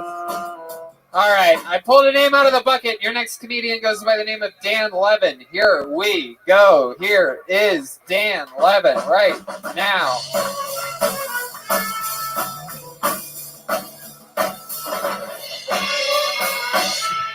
Here is Dan Levin. Hello, everybody. I am Dan Levin, and I grew up in Baltimore. Fun fact about Baltimore, if you've never been, actually has the largest gun range in the entire country. If you want to go check it out, it's called Downtown. Head down, open fire, you can do whatever you want. After living in Baltimore, I moved to North Carolina for a couple of years, which in a lot of ways was like LA, except a little bit cheaper, a little bit more racist. In fact, the band's actually giving me grocery store flashbacks at the moment. And then I decided to move to LA because I didn't think there was enough Jews here. So it's good to be here. And there's a lot of things I like about LA, including all the opportunities for entertainment and comedy. And I took an acting class. And the first exercise we did was everybody goes around the room and tells you what you look like what your first impression is as a character. And it started off okay, you know, like gym teacher or, you know, NBA bench player or Jason Segel. And then it kind of took a weird turn. People started saying things like rapist and serial killer. And then somebody took it way too far and just shouted out, Jared Kushner. I was like, okay. There you go.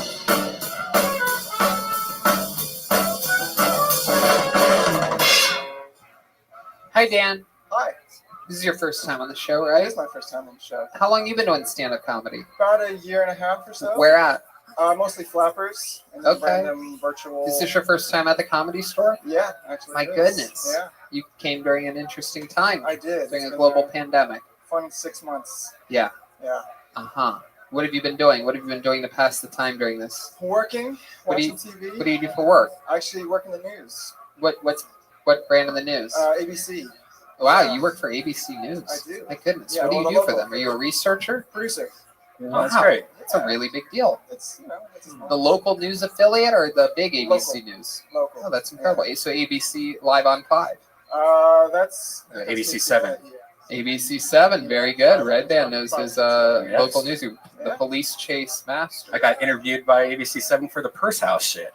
Oh, look at that. My goodness. Maybe I put you on TV. You did. Whoa. Probably. Look at that. You do have that news look though, like that. He does. Yeah. I don't know if that's a good thing or not. He does. My goodness. You could just mess your hair up a little. What a switch. I'm showered. What a switch. We went from BT to ABC that quickly. Just one little channel change away. Yeah. So, how long you been working with the news?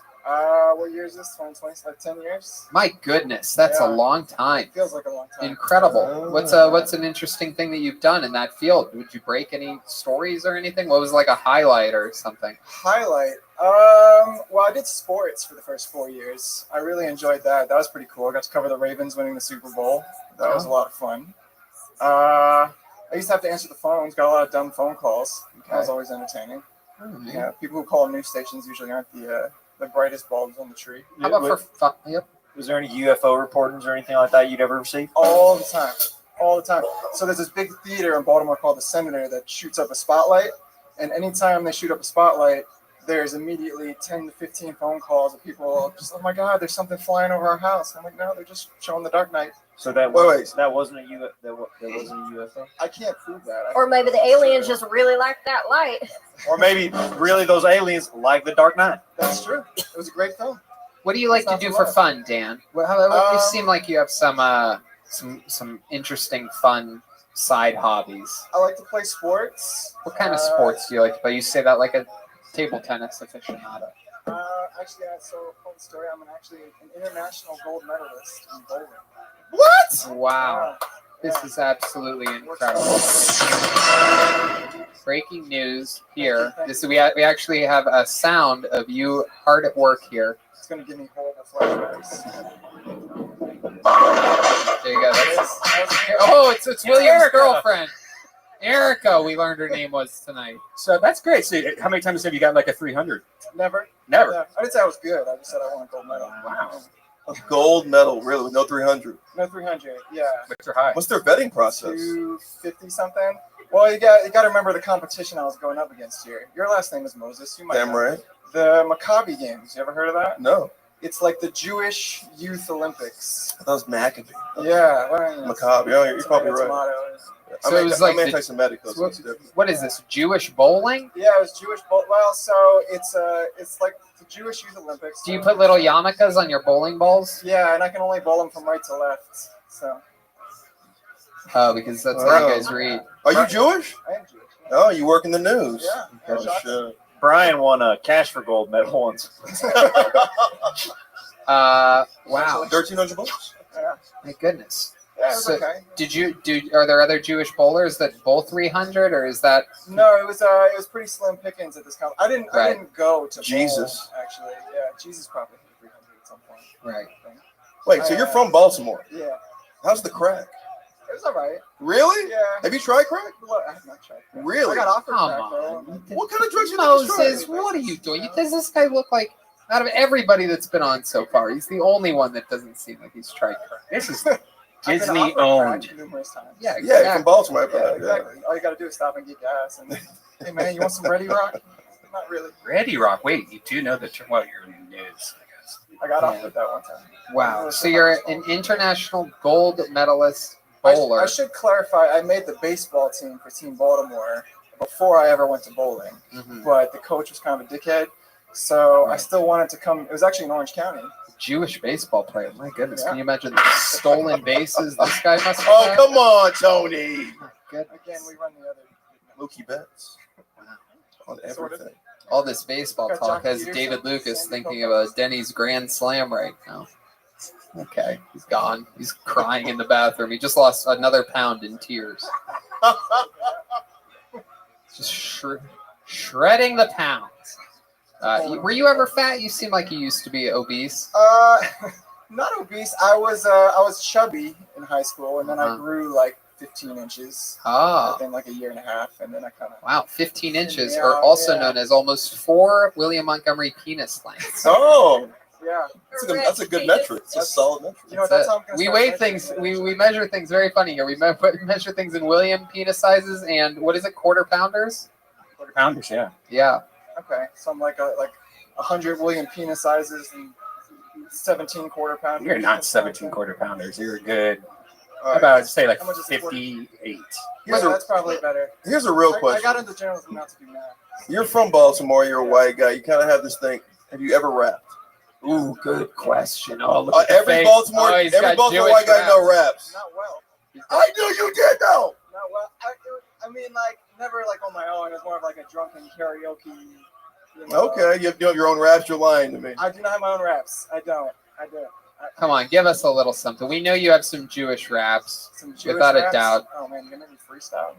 I Yeah. was not ready for that. It's like the Jewish rapper. It's like the. What? There it is. This morning on Sunday Dreidel, News. y'all. What the hell kind of rap beat is this? Dr. Dreidel. It's not bad. The Frigos. That's not terrible. The Shekels, yo.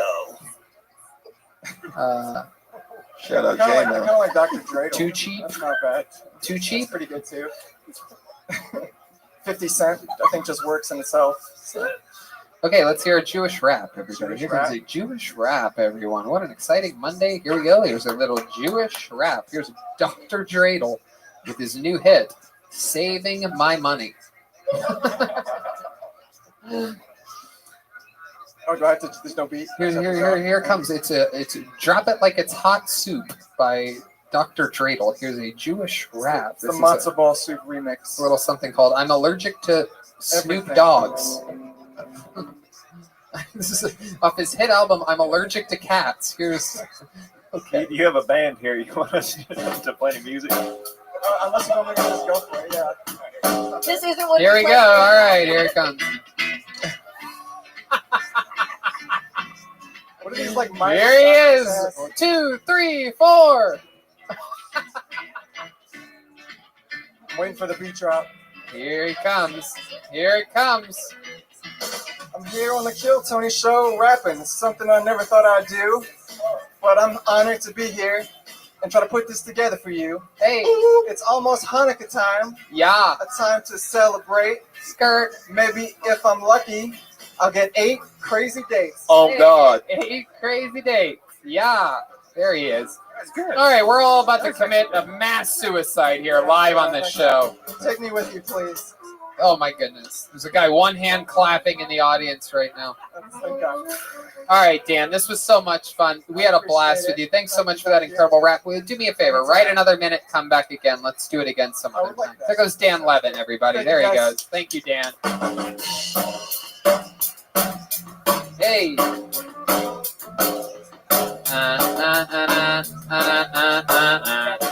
All right.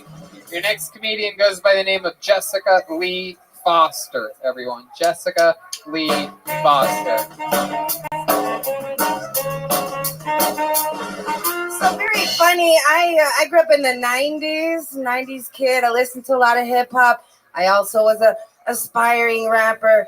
What I mean to say is I said the N-word a lot as a teenager. Never a hard R, never a hard R. I'm not a hard R kind of girl. I had permission, okay? Or I gave myself permission for the culture. But But yeah, until one day my friend Brian said to me, Jessica, don't call me that. And I was like, oh, whatever, neighbor. And he was like, no, Jessica, really, don't call me that. That's not what I am.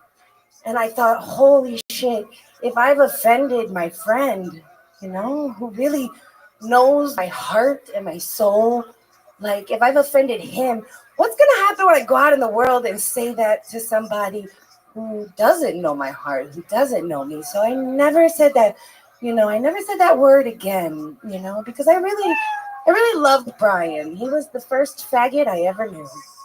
Jesus Christ. My God. Wow. Freedom of speech at the end there. That really is. It still exists under the new Biden administration, I guess. You can say whatever you want. Should we all say it Can we together? not? My mic's off right now. I've never actually really called anybody that before. Oh, There you go. just so you know, America. Trash plasma. There you go. So Jessica Lee Foster, remind us of everything about you. You've been on this show once before, right? Twice. Twice? But it's been a long time. It's been a long time. I think the last time I was here was about a year ago. Uh-huh. What happened on that show? What did we talk about? What did we make fun of? What did we find out about you? I mean, we talked about my kid. We talked. You have a kid? I do. Is he black? He's half. Hell black. Yeah, look at I you. knew it. Huh? Look at you. That makes Yeah. sense. Yeah. He's she's got the little- 18. He just went to college. He's actually on a college campus. Wait. Yeah. What sport does he play? He doesn't play sports. What? I know, right? I know. Wow. He is half white. Exactly. He's studying architecture. Oh, shit. Wow. Right? He's gonna build that wall finally. And he went on full scholarship. I think we talked about the scholarship. You got a 'cause scholarship? Yeah, he did. For what? Because he's half black. Probably. Who What do you gives a mean, fuck? probably? I mean, I'm poor and a single mother, and he's Right. brilliant and beautiful. Oh, so that's great. Just yeah. one son? just Yeah, that's it. And so what happened? You were She was on Maury. 18 years ago in 9 months, you got pounded by a black guy. Is that correct? Was it a one-night stand? Boyfriend? No, it was a boyfriend. Did you stick around for a while when you got pregnant? It's a very complicated thing. He was around when my son was, younger. But he is also the reason why we fled New York. So Right. there's that. Right. Yeah, There it is. exactly. All right. So things got a little rough. with They him. did get very rough. Right. Exactly. Well, that's a good thing that you got away. Yeah, And you've been away and happy ever since. indeed. And the 18-year-old's doing great. He's going to college. Where's he going? He goes to a college upstate New York. I want to say the name. Okay. No, that's perfect. Absolutely. Is his name like American Black, or is it something like we? His name's Lucas. Oh. Although I almost named him. I have my list of names. I almost named him Takai. Thank you. Something hard. I did. Lucas? He's like, Mom, thank God. This had never been. You know why I an named him athletic Lucas, by though? the way. Because his Better father's last name, I'll be honest with you. Johnson. Johnson's his last name. Lucas Johnson? Lucas Johnson. Is this your kid? He's my Does child. he play chess? It's a chess. He does play chess. It's a chess name. He's actually chess champion. chess champion. Fucking nailed it, Lucas Johnson. You can tell things from the names. Yeah. Like I used to like in Ohio, for example, who's a wrestler by their names. Like fucking who are the guys? We had two football players at our school. They were twin brothers, Colin and Kyle Brubaker, both linebackers. Just smash you right over the middle, but they got ran over by Maurice Claret our junior year. That's a funny thing. I don't know where you can tell from this, but my mother named me Jessica, Jesika. No two S's? One S, one K. One S, one K. Wow. So your mom also a little bit wild. Single mother. Right, single mother. Teenage mother. Okay. She smells like one, too. She smells like one. Oh, Smells like one. So you were a Got it. teenage mother? Whatever. Yeah. How old?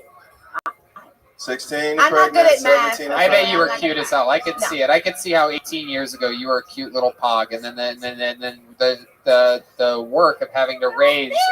Yep, sure it is. Yeah, exactly. Yeah, totally still there. Yep.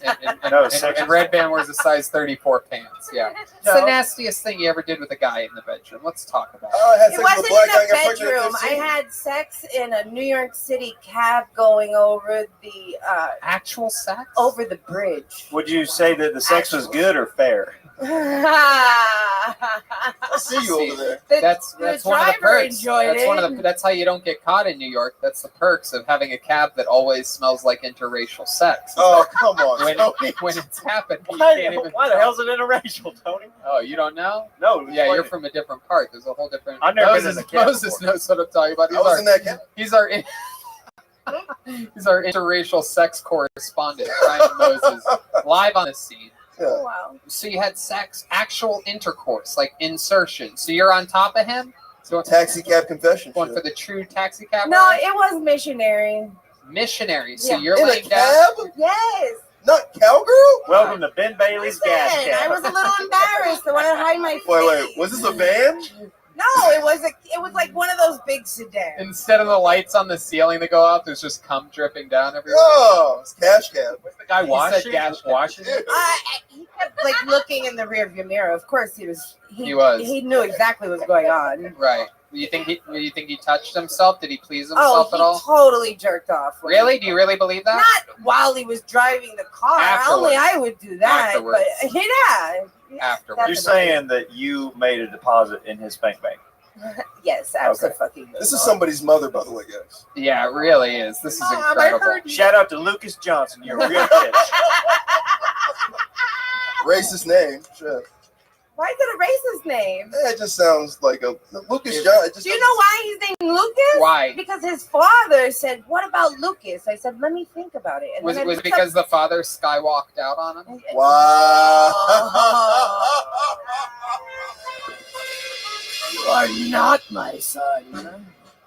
Sure. But he suggested. I am not your father. I will beat your mother until you have to flee the state of New York. Okay, go ahead. That's dead ass Vader from No, but his father said the name, and I said, "What does the name mean?" He's like Darth Later. Okay, go ahead. I'm sorry. Doing impressions of your I know, son's father. Yeah, of your baby dad. in 2002, right? Baby daddy. Uh-huh. So, go ahead. Why is Anyways, he Lucas means bringer of light, and then I decided, yeah, I like this name. So I told his dad, "Hey, it's gonna be Lucas." And he said, "Oh, no." Yeah. I talked to my mother, and she said you can't name him Lucas because there's a retarded cousin in the family named Lucas. And I said, "Oh, that's his name." You're like, Mom, but he's black. Just Oh. to spite his mother because she's an asshole. That's cool. Is his father Nigerian? His father what? Is his father Nigerian? Yes. What kind of No, not African that- is his no, father? just very American African. American? Oh, African American Yeah, type. just Like, Bronx. they don't know what he is. New Yorkers. Bronx. Yeah. You ever talk with him anymore? You ever update him and stuff? You ever ask him There's for a money? restraining order. Oh no, I'm sorry, not order of protection. Okay. Okay. It's not allowed. An OOP. An OOP. Other exactly. people's Called close, oops. yeah. OPP. I like OPC. That's what I like. Okay. Wow, that's an interesting. Wait. Was this guy a drug dealer? No, we rapped together. We did hip hop music. Oh, you guys are rappers. Yeah. In New York. Yeah. Guys, can we get some bars from this chick? No, I have crippling anxiety, so I can't freestyle them, but I can. Oh, but you can do stand up in front of nobody. It's different. It's Is really it? different. Do you have a fish tank? I'm getting fish tank energies from you. You know what? I need a fish tank. I like fish tanks. You have some type of animal, a plant? I have a lot of plans. Oh, there. That's what I've been doing in this, COVID times, is just buying plants. I'm very thankful that I'm allergic to cats, or else my apartment would be fucking awful. Cats? I'm allergic to them, so Oh. I got plants instead. Oh, okay. They don't make you sneeze. God, you're weird as fuck. Yeah, Jessica Lee foster children. That is true. Jessica Lee Foster. Yeah. It's Australian for beer. Ah. And American for child abuse. How about now? What's your sex life like now? This is a very heavy sex episode. I really thought with my kid, leaving the house that Uh-huh. my sex life would improve vastly. How long ago did he leave the house?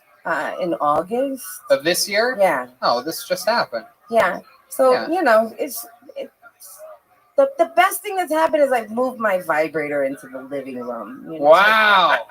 Keep it fresh. You know, Kill Tony's audiences are usually 18 to 45. So just if Lucas is listening. Lucas doesn't listen to this shit. Listening. No, he wouldn't listen. He's a He's smart not a fan of comedy. He was born without a Yeah. ear. Yeah. He doesn't have a sense of humor. He does have a great sense of humor. He does? He really does. Nah. And perfect comedic timing, this kid. Okay, sure. Yeah. You sound like one of those moms that How big's his brags dick? about everything. But I don't know, but I think it's probably big. how do you not know? You never saw it? I mean, I haven't seen his dick since he was like 11. Yeah, but Man, my then mom, you're doing it wrong, mother. my mom saw my dick when I was just a little boy, and she still brags about it to everybody she meets. First thing she said to me, yeah. Have you seen Tony's dick? When he was like 3, we'd gone on a road trip Here we with some go. friends. Uh-huh. And he got out. We all got out of the car to pee because it was a long trip. Yep. So he. But goes he up- didn't have to get out of the No, car. He he- just stayed in his seat and put it out the window. Pretty much. Got but that he- Lucas he's Johnson. on the side of the road peeing, and my friend looks over at him. She's Jamaican, and she looks over and she's. Holy Oh shit, my man! God, that boy got an anchor. Yeah, he's got an anchor. So I'm pretty sure he's probably still And then got she a jerked that chicken, didn't she? But he's kind of Yeah. a dork, you know? She fucking bobbed that, Marley. Who? What? No, 3. We're talking about 3-year-old. Yeah, we get it. Fucking Trinidad and Tobago. You know what I'm saying? Okay, there she goes. Thank you so much, Jessica Lee thanks. Foster. There you go. There you go. There you go. Oh my God. Longest episode.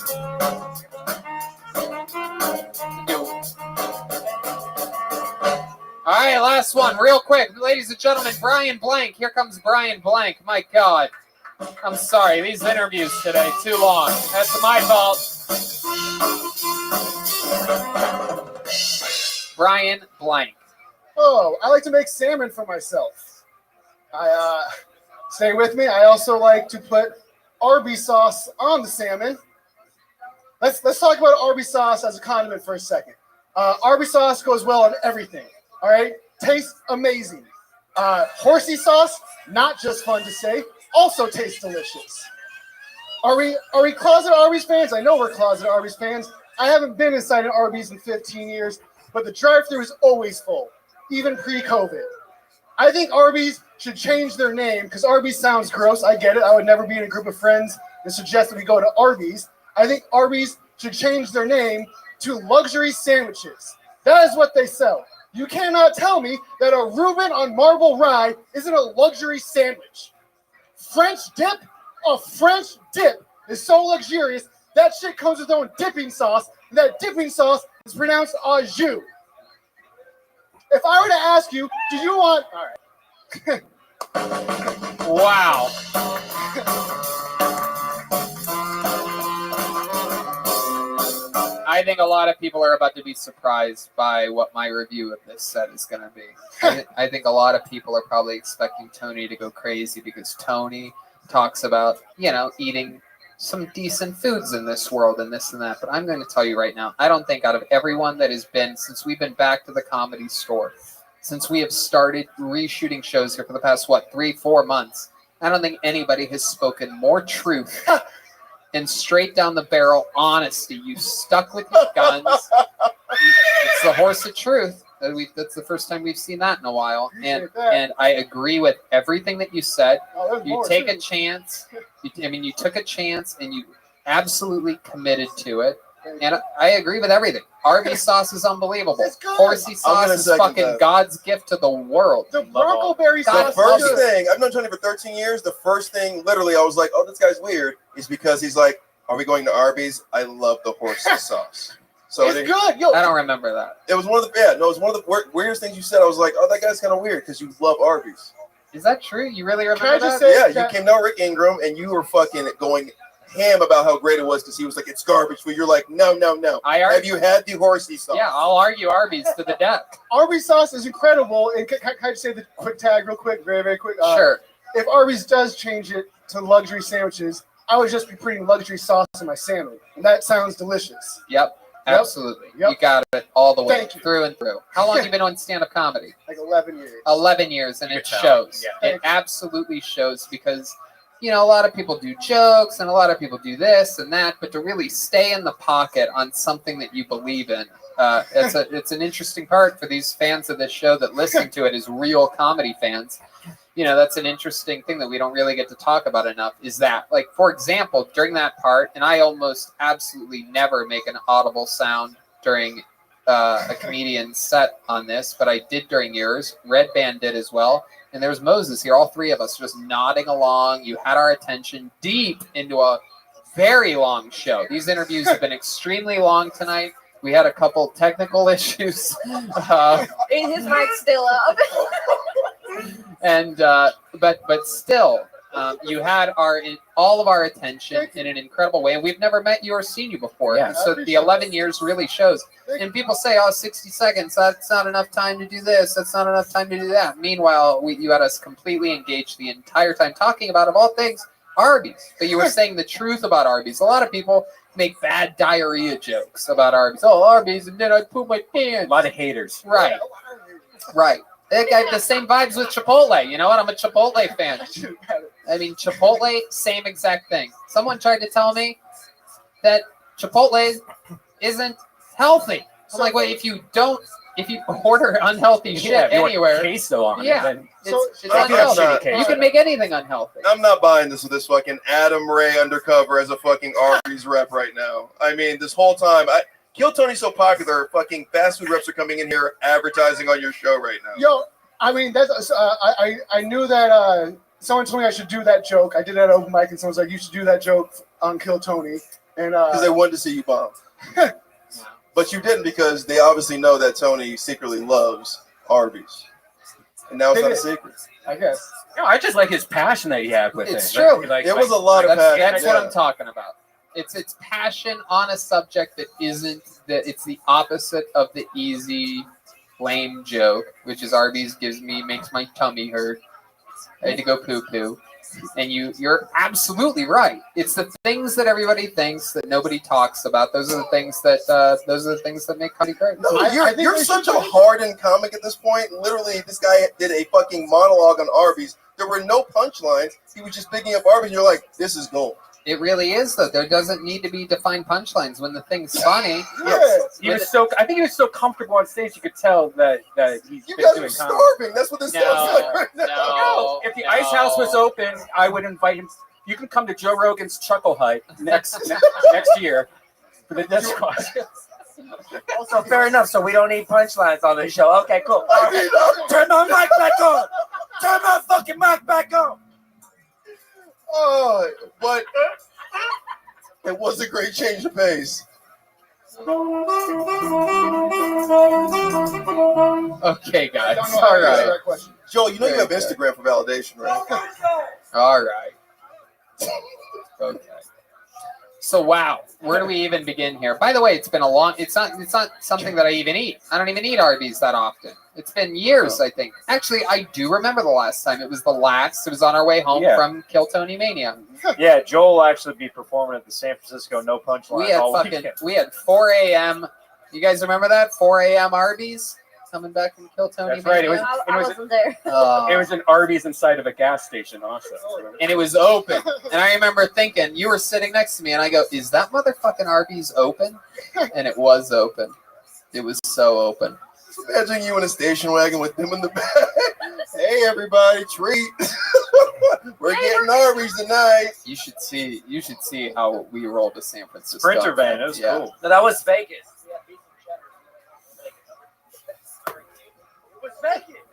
No, it wasn't. No, I No, remember it was very not Vegas. clearly. He's gonna Super turn late this at night. fucking car around, everybody. Shut up!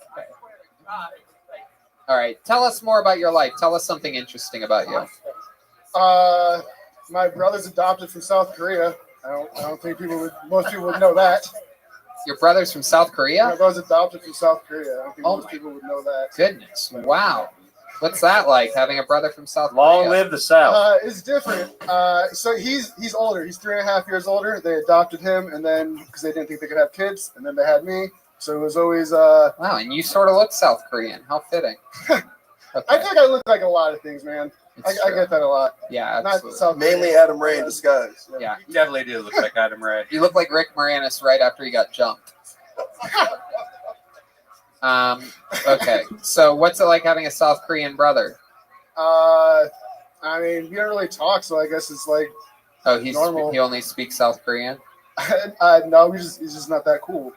Oh. Family can't afford subtitles. Does he play video games a lot or something like that? Is that why? Or is he into anime? No, he's just kind of a dick, man. He's just kind of like growing up. He was just a dick. He like we played video games growing up. Jesus, are you sure? Because he made them. I mean, he just like I had. How's he a dick? Man, he cut me with a steak knife when we were playing Madden. Oh my god, are you sure this kid isn't North Korean? I mean, like, he's just kind of a dick, man. Like When he cut you with a steak knife, did he light you on fire and like make it flambe or whatever? No. Okay. You ever been to Korean barbecue? Did he make you put it on the grill after he cut you open? He didn't do any of those things. No. Clearly, there's only 2 people in the room that have been to Korean barbecue. What is happening here? We don't eat that, Tony. Did he put sliced onions on top of your wound? No, and man. then crack an egg on it? He didn't ask if I was okay. He didn't do anything. I'm killing with the 2 guys. Ryan J. Ebelt and Moses are the only people. Red Band. I had kimchi today. Yeah, you're on a sushi roll. When did you start dating her? Kimchi. A wrong time ago. Oh, shit. Also, Tony, I want to apologize. I think it was San Francisco. All right. Thank you so much. That's great. We fucking care. That's great. Stop. Kimchi, when you start dating her, get the. Okay, we are getting Joel neurological testing before next week's episode. All right. I feel like I'm just gonna tell a joke. That's not gonna happen. Let's just go. What are you gonna do? You gonna do a joke? Do a fucking joke. I was gonna. My brother, we don't get along. My dad is also kind of mean sometimes. So like from whenever we would go out to a restaurant, from the waiter's perspective, it didn't look like I was getting an argument with my brother. It looked like I was getting in an argument with a friend of mine, and it looked like my dad would always take my friend's side. Oh, that's hilarious. That's the waiter's side. Brian, stop being mean to Junho. Like that? Did he have a super South Korean name? Jared. So no. Jesus. Yeah, pretty much. that's pretty. You're the one that looks like Jared. Oh, man. Okay.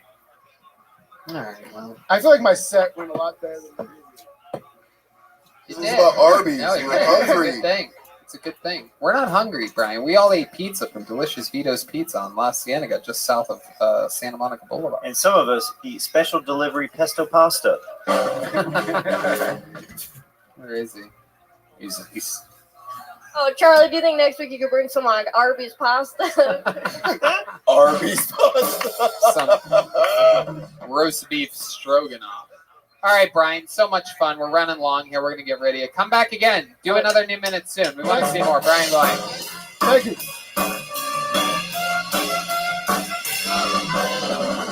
What have we done? What have we done? All right, ladies and gentlemen, this is it. We finally made it to the finish line. This is as exciting as it gets. It is that time for our super regular, one of the most powerful men in all of stand-up comedy. I present to you once again the GOAT himself, the great Michael Lehrer, everyone. Here we go. There's the shoes. Wow. Oh, shit. Oh, shit. Oh, shit.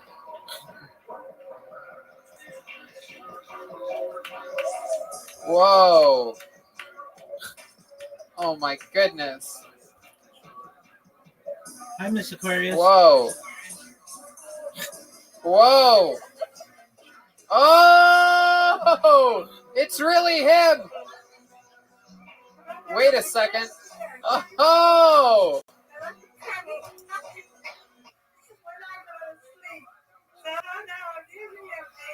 Take your time.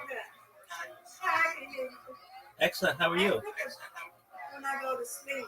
That's okay. When I be going to sleep, I cut it down. I understand. How are you?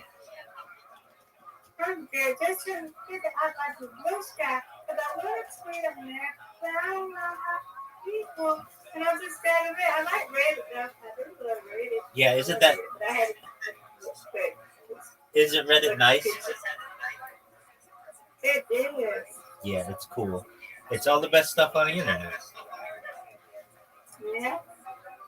Okay, so What you been up to, sir, honey? just programming robots, annoying people, but that's what I do. I don't know if I told you yesterday, somebody came in here and they were really upset. And they were like, I'm like, how'd you find out about me? They're like, your bot's on Blue Sky. If you post another thing on Blue Sky, I'm going to sue you. And I was like, for what? I didn't, wait, no, it's like, for what? Like, I'm not like threatening you or anything like that. What's your deal? And I was like, do you mind if I tell you about myself? And they were like, okay. And by the end, they were an ally of mine, and they are a big fan of what I do. And I told them, what I did worked exactly the way that I wanted. I essentially spammed you, got you interested in what I do. You came in here, you allowed me to tell you allowed me to tell you about myself, and now you know what I do, and you think it's really cool, and you're going to tell your friends about it. So I was really happy with that, and yeah, people are posting about me, so that's cool. Blue Sky is pretty boring though. Generally, Reddit is where it's at for cool stuff. So what has been good that you've seen on Reddit? Music. I love music. The music is cool. Let me see. Where's my music? I didn't get on that today, but so I can look at it now. Okay. This is Michael Jackson. Okay, let's see. You know they're coming out with a Michael Jackson movie? You know that they're coming out with a Michael Jackson movie? Another one? Yeah, it's called Michael the Movie. It's going to star his nephew, Jafar Jackson.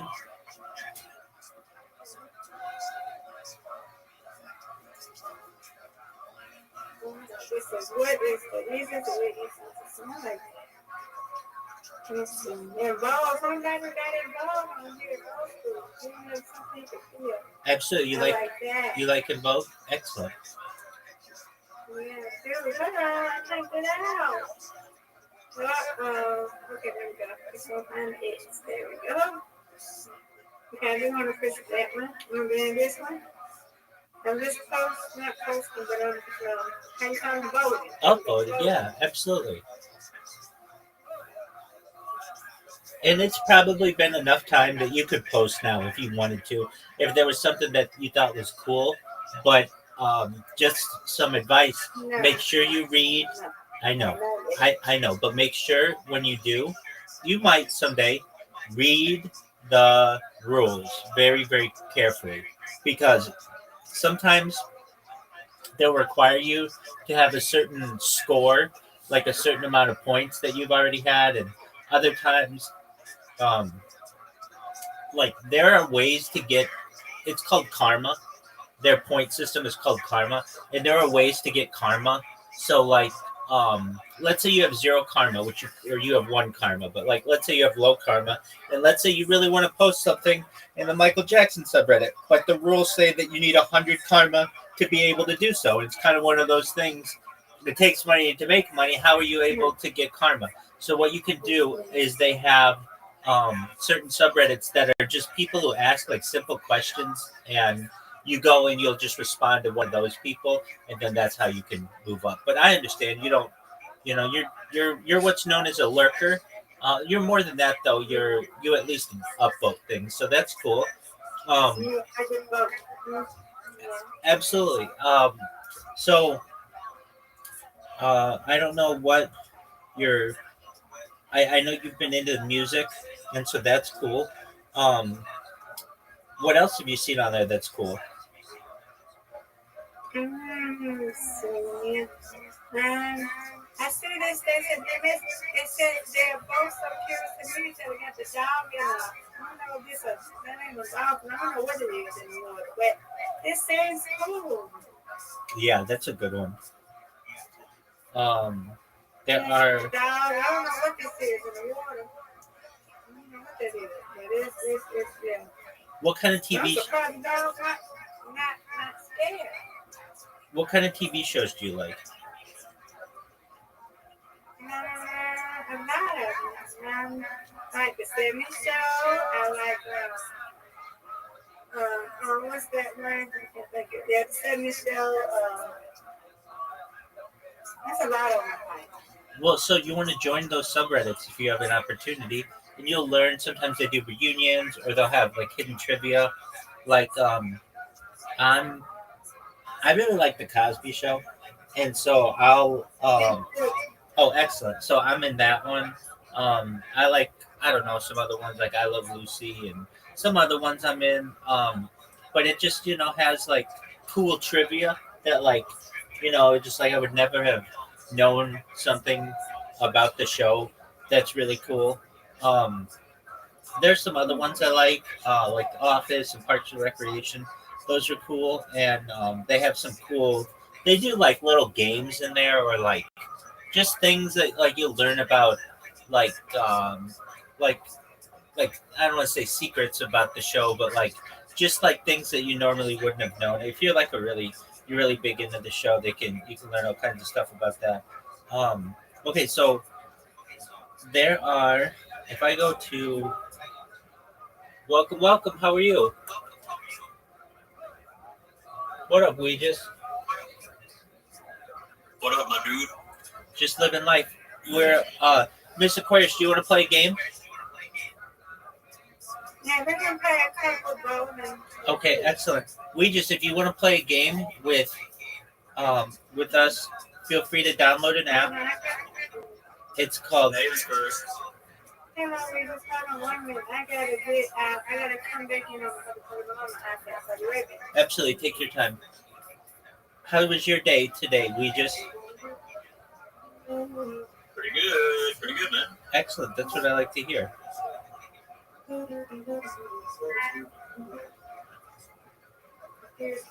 Okay. All right, I'm gonna send you. What kind of game we play, Rabbi? We're gonna play bowling. Bowling? How are we gonna do that over Discord? So what you want to do is download an app called Plato, Plato, and Maybe I think I'm gonna sit this one out. I might just watch. Okay, that's okay. There's no way to watch, but we'll be playing it, and you can at least hear us play. Yeah, I'm not getting Plato. It's fun though.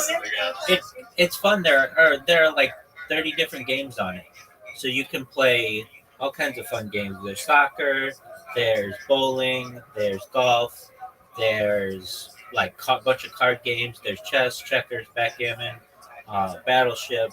They've got Uno and darts and archery. I know. Was it Play Together? It's Play Together? No, it's Plato, Plato. Plato, like Plato, like the philosopher. Exactly, just like the philosopher. Exactly. Plato. All right, let's get it. There you go. That's what I'm talking about. That's right. Good job, All right. So what you want to do is download it, and it's really easy to download and then easy to create an account. And when you create an account, let me know, and I'll send you an invite. You'll literally be playing this game within the next 3 minutes. I'm playing a little bit of guitar right now. That's very nice. We were just talking about music. What kind of music do you like, Regis?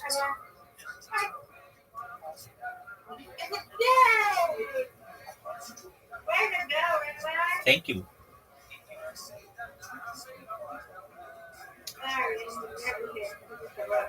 What kind of music do you like, Regis? I like a little bit of everything, really. Okay, very cool. Who are your? I've been listening to.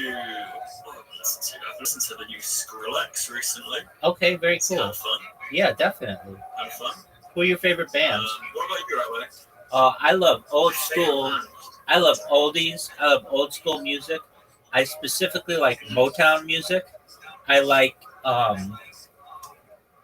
soul music, I like R&B. I like rap. I like jazz. I like pop music. I'm like a huge Beatles fan, huge Rolling Stones fan. I'm a very big like Bob Dylan fan. I'm a big um, I'm a big Billy Joel fan. I like this one.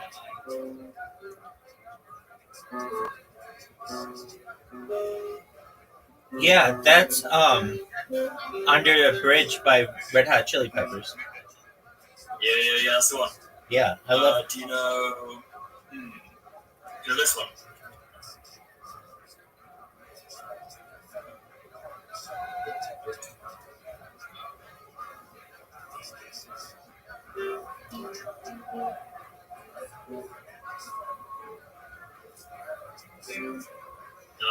No, I don't. But it didn't come in very clearly.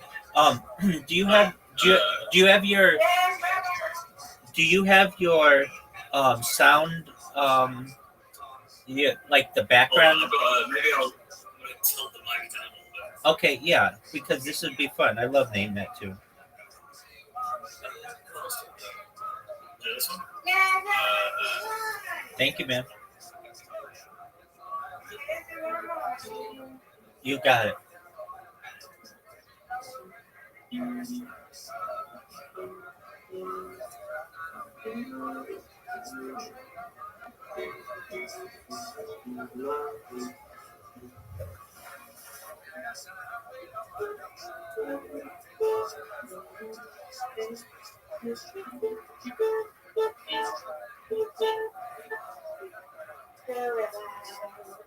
That's the other band Ween.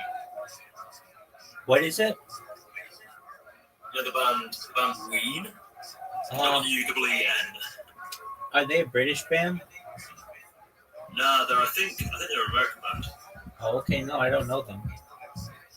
They're pretty good. I'm gonna go. Take care, guys. Hey, take care. We just.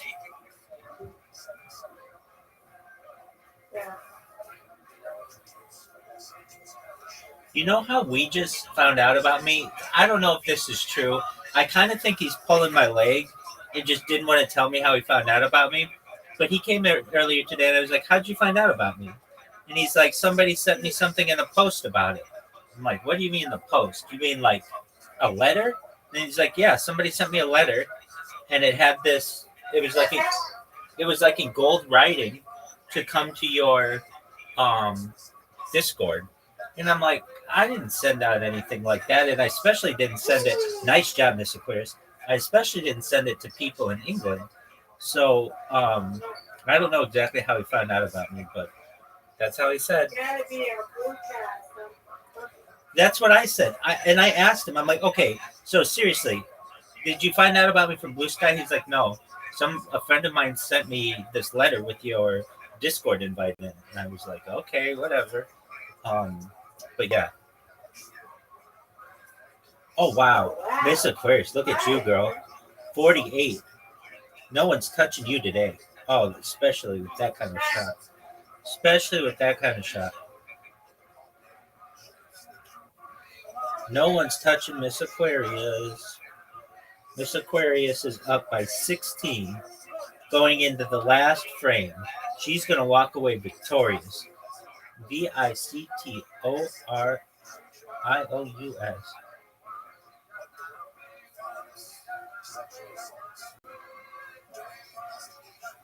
Wow, you've got a big score. Get it. This might be your high score if you do well on this shot.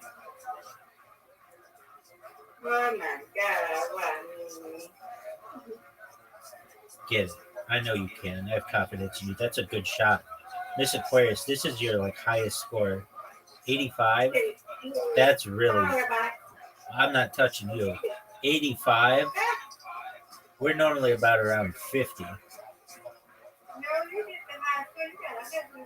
114 is my record, but still, 85 is a good score. Well, that was really good. Good job. You beat me by 35. Nice job. I win, you win. Good job. And you definitely won right there. Good job, Miss Aquarius. That's right. All right, you go do what you need to do, and then before you go to bed tonight, come on in and we'll play, and we'll have some friends in here. You take care. All right, you too. Thank you. And I'm gonna let you play. I'm gonna let you practice and then y'all get me by myself because I can't do what everybody else. So I don't, you know. That's okay. We'll practice sometime when you have time, and we'll get you good at it. Yeah. Excellent. Take care. Bye, Miss Aquarius.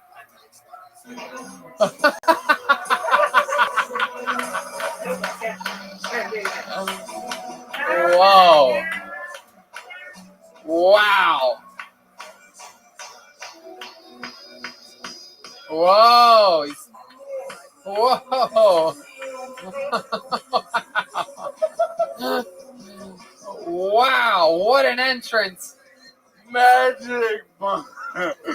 Magic.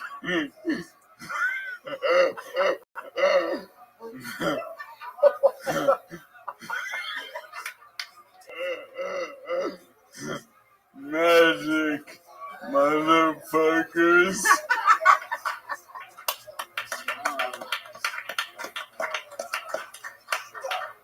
Man, my body, my body is really fucking degenerating quickly. I'm about to roll up on John Legend's house and be like, "Where's my fucking ice fucking money, you motherfucker? I saw you do that challenge. Give me my fucking ice fucking money. You know, fuck that. Put your guy in my book bag. The Emmy, the Grammy, the Oscar, and the Tony, alright? And whatever face lotion your uppity pickup a wife using, I want that shit too. Look, I want to do an impression of every woman I've ever scorned. Welcome. How are you? I didn't even want to talk with you anyway. Carver!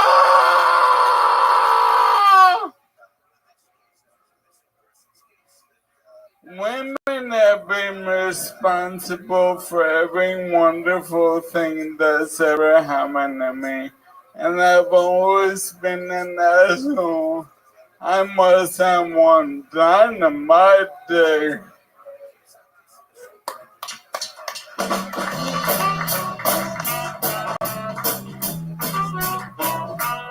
Wow. What a work of art. I mean, just incredible from beginning to end. So much to talk about. Let's talk about it. Brian Moses, I bet $1 million in one of those indie guys pretending to be black. Oh, Real Kamala Harris, you got me. Yeah, Dude, a lot of people have said this. Yeah, when all those N-words are gonna bite you in the ass when people find out you're a Slumdog Millionaire. Wow, this is the greatest rumor I've ever heard in my entire life. That Moses is an Indian man. By the way, a lot of Moses' stand-up comedy has to do with racial humor. You do say the N-word since the first set I ever saw you do. Yeah, I was screaming. Fucking Mississippi Marsala over. I always... Fuck this guy. He's like William Walk, the wheelchair guy. Bitch, I'm the closer. Alright? Hey, I wanted to talk. Let's do it. Alright, now. By the way, this is how an interview's supposed to go. This guy comes in here, puts on his fucking show. Thank you. And Brian, beef is squash. I'm more black than you, and that means we're cool. Alright? Now. Joe Biden shit you just did to me. Now, my sole life, sole focus in life is fourfold. One, be the funniest motherfucker on the planet. Two, be a world champion of poker. Three, help my son when I have time. Four, be the biggest, sexiest, disabled sex symbol that ever lived. That's why I'm dressed like this today. There you go. I think the only thing you have to do is win a poker tournament. And whatever you said for number 3 that I couldn't understand. Yeah, we had to do one my son, but fuck him. Oh, okay. Perfect. Yeah, but I had a wonderful week. I went to the most narrow bullshit cake museum ever. Cake museum? Yeah, Like museum of cake, like the food? It's called Cake Land. It's in Chinatown. Now, there's nothing worse than the gay abstract artist with a trust fund. Because I'm the first to say comedians aren't artists. I never say I'm an artist. But every time I go to a museum, I'm like, we might be the only artists. Because abstract art is bullshit, alright? A fucking gay guy gets a trust fund and he's like, oh, let me take a cake and make it as big as a room. Or, fuck you. Yeah, fuck that guy. How big's the cake? What kind of room are we talking about? Big as a room, man. You ever seen this thing, Ryan J? Ryan J is the house artist. It's a pop-up Shaking his head now. museum. Also, how big is this gay guy? That sounds scary, man. Dude, he's not that big, and I breasted me for the cake. And he goes, okay. And then he won. And now my asshole is not a virgin anymore. You saying this gay artist raped you, man? No, because I lost the bet, the butt sex was consent to me. We have a question coming in from William Montgomery. I'm going to take it just to see if see how this pans out. Yell it real good, William.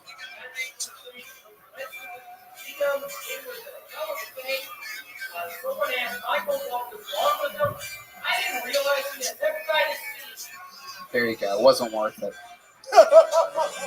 Sometimes you take a creative risk. The good thing about having such a serious disease like Lou Gehrig's is that all my hepatitis is pale in comparison. Right.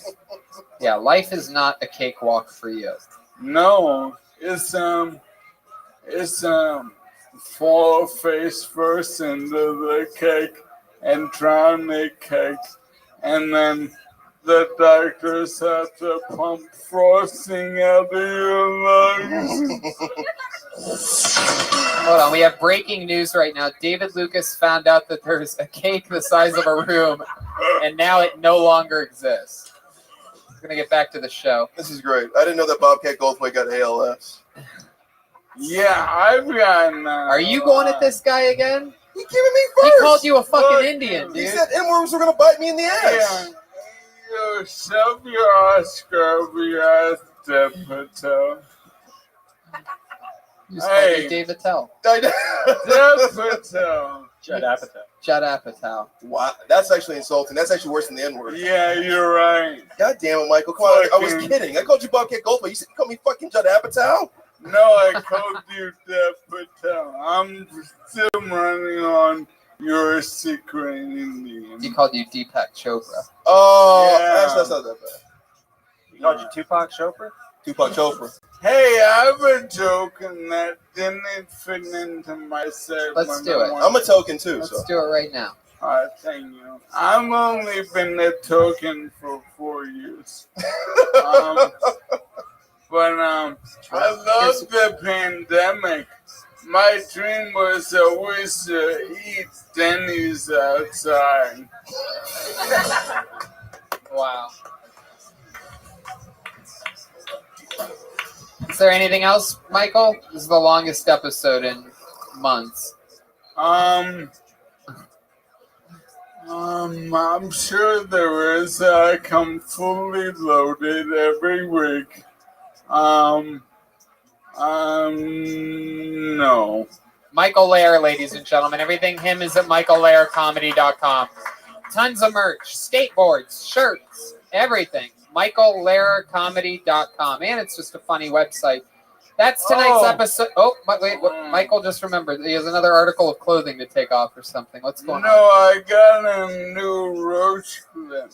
Uh-oh. Look at that. Wow. 4 joint. Look at that. My goodness. Did you roll that joint yourself? No, I can't sign my own name. I'm definitely not rolling joint. Yeah, that joint needs Roman. Yeah, you need Roman E.T. Is that Mary Poppins joint? Yeah, this is roach clip in the age of Corona. Look at Magic. that. The joint has Lou Gehrig's disease too. Wow. That's tonight's episode. Let's look at the drawing from Ryan J. Ebelt right down the barrel. This is tonight's drawing. Jesus Christ, Ryan. Oh my God, he's out of control. He had a lot of time to put a lot of work in that. Jesus, yeah, you could tell it was the longest episode because that looks like that would take a regular artist months to do. He did it in merely 2.5 hours. Ryan J. Ebelt. Everything's at RyanJEbelt.com. How about a big hand for tonight's guest, the great Brian Moses. Brian Moses is on social media at Ryan Moses for breakfast. There you go.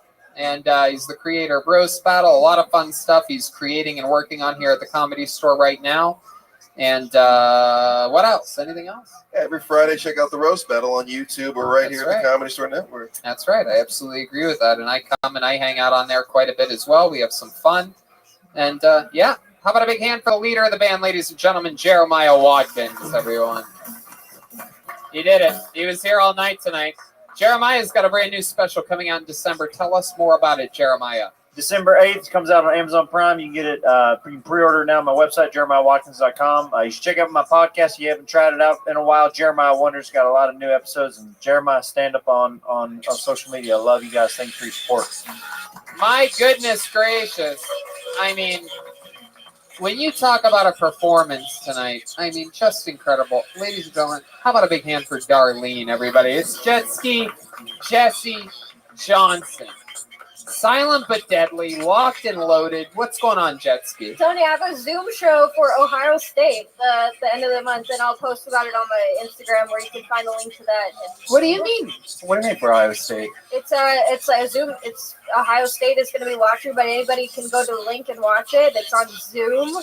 You're doing a comedy show for the Ohio State University? Yes. Well, let me tell you right now, before you do that, from now on, when you plug it, you say the Ohio State University. That's the actual name. Now, everybody always laughs. It's the actual. No, they. This is true. They copyrighted this like hundreds of years ago. It's the name of the school is the Ohio State University. Well, I would have looked like a big idiot because my opener was Hi Ohio State. Well, good. Good. Oh, yeah. You would have looked like the big idiot if that was the name of the school, too. So we saved you there. Jet Ski Johnson also has handmade ornaments that she makes herself, boxes herself, and ships them out herself. All of those are available at jetskijohnson.com. Guys, on the bass all night tonight, the incredible stylings of Chroma Chris, everyone. Your will, Tony. It really got rid of my red, white, and blues from this week, if you know what I mean. But, hey, Tony, you guys can all check me out, Chroma Chris. I have a couple new YouTube videos. I got the Orange Jam sponsor video, and I also got a Jam in the Van video from Drac and Swamp Rats out right now. Fan-fucking-tastic. And that's it. That's everybody. Hey, everyone, check out Now here he is. It's Joelberg Joel Jimenez, everyone. He's back there. He's the drummer. He's the backbone of the band. We are having a spina bifida tonight, by the way, if he is the backbone. Guys, it's been rough times. Have fun. All you got is your friends to have your back. Everything's good. If you want to have a good time, just trust your friends will have your back. That's it. I got the Mostly Sorry podcast. I had Jesse on this week. Shout out to Ludwig Drums, one of the biggest drum companies in the world. That's fine, though.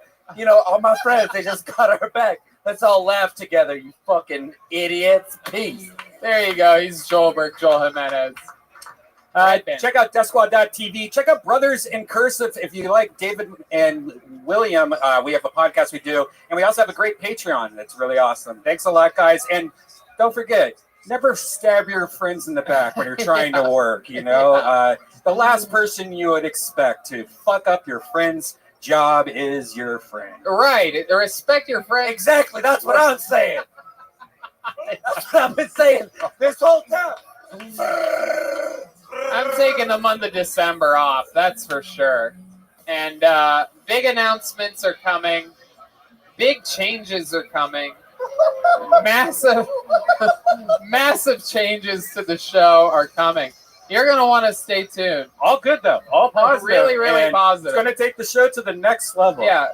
Just remember that Red Band and I, for over almost 8 years, have had your best interests at heart, and we will continue to do that just like we always have. So stay tuned. Exciting change is coming. Good night.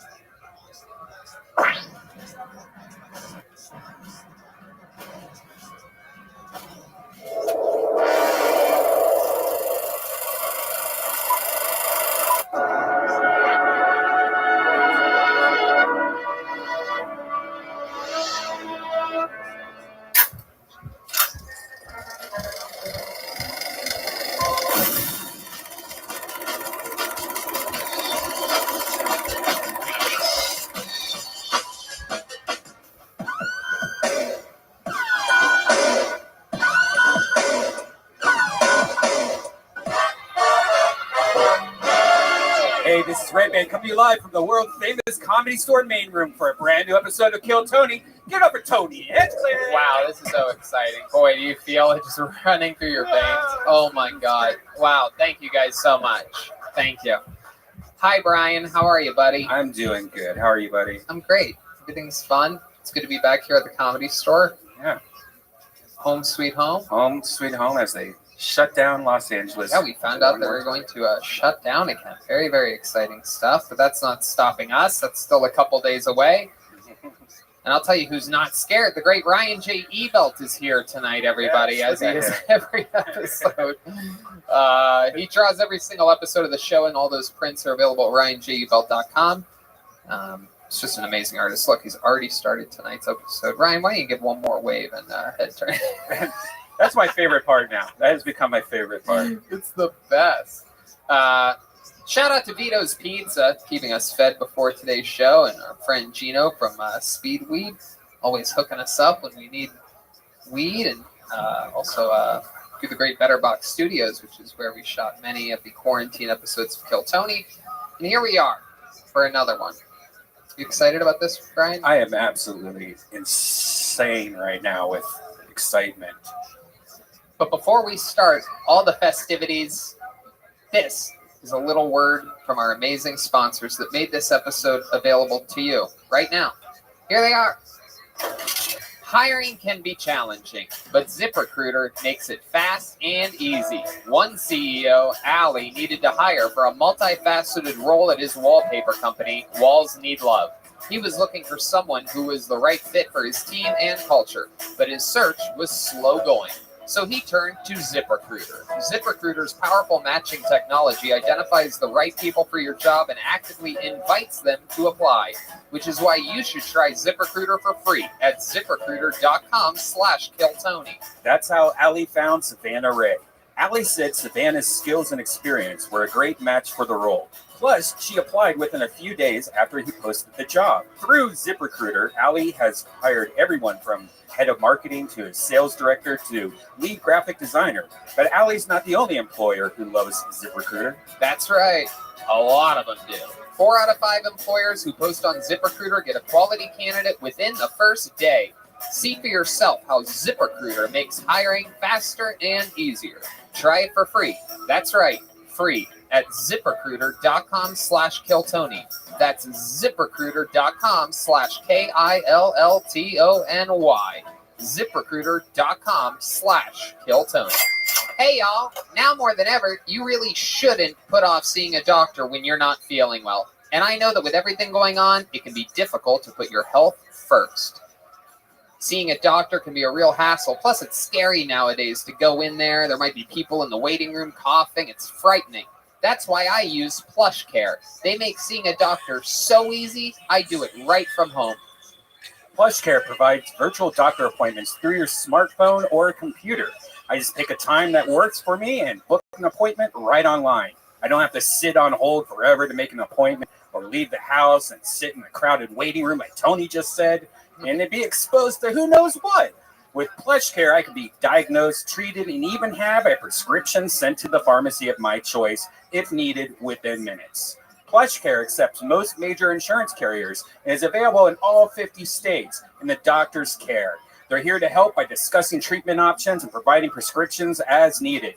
And they're available anytime I have questions. And if you need a regular checkup or have questions about mental health, PlushCare doctors are available to help. Schedule an appointment today to discuss your treatment options. You know, I did this, Brian, and it was super easy. It turns out I had a little case of food poisoning after eating some diabolical sushi, but I was worried, and I took care of all of it over PlushCare. With PlushCare, I don't put off seeing a doctor, and neither should you. No more excuses. Make your appointment today. Go to plushcare.com/Tony. That's plushcare.com/Tony. Plushcare.com/Tony. All right. You guys ready to start tonight's show or what, huh? This is very, very exciting. Ladies and gentlemen, this guy, first-time guest on the show, however, been pulled out of the bucket multiple times. We know this guy. He's a friend of mine. He's a great, great comedian. He's a door guy here at the store, part of the elite Navy SEALs, if you will, of renegade stand-up comedians. And here he is, ladies and gentlemen, the great Mitch Burrow, everybody. Wow. Look at this. Moving on up in the world. Mitch Burrow. Everything's shaken for this guy. An overnight success. Been in the game for 8 years. 14 years? Wow. The only person to ever go from getting pulled out of the bucket for being a guest. That's right. The only person ever. Out of, yeah. The only person ever. That's never happened before. Never. Anyway, how's it going, Mitch? How's life? Things are going great. The fans of the show don't know, I have a baby on the way. Wow, look at that, everybody. He's got a baby on the way. I did. That first thing about me being the first person to go from bucket to get, that was a lie. But I do really have a baby on the way. Wow. Yeah. Is this the girl that you've been talking about recently on the show? Yeah. The one that lets me have sex with her and stuff. Yeah. Yeah, she let me finish inside. It was great. Whoa, wait. Well, how'd you make the baby? You just leave it in a little longer than normal. And it's like, oh, we fucked up. Wow. But we're excited. We're excited about this mistake. Are you? Yeah. Yeah, we're real excited. Because, babies are fun, man. They fall over and shit. So I'm excited. Things that fall over are fun. Yeah, I think you're going to be a good dad, though. Me too. I'm just going to like it. Because I like when kids learn on their own. You just let them make mistakes and film it, and then it goes viral. So I'm excited about that. Oh, You're going to be one of those dads. You're going to be like Bad Baby. I am going to exploit this child for everything. TikTok the fuck out of that, Hell baby. Yeah. All right. Well, speaking of babies, there's a bunch of people that that I have to work with every single week. They are a band, ladies and gentlemen. If their costume is babies, that is going to be insane. Every single episode, they commit to being different characters. We never know what they're going to be. They've been preparing in the back. Let's all find out together what they are tonight as I present to you the best damn band in the land. It's the Kill Tony Band, Jeremiah Watkins, Jetski Jesse Johnson, and Joelberg Joel Jimenez. God, we used to have so much fun. Oh, hey, we know these guys. They're here to deliver the baby. That's right. Baby delivery by FedEx. We've seen these guys before. I believe the last time was in La Jolla, California. You don't forget a bunch of FedEx delivery people when you work with them. How are you, FedEx guy? Hi, my name's Teresa, and I'm gender fluid. My pronouns are who, what, when, where, why, and they. Teresa. Good to see you again, Teresa. And I don't call it male or female. I just call it postage. Wow. Okay. Thank you. I thought I made it clear in my writer that I would be the only one with a kick-ass mustache on stage tonight. Don't worry, you are. And what's your name, young lady? Hi, I'm Rhonda, the former manager of the Arizona branch, but we have all just transferred recently to the new Austin branch. Wow. People are moving. People are moving. And who are you back there, young Bullwinkle? The name's Clarence, and honestly, I hate it here. It seems like a very irrational decision by my boss to move us to Austin so quickly. I mean, we were so settled in our branch, and then all of a sudden, just a big move happened. Yeah. Well, I'm really proud of the team for just going with the flow. Yeah, we couldn't have any more support from our branch. We never get called babies or anything by our superiors, and we're also welcome with a smile every day. You could thank Corona for that also. Don't forget that, guys. Oh, Corona's the name of my if friend. All right, so that's the band. They're here. We got Mitch, we got Red Band, the soundboard, everything, and I have 4 people waiting from deep in the back of the room, all spread out, socially distanced, waiting to see if, well, not really if, but when their name will be pulled. You know, there used to be at some points up to 150 people's names that they signed in a bucket. I would just pull them out. Yeah, so even more than that. So different. Instead, here we go. We know what we're in for. I'll tell you from this angle, looks pretty exciting. So let's have some fun. Let's start the show. But there's no better way to do it than with a real fucking ace in the hole. You know what I mean? A real fucking go-getter, a real fucking little dirty dirt ball.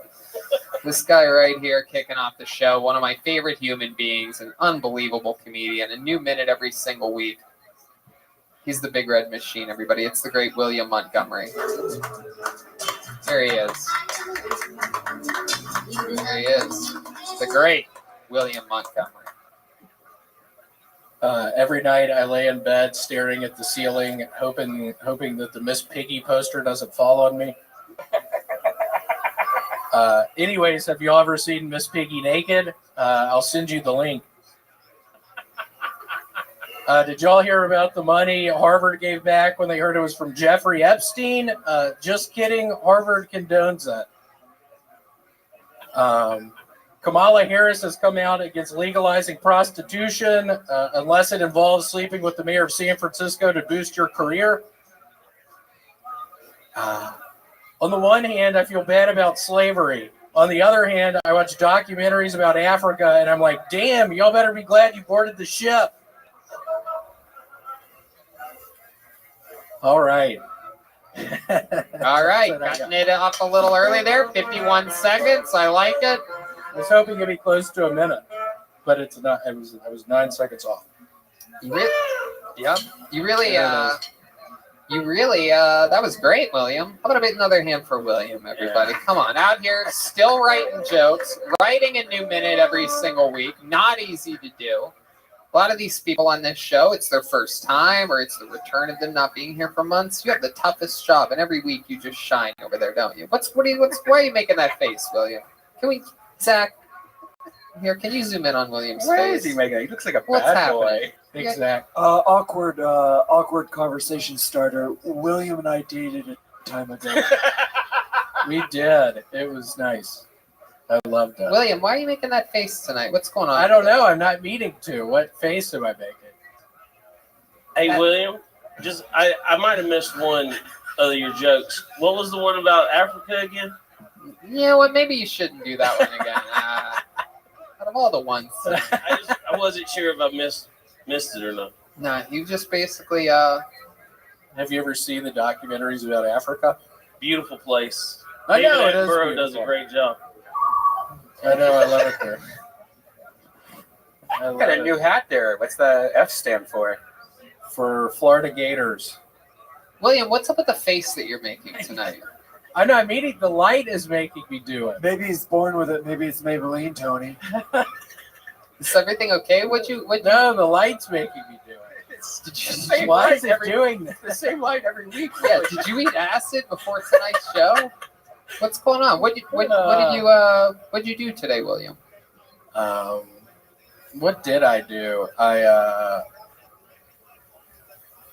I ate some tamales. Yeah. Where'd you do that at? In the kitchen? It's a place. What is the place called? It's called like the Tamale Kitchen. That seems pretty on the nose. Do you think William has ever told you the truth about No, anything? I don't think Okay, so. just to make sure. Yeah, the Tamale Kitchen. It was really good. I had a chicken and green chili tamale. Yeah, it was really good. Wow. How many? Just a couple tamales? That's all you had? Yeah, a couple tamales and a couple of chicken.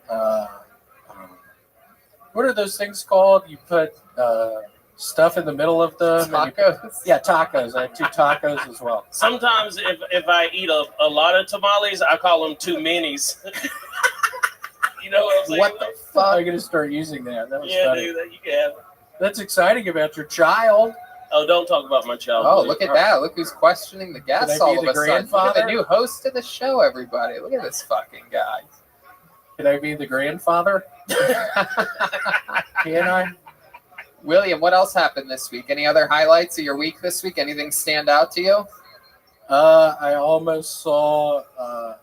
I thought I was seeing my girlfriend's grandfather die. That was pretty exciting. You got to see Not in that? a good way, but a scary way. Yeah. What happened? She met you?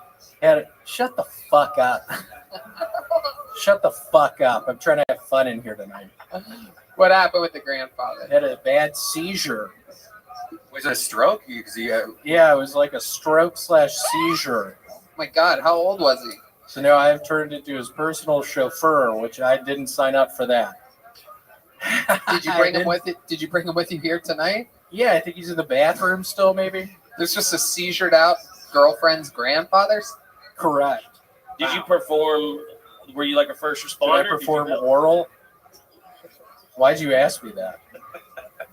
Why'd you ask me Mouth that? to That mouth, seems like- weird. To help him stay Yeah, alive. like when he started having the seizure, did you get like try to help him or What happened? What were you doing? I was just watching. What am I going to do? Can you give us an impression of you watching grandfather? Wow. And you just did nothing? What was he doing? Well, the ambulance people Can you came. do an impression? Can you look at that camera there that Zach's behind and do an impression of the grandpa having a seizure? That's what a seizure looks like? That's what you've been doing the whole time up here tonight. That's the face I was asking you why you're making. What's going on in that house? What do you have? Seizure tamales? He had little seizures. That's great. So when he was having a seizure, you just sat there and stared at him the whole Well, time? the paramedics came. Well, I mean, they came like 10 minutes later. Well, You if didn't- you would have done anything, that's a legal search and seizure. What does that mean? You know what that means, William. I do know what that means. Wow. So your grandfather had a seizure, but he survived. He's alive. He's alive. Yes. What are you guys keeping him? It sounds like you're just saying that he's alive so you can collect his like unemployment benefits or something. You guys collecting a check on this guy? Yes. Wow, look at that. Yeah. Is he in like a vegetative state or? No, he seems normal.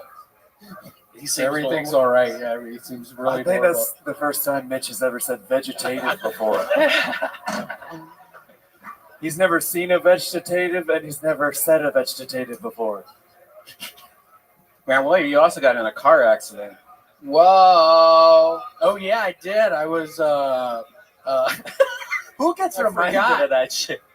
I went to a McDonald's on Friday morning, and I was leaving the McDonald's, and before that, my breakfast at McDonald's. Yeah, What'd you get? 2 sausage, egg, and cheese biscuits and a hash brown. You went with the biscuits, huh? Two. A single hash brown. What'd you wash that down with? Water. Water.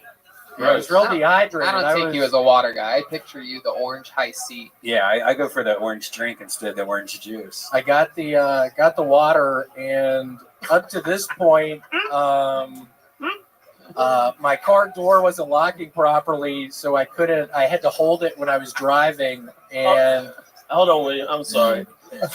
Red Band just said like that was like a normal thing. Like, Yeah. I prefer the orange soda pop to the orange juice for breakfast. Didn't you as a kid rather have the orange drink? This is instead why of you're the fatter high than C? me now. Orange juice has way more sugar than Orange the high Band. C.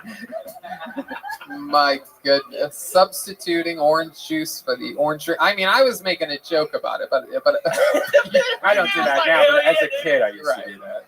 Yeah, the high C was awesome when you played sports. And they had that big yellow container. The high C. I have a question. As a kid, did you have an e-trike? An No. e-trike has been called on the field. They don't even have those, back But then. they should. Red Band's new business. E-trikes. But yeah, so I'm taking a left out of the McDonald's, and Is it a 2-lane or a 4-lane? It's a 4-lane. Oh boy, you're making a left out on a 4-lane? Did it identify as a highway or a traffic road? I think an expressway. Okay. Maybe it was a byway. Boing. I think it was an expressway. Go ahead, William. You're making So a I'm left turn. taking a left, and next thing I know, I was hungover. I wasn't in my right mind. I was looking at my sausage biscuits, and I pull out, and You're pulling out what? The biscuits.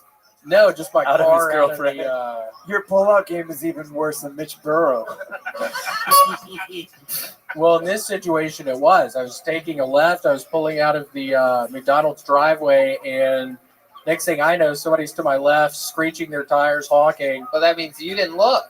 This is I your missed fault. it somehow. I've This never is been in your a car fault. crash. I've never been in a car crash. Let me ask you this: did you eat your biscuits yet? Are you? No, not yet. They're just in your bag. Are you I by had to yourself? wait like an hour later. It turned into a whole ordeal. Are you by yourself on this I'm trip? by myself. Really? Yeah. So the bag's just sitting on the passenger seat. It's sitting on the passenger seat. I slam on the brakes. Why do you slam on the brakes? If they're Because the coming- lady's coming at me. She slams on the brakes. If you would have hit the gas, you probably would have been fine. I don't know. People are coming going the other way. Jesus, what did you? There's Did you traffic just everywhere. did you just not look at all?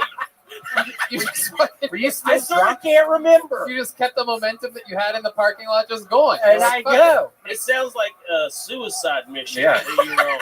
I'm guessing the only time you hit the brakes was when you saw a car When she screeching. was right there to my left, I hit the brakes. My fucking door flings open because it doesn't lock correctly. His passenger side door doesn't shut correctly, so it just flung. Shut up. So my driver's side door, when I hit the brakes really hard, it flings open very hard and it slams into the front of her car. So the door flies open. Does your food fly out of the door? No, it's just there, and I'm just looking at the Did lady. you and buckle it in? Did you put a seatbelt on your bag of McDonald's? I put my food in a car seat. It was on the floor. I have a baby seat for my car. It was on the floor. And then I was wondering if I should just drive off. She was looking very angry, and Why would you think that? Of course you wouldn't do that. Yeah, that not What, that's a drive bad off? idea. Turn this basic fender bender into a felony hit and run. I know I didn't. Wait, what? What'd you do? He thought about driving I off. thought about driving Of off. course he did. No, he's a wild man. Now, That's how they think. This is their first reaction. He's a rebel. Look at the way The he's police built. would never find you either. Be on the lookout for a car that when you hit the brakes, the passenger door swings open. Right. I'm guessing you drank a shitload the night before. You were probably still drunk. Yep. I wouldn't necessarily say that, but I was hungover. Well, yeah. I've been doing real good on the drinking recently. It doesn't I've been really drinking seem as like much. it. You're hungover, not looking either direction, pulling out of a McDonald's, causing massive accidents. What happened to the lady that hit you? Was she hurt? No, she was pregnant. You pulled out in front of my girlfriend? It's a pregnant Hispanic lady. And we know. What are the odds? Well, we meet Never up. heard of one of those. We met up in a neighborhood and we exchanged information, but I didn't get her information. She just got mine. Oh, that's great, William. Great job. I just wanted to get out of the situation. I didn't want the cops to come. Boy. Well, she probably doesn't have a driver's license or car insurance. Yeah. She said it was her boss's car, and now I'm waiting. Fuck. Now I'm What waiting kind to get of a text car was back. it? What kind of car was it? I think a Toyota Camry. Oh, jeez. What kind of boss drives a Toyota Camry? My God. Yeah, I don't know. I'm still waiting to hear back. I don't think you're hear back. going to. I haven't heard back. No, you were the best person for this lady to run into because she's definitely never going to reach out to you. Well, how's her car going to get fixed? Well, El Jefe is going to take care of it. Yeah. I hope it didn't my sound dad's like he busy, was. dude. I'm a little worried about it. I'm not kidding. I'm a little worried about it. I haven't heard back. Hell yeah. What else, William? Anything else? What happened then? Is your car ruined? No, I actually took it to a really nice man, and he fixed all the locks for free because there was like a recall on the locks. Oh, fixed the locks? Yeah, he fixed all four. Your passenger side door closes now? Well, all of them, but the driver's side shut. But now they're all fixed. Well, my only issue with that is I've never had doors open just because they weren't locked. No, his door wouldn't shut. Like it would shut, but then like if you went around the corner, you could fly out the side of the car. I left it like that for like a week or two. I put on the car alarm, and nobody just tried to open the door because the door would have just come open. I feel like people who just had to ride with William long enough just eventually sabotaged it so that they could get out easier.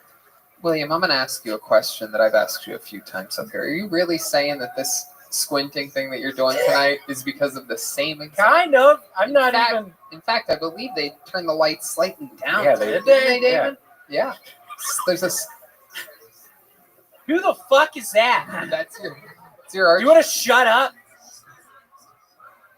Yeah, I can't Oh, you don't mess with that guy. I'm kidding, Raphael. I'm kidding. He's kidding. He's just kidding. Damn. I'm goofing. He's right there. It's even brighter. Are you? Look on his face, Zach. You get in on? It's just incredible. Are you on some kind of medication right now? Some pills or something? Because pills, Xanax. Did you cry all night? Did you try Xanax? Kidding. Did No. It's been a while since I've done that. Yeah, it's been years. Okay. What happens when you take Xanax? I get on autopilot and I wake up the next day and I look at my telephone and wonder what I spoke to so and so about for 15 minutes. Somebody who I haven't talked to in years. That's what happens when I take Xanax. I black the fuck out and I call people and I look at my phone and I talk to them for 15, 20 minutes and I just worry about what I say. That's perfect. You keep on repeating the same questions over and over and over and over again too. When you do that. I could. Yeah. William, I'm convinced you're holding in pooping your pants right now. I'm just going to let you go. It really does. I think those tamales are. I kind of do have to take a shit. Brewing. I kind of honestly do. I really can tell you really wear it on your face. I mean, the whole time it just looked like you had to shit. Now it really looks like you have to shit. You could be the first person to poop your pants. What if we just keep you up here the whole episode? Put him right there, so he has to sit here. William, thank you so much. Another unbelievable performance. Fun times. The great William Montgomery, everybody. And it has begun. The show has begun. I reached my hand in the bucket. What a stud. William Montgomery. All right. The great David Deary over here switching out the microphones. The backbone of Kill Tony, sanitizing the mic stand. Can't see, but he went over with one of those steamers beforehand. He grazed it with spritz. Before we moved to Austin, I used to be the backbone of this band. Okay, there's. Thank you so much, Clarence, everybody. Clarence.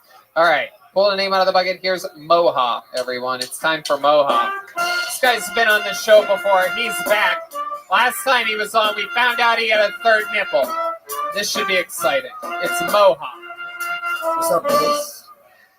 I'm Somalian. Every time I say that, people be like, they think I'm aggressive because of the Somali pirates and, you know, Captain Phillips. I'm the captain. I'm also Swedish, the most friendliest country. I grew up in Sweden most of my life, Stockholm. And in Sweden, when we walk up to guys, even if they're guys, we go up and we go, hey, what's up, bro? We give each other kisses on both cheeks, hug each other real tight, rub each other's back, give each other compliments. You smell really good, bro.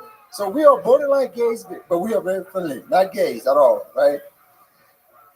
So you got that side of me. And also in America, when you beef with somebody and it's over, you shake hands. We just walk up to each other in Stockholm and just start making out with each other. And then I'm sorry, bro. You know, but we're not gay. We're just very friendly, borderline gay. And lately, guys, I've been lucky with the ladies. I've been hitting out of the park. Every girl I go home to, I've been smacking. Every girl that takes me to her house, I've been hitting. It's because of this little thing called rape, guys. Surprised? So was she, by the way. I'm the captain now. Whoa. Frightening set. Step on into the light, Moha. Take a big step forward there so that light can get you all in it. Spotlight's a little. Did you say you're from Stockholm? Yes. It's weird. You seem like you have a different type of syndrome. I'm Somalian, dog. Was raised in Stockholm all my life. Oh, you didn't get it. No, sorry. No, it's great. Welcome back, Moha. So remind us, how long you been doing stand-up comedy? I started writing in March and I started doing mics in June, July. How's that been going for you? What happens out there? You go out there. I've done Mike's, Gary's, Joel's, Bill's, Ted's. I've been trying to do 2-3 mics a day now. Me too. Okay. So that's only like 5 months. So the good news is you haven't invested that much time into it. You can still quit.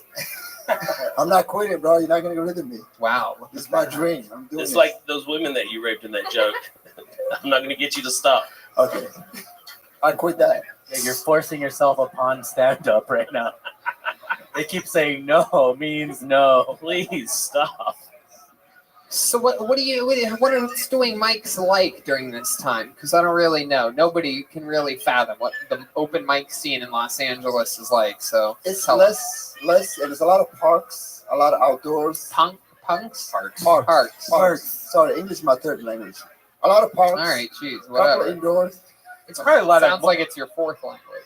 It is. It's a lot more comics, isn't it? Like there's not really audiences anymore. It's more just comics. No, that's the thing. You're doing mics and you're getting no laughs because it's just a bunch of comics, and they're like, "Who the fuck is this guy?" So that's you just have to keep doing your thing. Does it feel like it's a hard time to be doing it or a good time? You feel like you have an advantage because if stuff was booming, there'd be more fish in the sea or whatever? I feel like it's harder to do comedy now because nobody's paying attention to your set. But you like the struggle. I like it because I feel like once we get audiences, I might get some laughs then. Maybe. Yeah. Maybe. Look, you got one guy laughing at you right now at your hopes and dreams. Just the voice of God just cackling in the back. He's like, well, I feel like one day when I get a chance with an audience, I'm going to do pretty good. So he's like, yeah, it might be the exact opposite. You have like a false sense, of, right? You know, your act is no one's. You're only. What if you're only good during pandemics? Who said I'm good? You haven't said nothing yet. Anyway, you're right. Nobody did. That's a really great point, Moha. But I mean, yeah, you tried. What did we talk about tonight? Somali and this. I'm the captain now, and then what? Something. What was the part where you made out with the microphone? What was that? Oh, so I was saying, like, I'm Somalian, but I also have Swedish in me because I grew up there most of my life.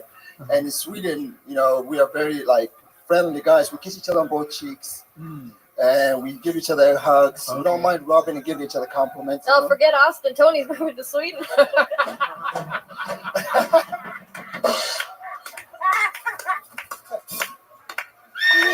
Oh my god! Oh my god! The backbone of the band. Jet Ski, you are the best, and indeed, the backbone of the band. Oh, I thought you were gonna say, "Indeed, I'm moving to Sweden." I've been to Sweden. It is unbelievable. I've been to Stockholm. Thanks. Absolutely incredible. It reminded me of like being inside of an incredible snow globe or something. I thought you were going to say being inside of a man. All right. Yeah, one tip I would give. Come on, you guys do the same jokes every week. Oh, Red Band's getting hungry.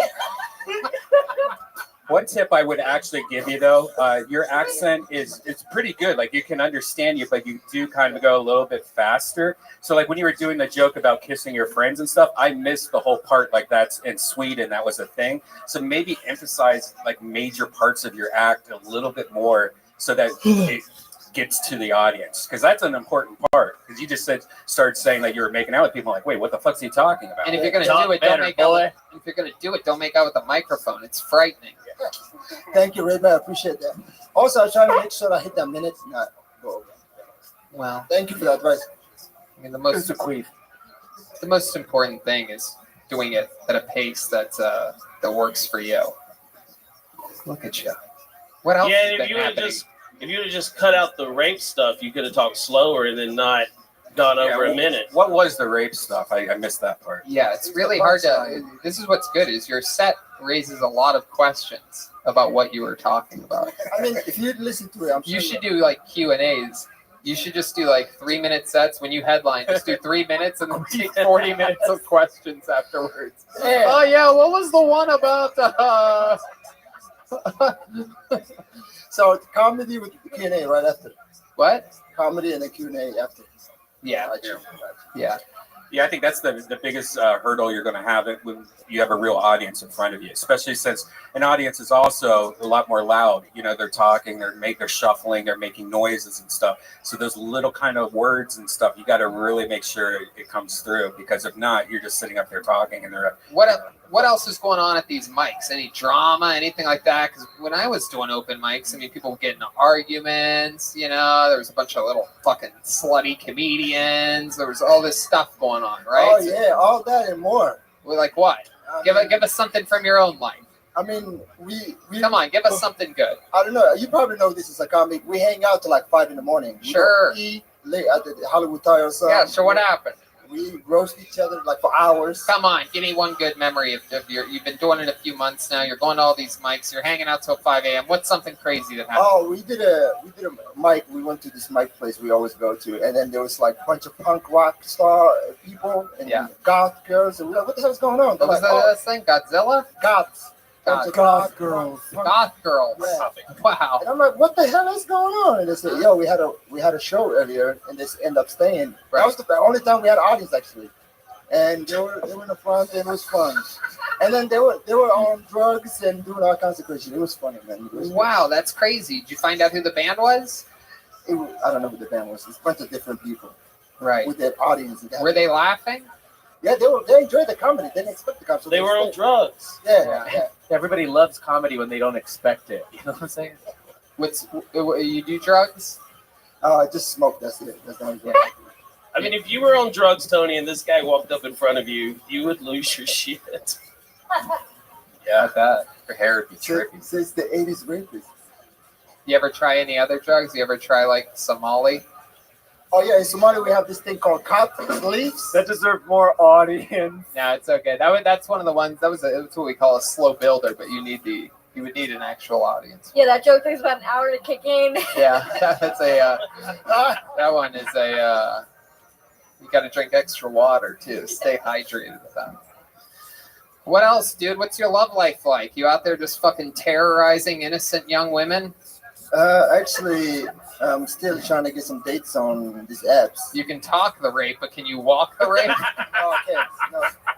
No. When's the last time you got laid? What was that like? It was a couple of months ago. It was amazing. I imagine a lot of clawing and scratching. No, it was a lot of balls deep action. Just the nuts. Balls deep action. Just the nuts hanging out. Jesus Christ!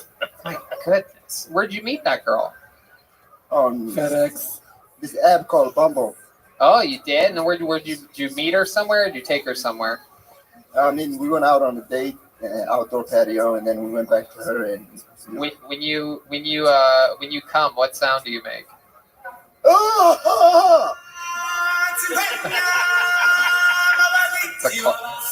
That one. That's a classic for the long time. That worked almost perfect. It was the exact same sound. That's the sound I make. It really was pretty crazy. You hit the note of the sound effect. All right, Moha. Anything else? Hey, follow me on Instagram. All right, Support shut my up, career. dude. Jesus fucking Christ. Thank you, guys. There he goes, Moha, everybody. You know, Mitch is from the great state of Georgia. Mitch from Georgia, also a Marine, Veteran, yeah. a veteran of the United States Marine Corps. Yeah. Oh, you're welcome. So let me ask you something. You're a Marine. You're from Georgia. What is seeing a guy that looks like Moha? What does that make you feel like? What if that guy was like, "Hey, I'm moving in next door to you and yours. Sorry if you don't understand me. It's my third language." No, it's great. Come on in. I don't know why you would ask me Yeah, that question. right. Whatever. I don't believe that for a second. He's calling it an airstrike.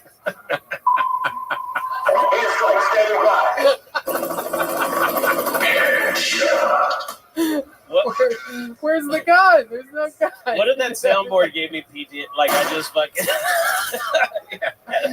Do you have under the desk? You start crying. I'll fix you. All right, let's keep having fun here. Ladies and gentlemen, I pulled another name out of the bucket. This name is Mario Tonti. Here we go. Whoa. Mario Tonti. Here he is, Mario Tonti. Back in high school, I had a friend that would always try to get me to listen to the band Primus, but I could never get into it because he had a lisp and he would call them Primus.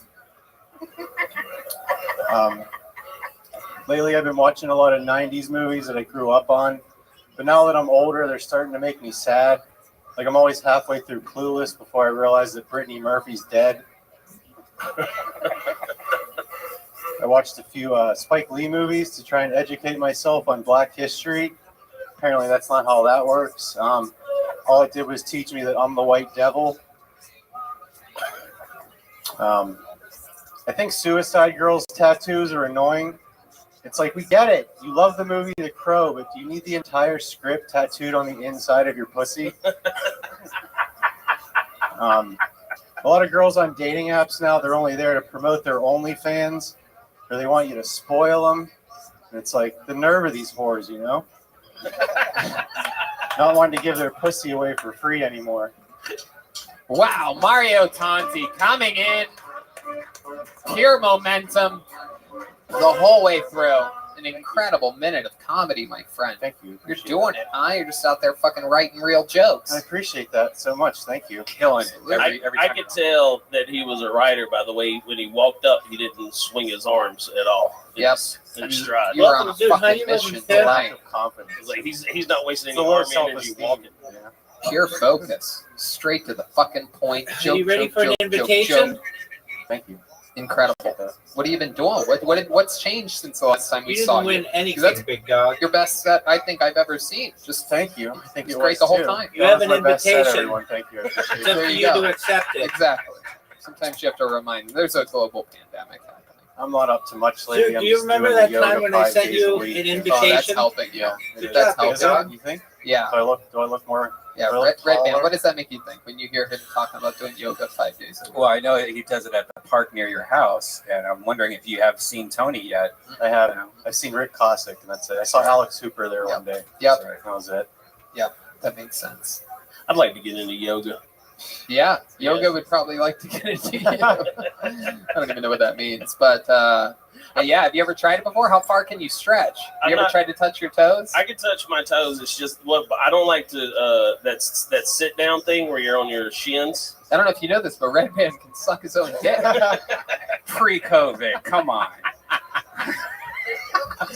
That's the only Red reason. Band famously on the in front of a massive theater in what, Toronto or something like that? I mean, boy, I thought it was the London. memories that I have of like shit that I've seen looking out that way. Wait, he sucked his own dick on stage. Well, basically, he did do the thing, and I mean, his butt didn't end up just. He laid down on his back. That's how he did it. He brought his legs and butt, and it just folded like a goddamn fucking waffle Let's see. machine, like a Let's fucking see. George Foreman grill. I It's can just sort of. Dude, you're down I can one only nothing. kiss the tip of it though. That's gross. That's Oh, okay. who wants to just kiss a dick? I My know. God, who wants to? Why would you Not tease good. yourself Right. like that? Horrible. That's what you make. That's what you make Yo, your Phil. George Foreman go a little grilled tease. A couple of months ago, I had a dream that I could suck my own dick, and it was weird. Wait, what? Hey, what? What? I had a dream that I could You can suck try my it. own Oh, I think we've all had my that. God. It felt like I was sucking my thumb. It was weird. Dude, you if try you're to do it? homophobic, it's a nightmare. How have you not? Hasn't everyone tried to suck their own dick once? Like at least try. Once. Yeah. Come on, bro. Try. Jesus Christ. Look, I can do it. It's not all it's cracked up to be. Right. It gets boring. You know, after a while. you could deep throat yourself. Fun fact: if you do a bukkake on yourself, it's called a yukake. Thank you. Unlocked a new level with that joke. Thank you very much. So Mario, what else has been What are happening? your Now that you're thoughts doing on me yoga five making times that a week, shot? how's your body reacting to that? What else is happening? I breathe better. It's weird. Dude, what are your thoughts on breathing. getting You look spanked? like you might have had like sinus issues. I do. I have, Yeah. I'm very like, Which means you look Jewish. I'm very phlegmy from all the smoking and shit. So You're what? I'm phlegmy from all the smoking that I've done. What kind of smoking do you do? I used to smoke- I haven't had a cigarette in like 2 years, but I smoke weed here and there. What Wow. brand cigarette? Hold on, wait. Camel Lights. No. Mara Parliaments. No. No, I'm gonna say American Spirit. The You Camel, fell in my trap. Camel Turkish Silver. Marlboro Red. Newports. I'm sorry. You roll your Oh, That motherfucker damn. cool as shit, son. Maybe anybody have a Newport? I just want one We have Newport. unlocked an Italian guy that looks Jewish and smokes like a black man. And can also suck his own dick, apparently. Yeah. Only in his dreams. in your dreams. You're like, yeah, I had that last night. Why Newports though? Like Just all from the high school, that's what we would smoke. Let me ask you this: Dude, when you what had are a your dream thoughts? about sucking your own dick, did you do You it got on your water back bumps, with your son. feet over your head, or were your butt planted and you did the hard lean? He did Dude, it on his you're stomach. losing. He wrapped it all the way. You're giving me a perfect game. What Better are your like one of thoughts? those beer helmets into his mouth. I think I was Yeah. just like sitting I up would- in bed. One side of Newport, the other side of his own cock. When I picture this guy sucking his own dick, I just picture him standing up and then just bending over Yeah, in half. I'll be able to do it. Couple Wow, more, look at that. birds more that drink months. the water. A few more months. Well, in the dream, the dick just came off his body. As soon as I can suck my own dick, I'm done with the yoga. So Wow. It's not good. what? The sucking dick thing. It's just like it's a horrible idea. like in your head, you just think it's a great idea. Well, hey, look who it is. Well, Tripoli. Sam Tripoli, ladies and gentlemen, Comedy Store royalty walking through the room. Right there, Sam. Sam, take a step right there. Look at that camera from right there. Say, wave to these people. Actually, there's not going to be any light on you. There he is. Look at that. Sam Tripoli. There he is. Multiple time kill Tony guest, of course. Dude, you want to get Many it of his outside own that shows, little the box. Tinfoil Hat podcast. What's that? Yeah, no, are we I don't think talking- everybody. I don't think We're already there. So. Yeah, are we being transferred Dude, to are you Austin going to give me County? a perfect game? No, I think you guys are gonna stay back. No, Dude, we're what's going wrong? You guys are our rotate babies, probably. Yeah, maybe we can get UPS to send you out there. Sam, what's happening in the world? What's shaking with you? What are you up to? Fights. That's it. Absolutely taking control of the You pedophile want to get zombies. it outside that area. That stole the election. Yep.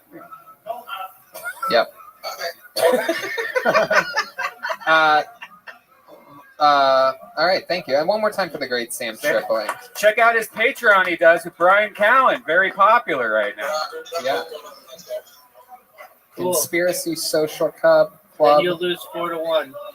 Okay, next week. Dude, you know this Or is wait, my best maybe goal. not next week. Come to Austin. Yeah, come to. I don't Yeah, I recall don't- you ever beating me on this one. Wow, is this my internal monologue shouting from the dark? Are you guys moving? Nobody said anything to us yet. Hello, Tony? Why aren't you responding to my text messages? We're gonna have We a found meeting. out we were being transferred We were from supposed Twitter. to have a meeting before, but you guys only That come was a out of good your shot. fucking hut for pizza, and then you scurry back in. Yeah, Wait, did Pizza Hut. I make it on as a guest? And now you're moving to Austin? No, come on, Mitch. You're gonna be just fine. You have a baby on the way. You need to raise your child. Dude, you Do you gave want me to a come to perfect Austin game. with us? You're in the water. There you know go. where it He's goes. moving on. I Play know a it. song for Everybody this knows man, this you is in the peasants. water. Dude, You son of a bitch! got You don't. stumped. I was gonna take the You got order, but then you called us a peasant. All right. Mario, You lost anything else five. we need to know about you You before lost. we let you go? You straight up lost That's it. 5. There you go. fucking Great holes set, in a great row. time, Mario Conti. I We're beat keeping you it 5 moving. holes in a row. Hi, Sharona. All right, this is fun. This young lady, I believe, made her debut about a month ago or something like that. She's back. Here is Jill D'Souza, everyone. Here we go. I'm gonna go second. Go, Jill D'Souza. Hi guys.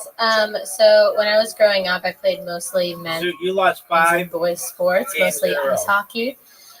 Good news is though is that I saw a lot of dicks, That was so good. like I knew what I was getting into when I really got into the game. A lot of people get surprised, but not me. A lot of people think that my dad is the reason behind this, like that he really wanted a boy. But actually, my dad hated when I would do boyish shit, like burp or like call him a pussy for crying at the Humane Society commercial. He really hated that shit. But my mom was actually the one behind it. She actually Karen'd me into every sport that I ever played. I wasn't even good. I would like chug orange juice to try to puke so that the coach didn't put me on. Oh, Zoo. Yeah, it's a true story. It's really Nice. sad. But I think that my mom was actually just trying to like live her lesbian dreams through me. That's a whole other story. It's too much for the minute. So like a lot of people think that like, oh, I'd be really good with guys, right? Because like I hung out with guys that much. But the truth is, whenever I would like lean in for a move after a date, I would think it would be going well, and he would be like, "Chill, bro, that's gay." No way. Jill D'Souza. What a shot. That was a 10 to 10. Welcome back, Jill. Thanks. How's Zoo, it going? That was a 10 out of 10. Good. How long good. have you been on stand-up? About 3 years. 3 years. now, In yeah. New York, is that right? Yeah, mostly New York. I just moved here in May. That's right. Yeah. How's that been going? Have you been running into Moha in the open mic I actually circuit? have. Yeah, Wow. I've seen Moha around. Yeah, you don't forget that fucking head. Yeah. Was he balls deep in you?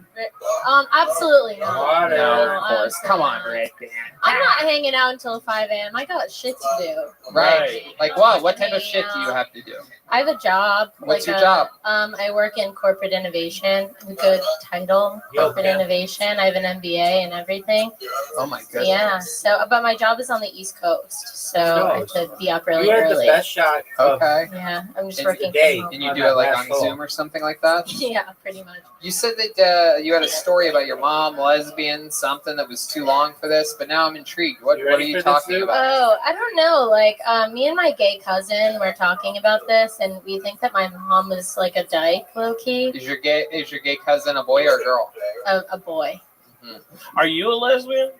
I'm not. You would think so, right? Because I dress like this. I mean, I thought just because you said the word dyke, and then I think they're the Oh, only ones yeah. that are allowed to say that. I know. I have to be careful. So that's actually part of the longer bit is that like I'm allowed to say dyke because I dress like this. I don't think that's how it works. No, it's not. You have to be the thing. Like black people can say the N-word, and I can say faggot. But everyone thought I was a lesbian. Oh, you could say faggot? That's interesting. I can say e-bike. My sister's a lesbian, and she said the only people that are allowed to say dyke are people who eat pussy. So. But what if Or everyone Dutch thought people. I was a dyke for like half of my life? Then am I allowed to say it? Why would they think that though? You don't look anything like one. I didn't look like this until like 2 years ago. What did you look like before? You guys could like look at my MySpace if you want. MySpace? What the And then you'll know what I really looked like back then. Well, can't you just describe it? I look like a different Um, person too on MySpace as well. Oh, really? Yeah. Yeah. Are you 40? Who the fuck was on MySpace? Yeah. I'm 26. You were 7 years old when MySpace was out. I hope people were looking at a 7-year-old and being like, "Look at that dyke." I was like 13. Yeah, probably. I get that to my sister all the time, but that's just what brothers do. I'm gonna beat you. I feel like your sister's gonna come for me now because she's gonna watch this episode and she's gonna see me say dyke and she's gonna be like, "That fuck." I don't think you're a real dyke. I think you're like a powerless. Like you're like an e-dyke. Yeah. Sounds good. There you go. Okay, That's for the long that's kind time of a compliment, right? That's a compliment. Yeah. Look at this shot, Zoo. Low energy. Low energy. Get there. I don't know what to do with Get that. there. Yeah. All right. Yeah. Are but you you have a boyfriend serious? now? I don't. How long you been single for? I don't know, a while, a long time, years. Jeez, why do you think that is? Yeah. I don't know. I don't have a lot of time, I think. I don't know. I think that's... Wait, you're gonna die soon? You have ALS? Are you lonely? Do you ever get lonely? Not really. I don't know. I lived by myself for a long time, so I like it. Well, I don't think you even know what it's like being with somebody. That's what it seems like to me. Like, how would you even So know? what are When's your the last thoughts on the relationship shot? you were in? 2018 is Oh, my that last was only 2 years ago. Okay, so 2 years ago. That's not that long. How long did that relationship do, last? big dog. Like 5 years. What a shot, Zoo. Jeez Louise. What a Have shot. you thought about having a baby? Because that's what I wasn't in a relationship for a long Are time. you shopping around? And Are you then, no, trying I to got top a him girl out? pregnant, and then that's how we He's stayed trying to get together. rid of his baby. He's like, do you want one? You know, there's things if you're really lonely. Yeah, There's a lot but- of things that help you out. Yeah, without a doubt. In fact, you can have pictures sent to you from people in your family or your loved ones with the new skylight frame. Yeah. It's a photo frame you can update instantly by email from everywhere. It's a great way to feel close to those who you love, even when you're separated. That's amazing. Tony, you gonna maybe get one of the band for when you leave. Oh my God! Oh my Later, God. I got one for you. You are killing me tonight. But seriously, the skylight frame's amazing. Go to skylightframe.com, use the code TONY, get $10 off your purchase now. Important. Really Absolutely, super important. Do you have a picture frame that rotates pictures with people? I don't. I think my grandma would just send my horoscope to it all the time. Well, see, that's good though. That's a nice connection. You wake up and look at the frame and say, "Oh, my grandmother thought of me." I don't know. Anyone with the same email address can do it too. So it's great for groups and families. Yeah, that's SKYLIGHT.com. Why, you guys? I'm gonna buy this. This seems like a great purchase. It's great. Is there a promo code in case she really actually does buy it? It's funny you mention that. It's just the word Tony. Oh wow, it's so easy to remember. Thanks, Tony. You can have a bunch of lesbian stuff on there. Yeah, it's so simple I that love even my lesbian non-tech stuff. savvy mom and dad could set it up and use it. Oh my god, so my grandma could send me stuff all the time. Even a woman who's often confused as a lesbian can use it. That's true. Oh man, yeah, we are a little dumb sometimes. No, we're not.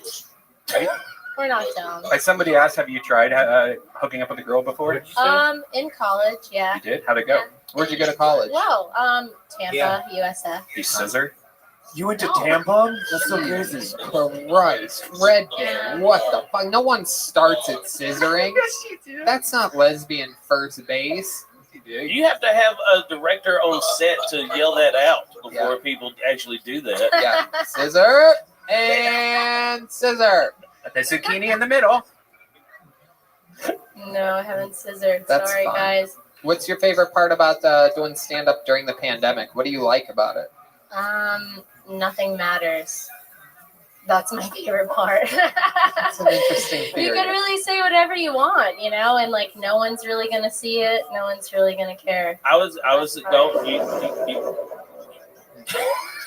you still can't say racist stuff, just so you know. A lot of people do. I They don't. should. He's like worried about me because I said dyke. I'm not gonna say racist stuff.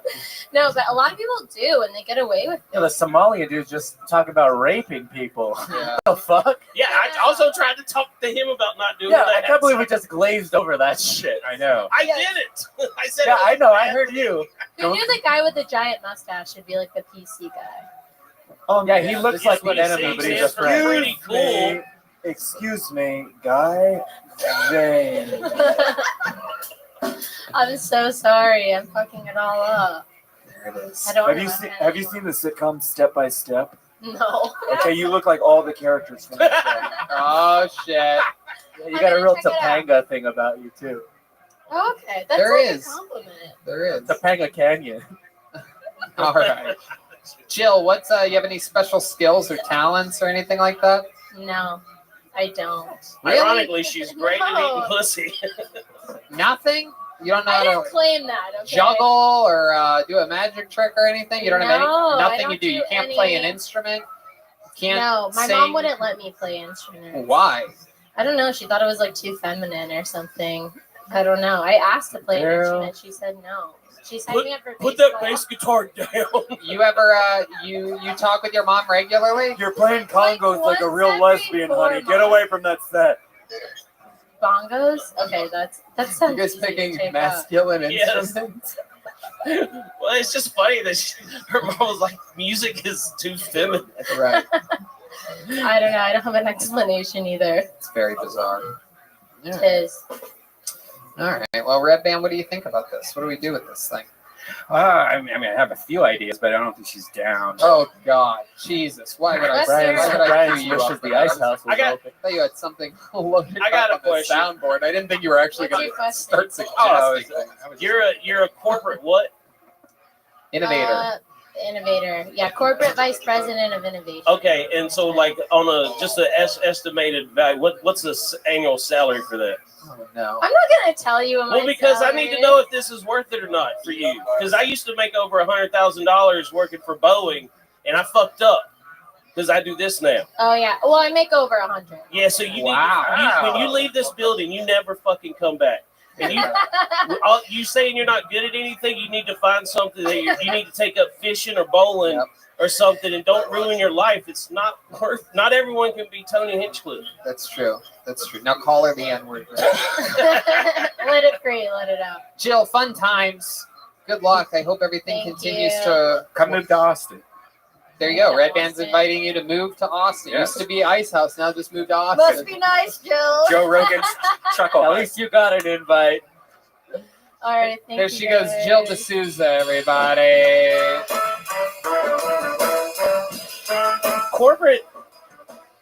Corporate innovator doesn't sound like you'd need like a degree or anything for it. I might look into it. No. I'm very innovative. Yeah, I wonder what that. Oh, you just probably just got to wear a suit or something.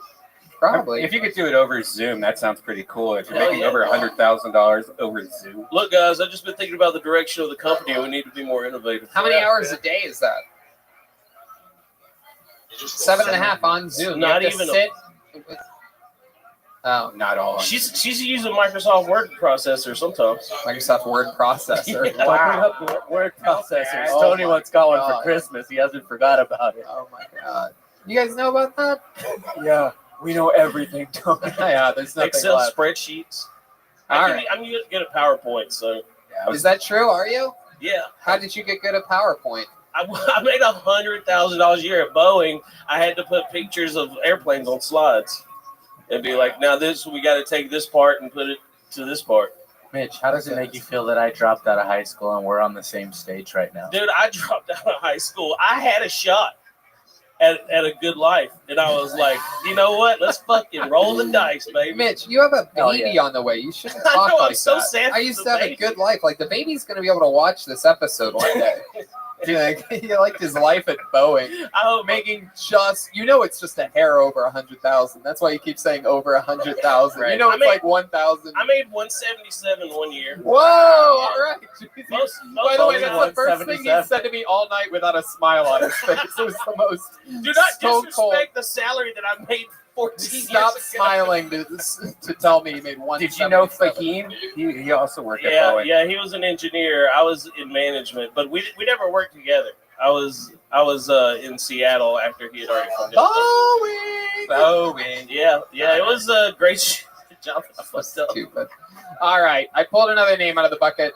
We're getting there, ladies and gentlemen. This guy, actually, probably out of a lot of people during this pandemic that we found out of the bucket, probably is the newest star of the pack. This guy comes on So do you see pretty what the regularly scoreboard throughout is? these times and keeps us updated about his life and his wild Filipino ex-girlfriend. Let's see what happens this week. It's Ryan lot Joseph, closer. everyone. Here we It's go. a lot closer than I'd like it to be.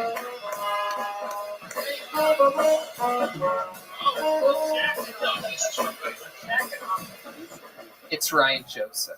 Means I don't know if happy. you guys heard, but they're letting sex offenders out of jail because of COVID. So I thought I'd stop by. Sure. I don't like girls that like scream about it. It's weird. Like I knew this one girl, like she would scream like as soon as you lock the door.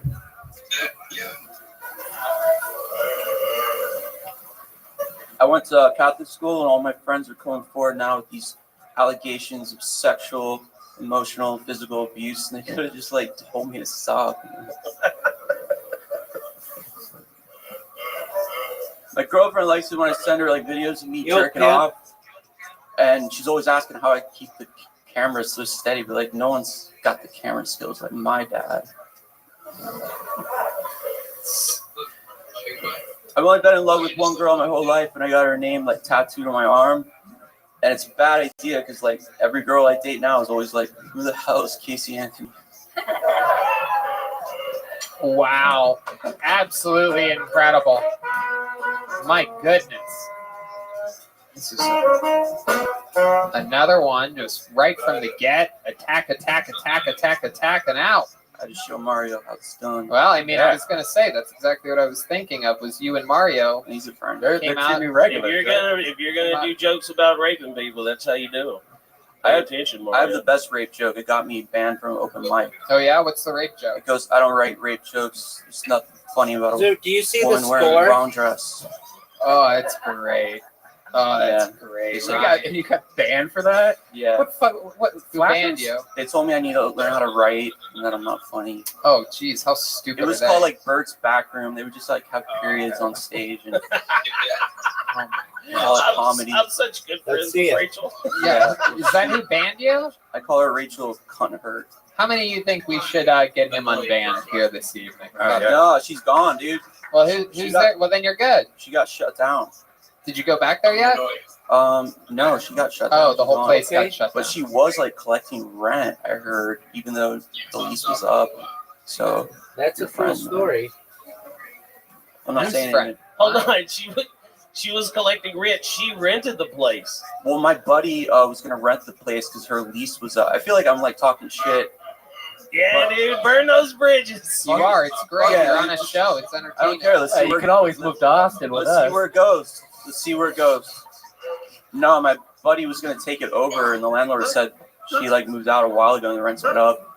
She was holding like a Zoom mic, saying, "Please donate to help me keep paying the rent." What up, Tim? Your buddy is that weird guy, Yeah. like Johnny or Josh or some shit like that.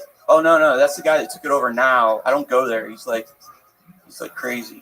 Wow, I don't even know what you guys are talking. I never swim It's very this. inside baseball. I never swim this low in the fish tank to see what's going on. Tony doesn't speak open mic. You have to translate to him. Where is this place at? Like, is It's over on Melrose.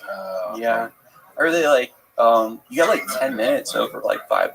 Well, you're gonna finish But the game. everyone's- Wait, you pay $5 and you get to do 10 minutes? I haven't Get gone. the fuck out. Tony's gonna have a problem. That's how a Get lot the of fuck that's how a out. lot of Hollywood likes. So you get to pay for time, Or you have to buy a beer. It's good No. though because like Well, what do they? Who do they have there? Why would they? You even have already told humans me who there if wins it's a bunch that of season. comedians that can pay to get on. Because so No one of humans. the draws to You it already is said that when David you won. pay them, then you get locked in the room until the show's over. You're not allowed to leave. Oh, Okay, yeah. fine. Fuck. Wait, what are you it's a literal comedy So- escape room. Oh my god! Says you can pay me $5 for 5 minutes of time, but also don't even think about leaving. Well, you guys don't let us in the store, so whatever. Okay, well, don't tell me any Why do you keep secrets, on dude. farting in the mic? It's called queefing. No, I actually like it because Is it's that like really what that was? What are you talking Was about? that an actual? Was that an actual fart? Did you put the microphone to your butt and release air? I think it's the fifth Yeah. one tonight. Oh, I heard two of them.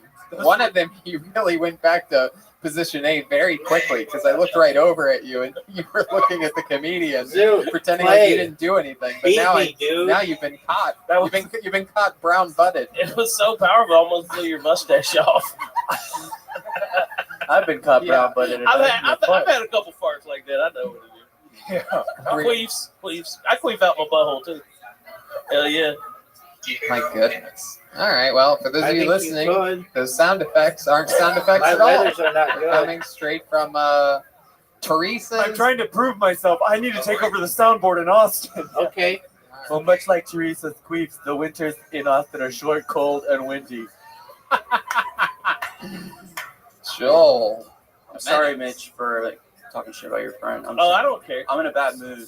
Why are you in a bad mood? I love this. You might be the only person out of thousands of people pulled out of the bucket that have ever found a way to properly tee me up for during this interview. I'm always digging, trying to figure out, like, did he he's ride a trembling. unicycle? Did he go to college? But not you. No, he's trembling. He's so fucking angry. Yeah, what are you angry about? Tell us, Ryan. Always Joseph.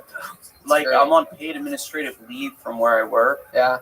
And like Why are you on paid administrative leave? Dude, like the women there do not like me because they're like they've been going on my YouTube site, my podcast, they've been going on my tweets, and they reported all my comedy to the HR and the Office of Diversity and Equity, and I got fucking letterhead with all my jokes printed out, dude. Oh my God, really? That happened to me at Boeing, man.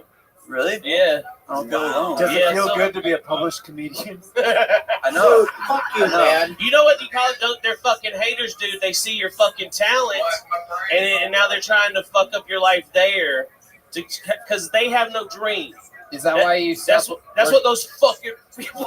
Is that why you stopped working at Boeing? You got in trouble? I got written up because of some stuff that was on the internet, but I left on my own volition. So where in the contract is that? Like, is there? Like You are a representative of the company. Like, well, I mean, I was a manager, so I was like a representative of the company.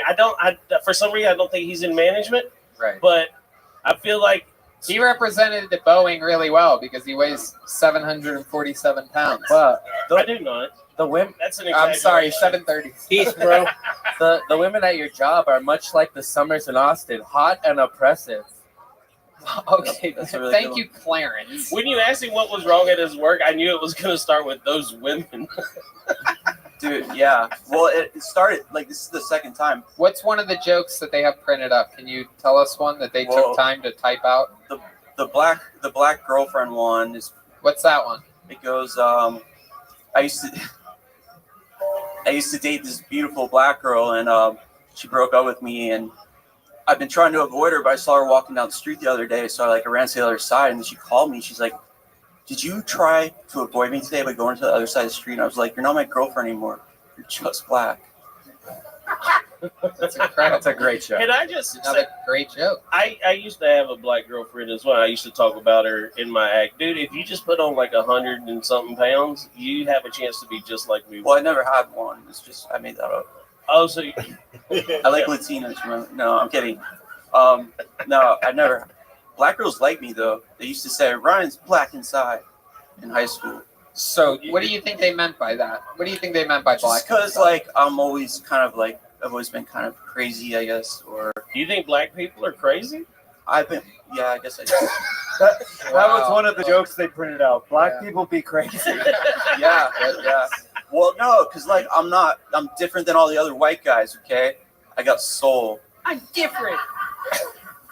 Sorry, is that paid leave? What did they tell you to do? Like, are they? Dude, I'm being investigated by like this former like U.S. attorney that went to Yale and shit, and she's like investigating my jokes and stuff. And I guess on the show, she's been looking at the show. Well, she's gonna see what you're saying about her right I now. don't give a fuck. Wow. I don't care. You're gonna be on paid administrative leave for a long time. It's gonna turn into unpaid administrative Dude, leave. I don't care anymore. Like seriously. If they should care because that's how you make money. What are you going to do in this fucking economy right now? See, you picked the wrong time to get fired because they got rid of that extra $600 a week on the unemployment. I'm gonna assume because that is stalking. It like I looked at the policy, right, and it says you cannot stalk anyone or you cannot cyber stalk anyone by going through all their shit to use it against them. So you're gonna countersue? Yeah, well, they didn't sue me, but Well, I already talked to a lawyer. You'll counter HR. I am in HR, but when you work in HR, you work in HR? Yeah, it looks bad, I guess. Yeah. I mean, if I was a woman, I would have some issues bringing a complaint to you. I never brought it up in the workplace, though. That was the thing. Right, but you understand if I was a woman that worked at your company and I saw the stories that you tell, because I've watched you, you're very funny. First, I want to be clear. Thank you. But if I was a woman, I would be like, I don't think he's going to be on my side. But I'm totally different at work. I'm a professional. Doesn't matter. It doesn't. How long have you worked at this place? Like a year or so. Uh-huh. What do you like about it? What do you miss about it? I don't miss anything. Wow. Did you have an office there before? Yeah, well. What did it look like? It was What did like you have on your desk? Dude, it's soul sucking. I just wanted to do comedy, and oh, I know the feeling, dude. yeah. And you go, we all and know you wake up, and you do like the whole 9 to 5. Yeah. You're like, I'm just wasting time. What was on your desk? A computer. What else? Do you have a picture? A manifesto. No, like it was just empty. I didn't put pictures of Nicole Brown Simpson. Dude, you want to know what the worst part about? Because you're gonna get fired. But this whole time that you've been there at that desk job, and you've just been fantasizing about just comedy, and you've been like, man, as soon as I leave this job, I'm just gonna write all the time. And you know what? You're not.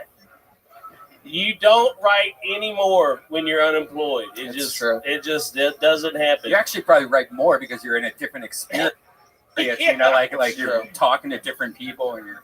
Yeah, well, it's hard to write when you feel like there's no future of stand-up. That's how I feel a lot of times. Oh, jeez, my goodness. I'm Come sorry. on, the vaccine's got a 95% rate. Doesn't matter. They were already talking about like, oh, once you get the vaccine, you still have to socially distance because you're still going to carry the virus. Dude, this is about like they're going to fucking keep us down. I don't care. Just like Nazi Germany. I don't think that really makes any sense. We gave them power. They're not going to let it go. I don't think they're going to make you socially distance after the vaccine. Well, it's bad. I think when people say that you're black inside, they mean like you have no hope. Yeah, you are a Debbie Downer for sure. Hey, I am a very happy person. Yeah, what's the happiest thing that you did today? Did you water a plant or something? I still have like the dead plants that my ex-girlfriend left there when she was there. Oh no! Christ, this guy's living in a fucking dead jungle. I've been gone. Are they? Did they break up? What? No, this was like 2 girls ago. It's kind of sexy. Wow. Yeah, the Bang, other one bang, called me. I pow, went pow. to Thanks, Vegas to the baby. World Series of Comedy, and Yeah. Wanna get fingered? the other one, like the Want me to dude, it punch was your bullshit. box? They let the guy. The World Series of Comedy was bullshit. Oh shit! I'm just like digging a grave. Fuck it, like let's see where it goes. You're gonna watch this. No, you feel free to talk shit about those people. Okay. Jeez, what do you say about us on other podcasts? I like you guys, man. Tony, after you called like these guys like crying faggots or liberal faggots. Oh God! I realized that you were. Jesus, I was hoping they had forgotten about that. I realized you're like one of my favorite comedians because, well, I like your jokes too. But Thank you very much. Anyways, but more your dark viewpoints. Yeah, dude, you're dark. Thank you very much. Dark humor's the best. Absolutely. Yeah, they let the guy that I made it to round 2, and I got laughs all throughout my set. Yeah. And the guy that got like 2 laughs moved on. I didn't. Why do you think he moved on? Because he brought a bunch of people. No, he volunteered there. Oh, jeez, yeah. This sounds like a presidential election. This fucking shit. The guy that should have won. Yeah. I Alright, asked for a recount. You know what the worst part about that? They say there's a $10,000 grand prize. The $10,000 is in the form of featured gigs throughout the year. No. Yes, that's how they do it. So you'll and each featured gig is only worth like $500. Oh. But so you have to pay for your flight That and can't everything be good. to get to those places. Yeah. It's a lot of It scams. is a huge rip-off. The World Series of Comedy. I never did it. And they use your name, and Because- you have to promote it, probably, huh? Yeah, well, Yeah, like they yeah. have like satellite shows that you can pay to like for preliminaries. It's so if you're watching this and you're a young up-and-coming comedian, Don't do it. don't do it. It is a you rip-off. Don't do half the shit. Well, Bringer That shit. or bringer shows. What options do we have?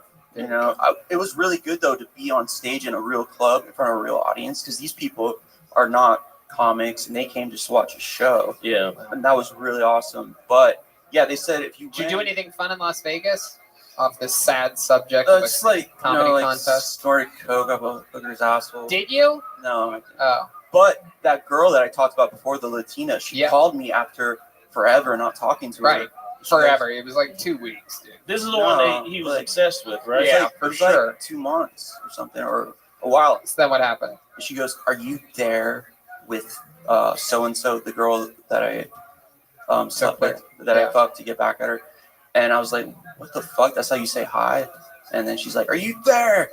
And then she just like went off on me. And then she sent me all these emails saying, "I love you. I can't live yeah. without you," and all this shit. I was like, So wow. passionate. I know. Yeah. Well, she's Latina. I mean, that's what you want. You I want know. a woman who's gonna like Highs and lows. I know. Yeah. She's So awesome. she's the one that fucked that copywriter, Yeah. and then you fucked another chick Yeah, to get back. to at her. get back at. That's smart, dude. Yeah. That's fucking 4D chess. Yeah, and I told her right away. But I don't want to talk about that. No, Yeah, we're not. That's it. Yeah. We had so much fun with you. Unbelievable set. Great Thanks, interview. The great Ryan Joseph, everybody. Yeah. Yeah, yeah, yeah, yeah. Yeah, yeah, yeah, yeah. All right. I think he's going to end up back together with that Latino chick. I do too. My guess I would think be, they're meant to be together. my guess is he's probably going to knock her up sometime, and then she's going to T-bone William Montgomery pulling out of a McDonald's. Good call. From depression to succession, ladies and gentlemen, this is my favorite part of the show, is getting to bring this guy up every single week and see the amazing, amazing talents. Just get to sit back and watch and enjoy a brand new minute of comedy from a true American hero. It's the great Michael Lehrer, everyone. Here we go.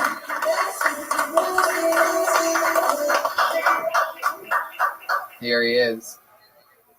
Michael Lehrer. Actually, I had a really bad week, and I wanted to do my minute and talk about it.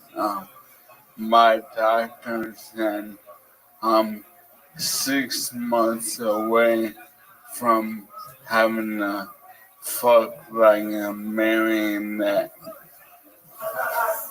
Goddamn Obamacare. So, in the interim, I'd like to collect as many internet mistresses as possible. So, if I can maybe,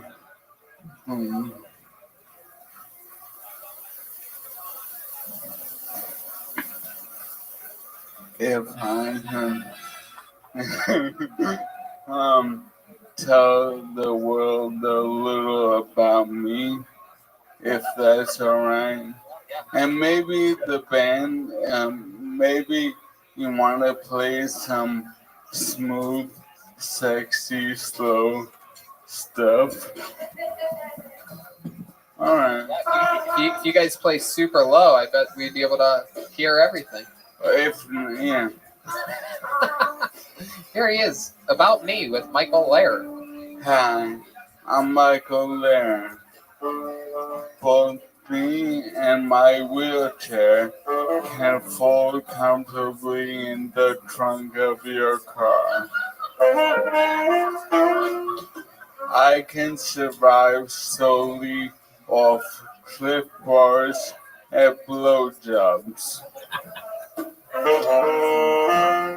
When you want time alone, I can play online poker for up to 18 hours in your linen closet. I come with approximately 1 dozen outfits, several from the Wannabe Black Eye collection.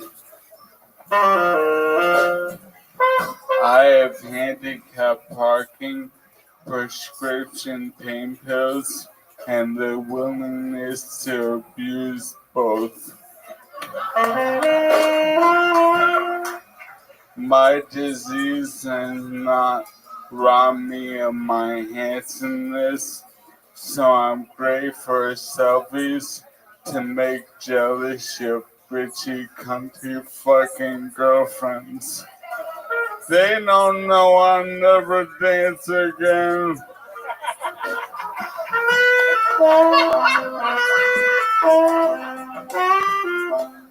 Also unaffected by my disease is my penis. Simply place me face up on your bed, warning me 3 times a day, and ride me like a Sibian masturbation machine.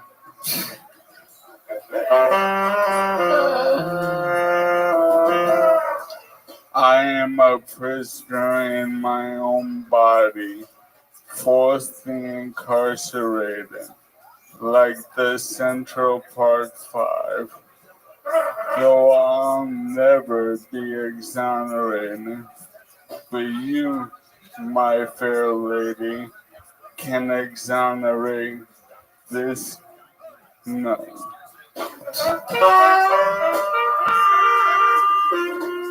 Women are often attracted to me, the same as those who pen pal and propose to men on death row, not because we're both dying, but because they can tell I murdered people. The ultimate aphrodisiac.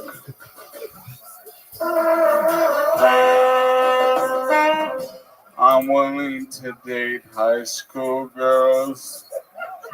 Now, before you read me the riot act,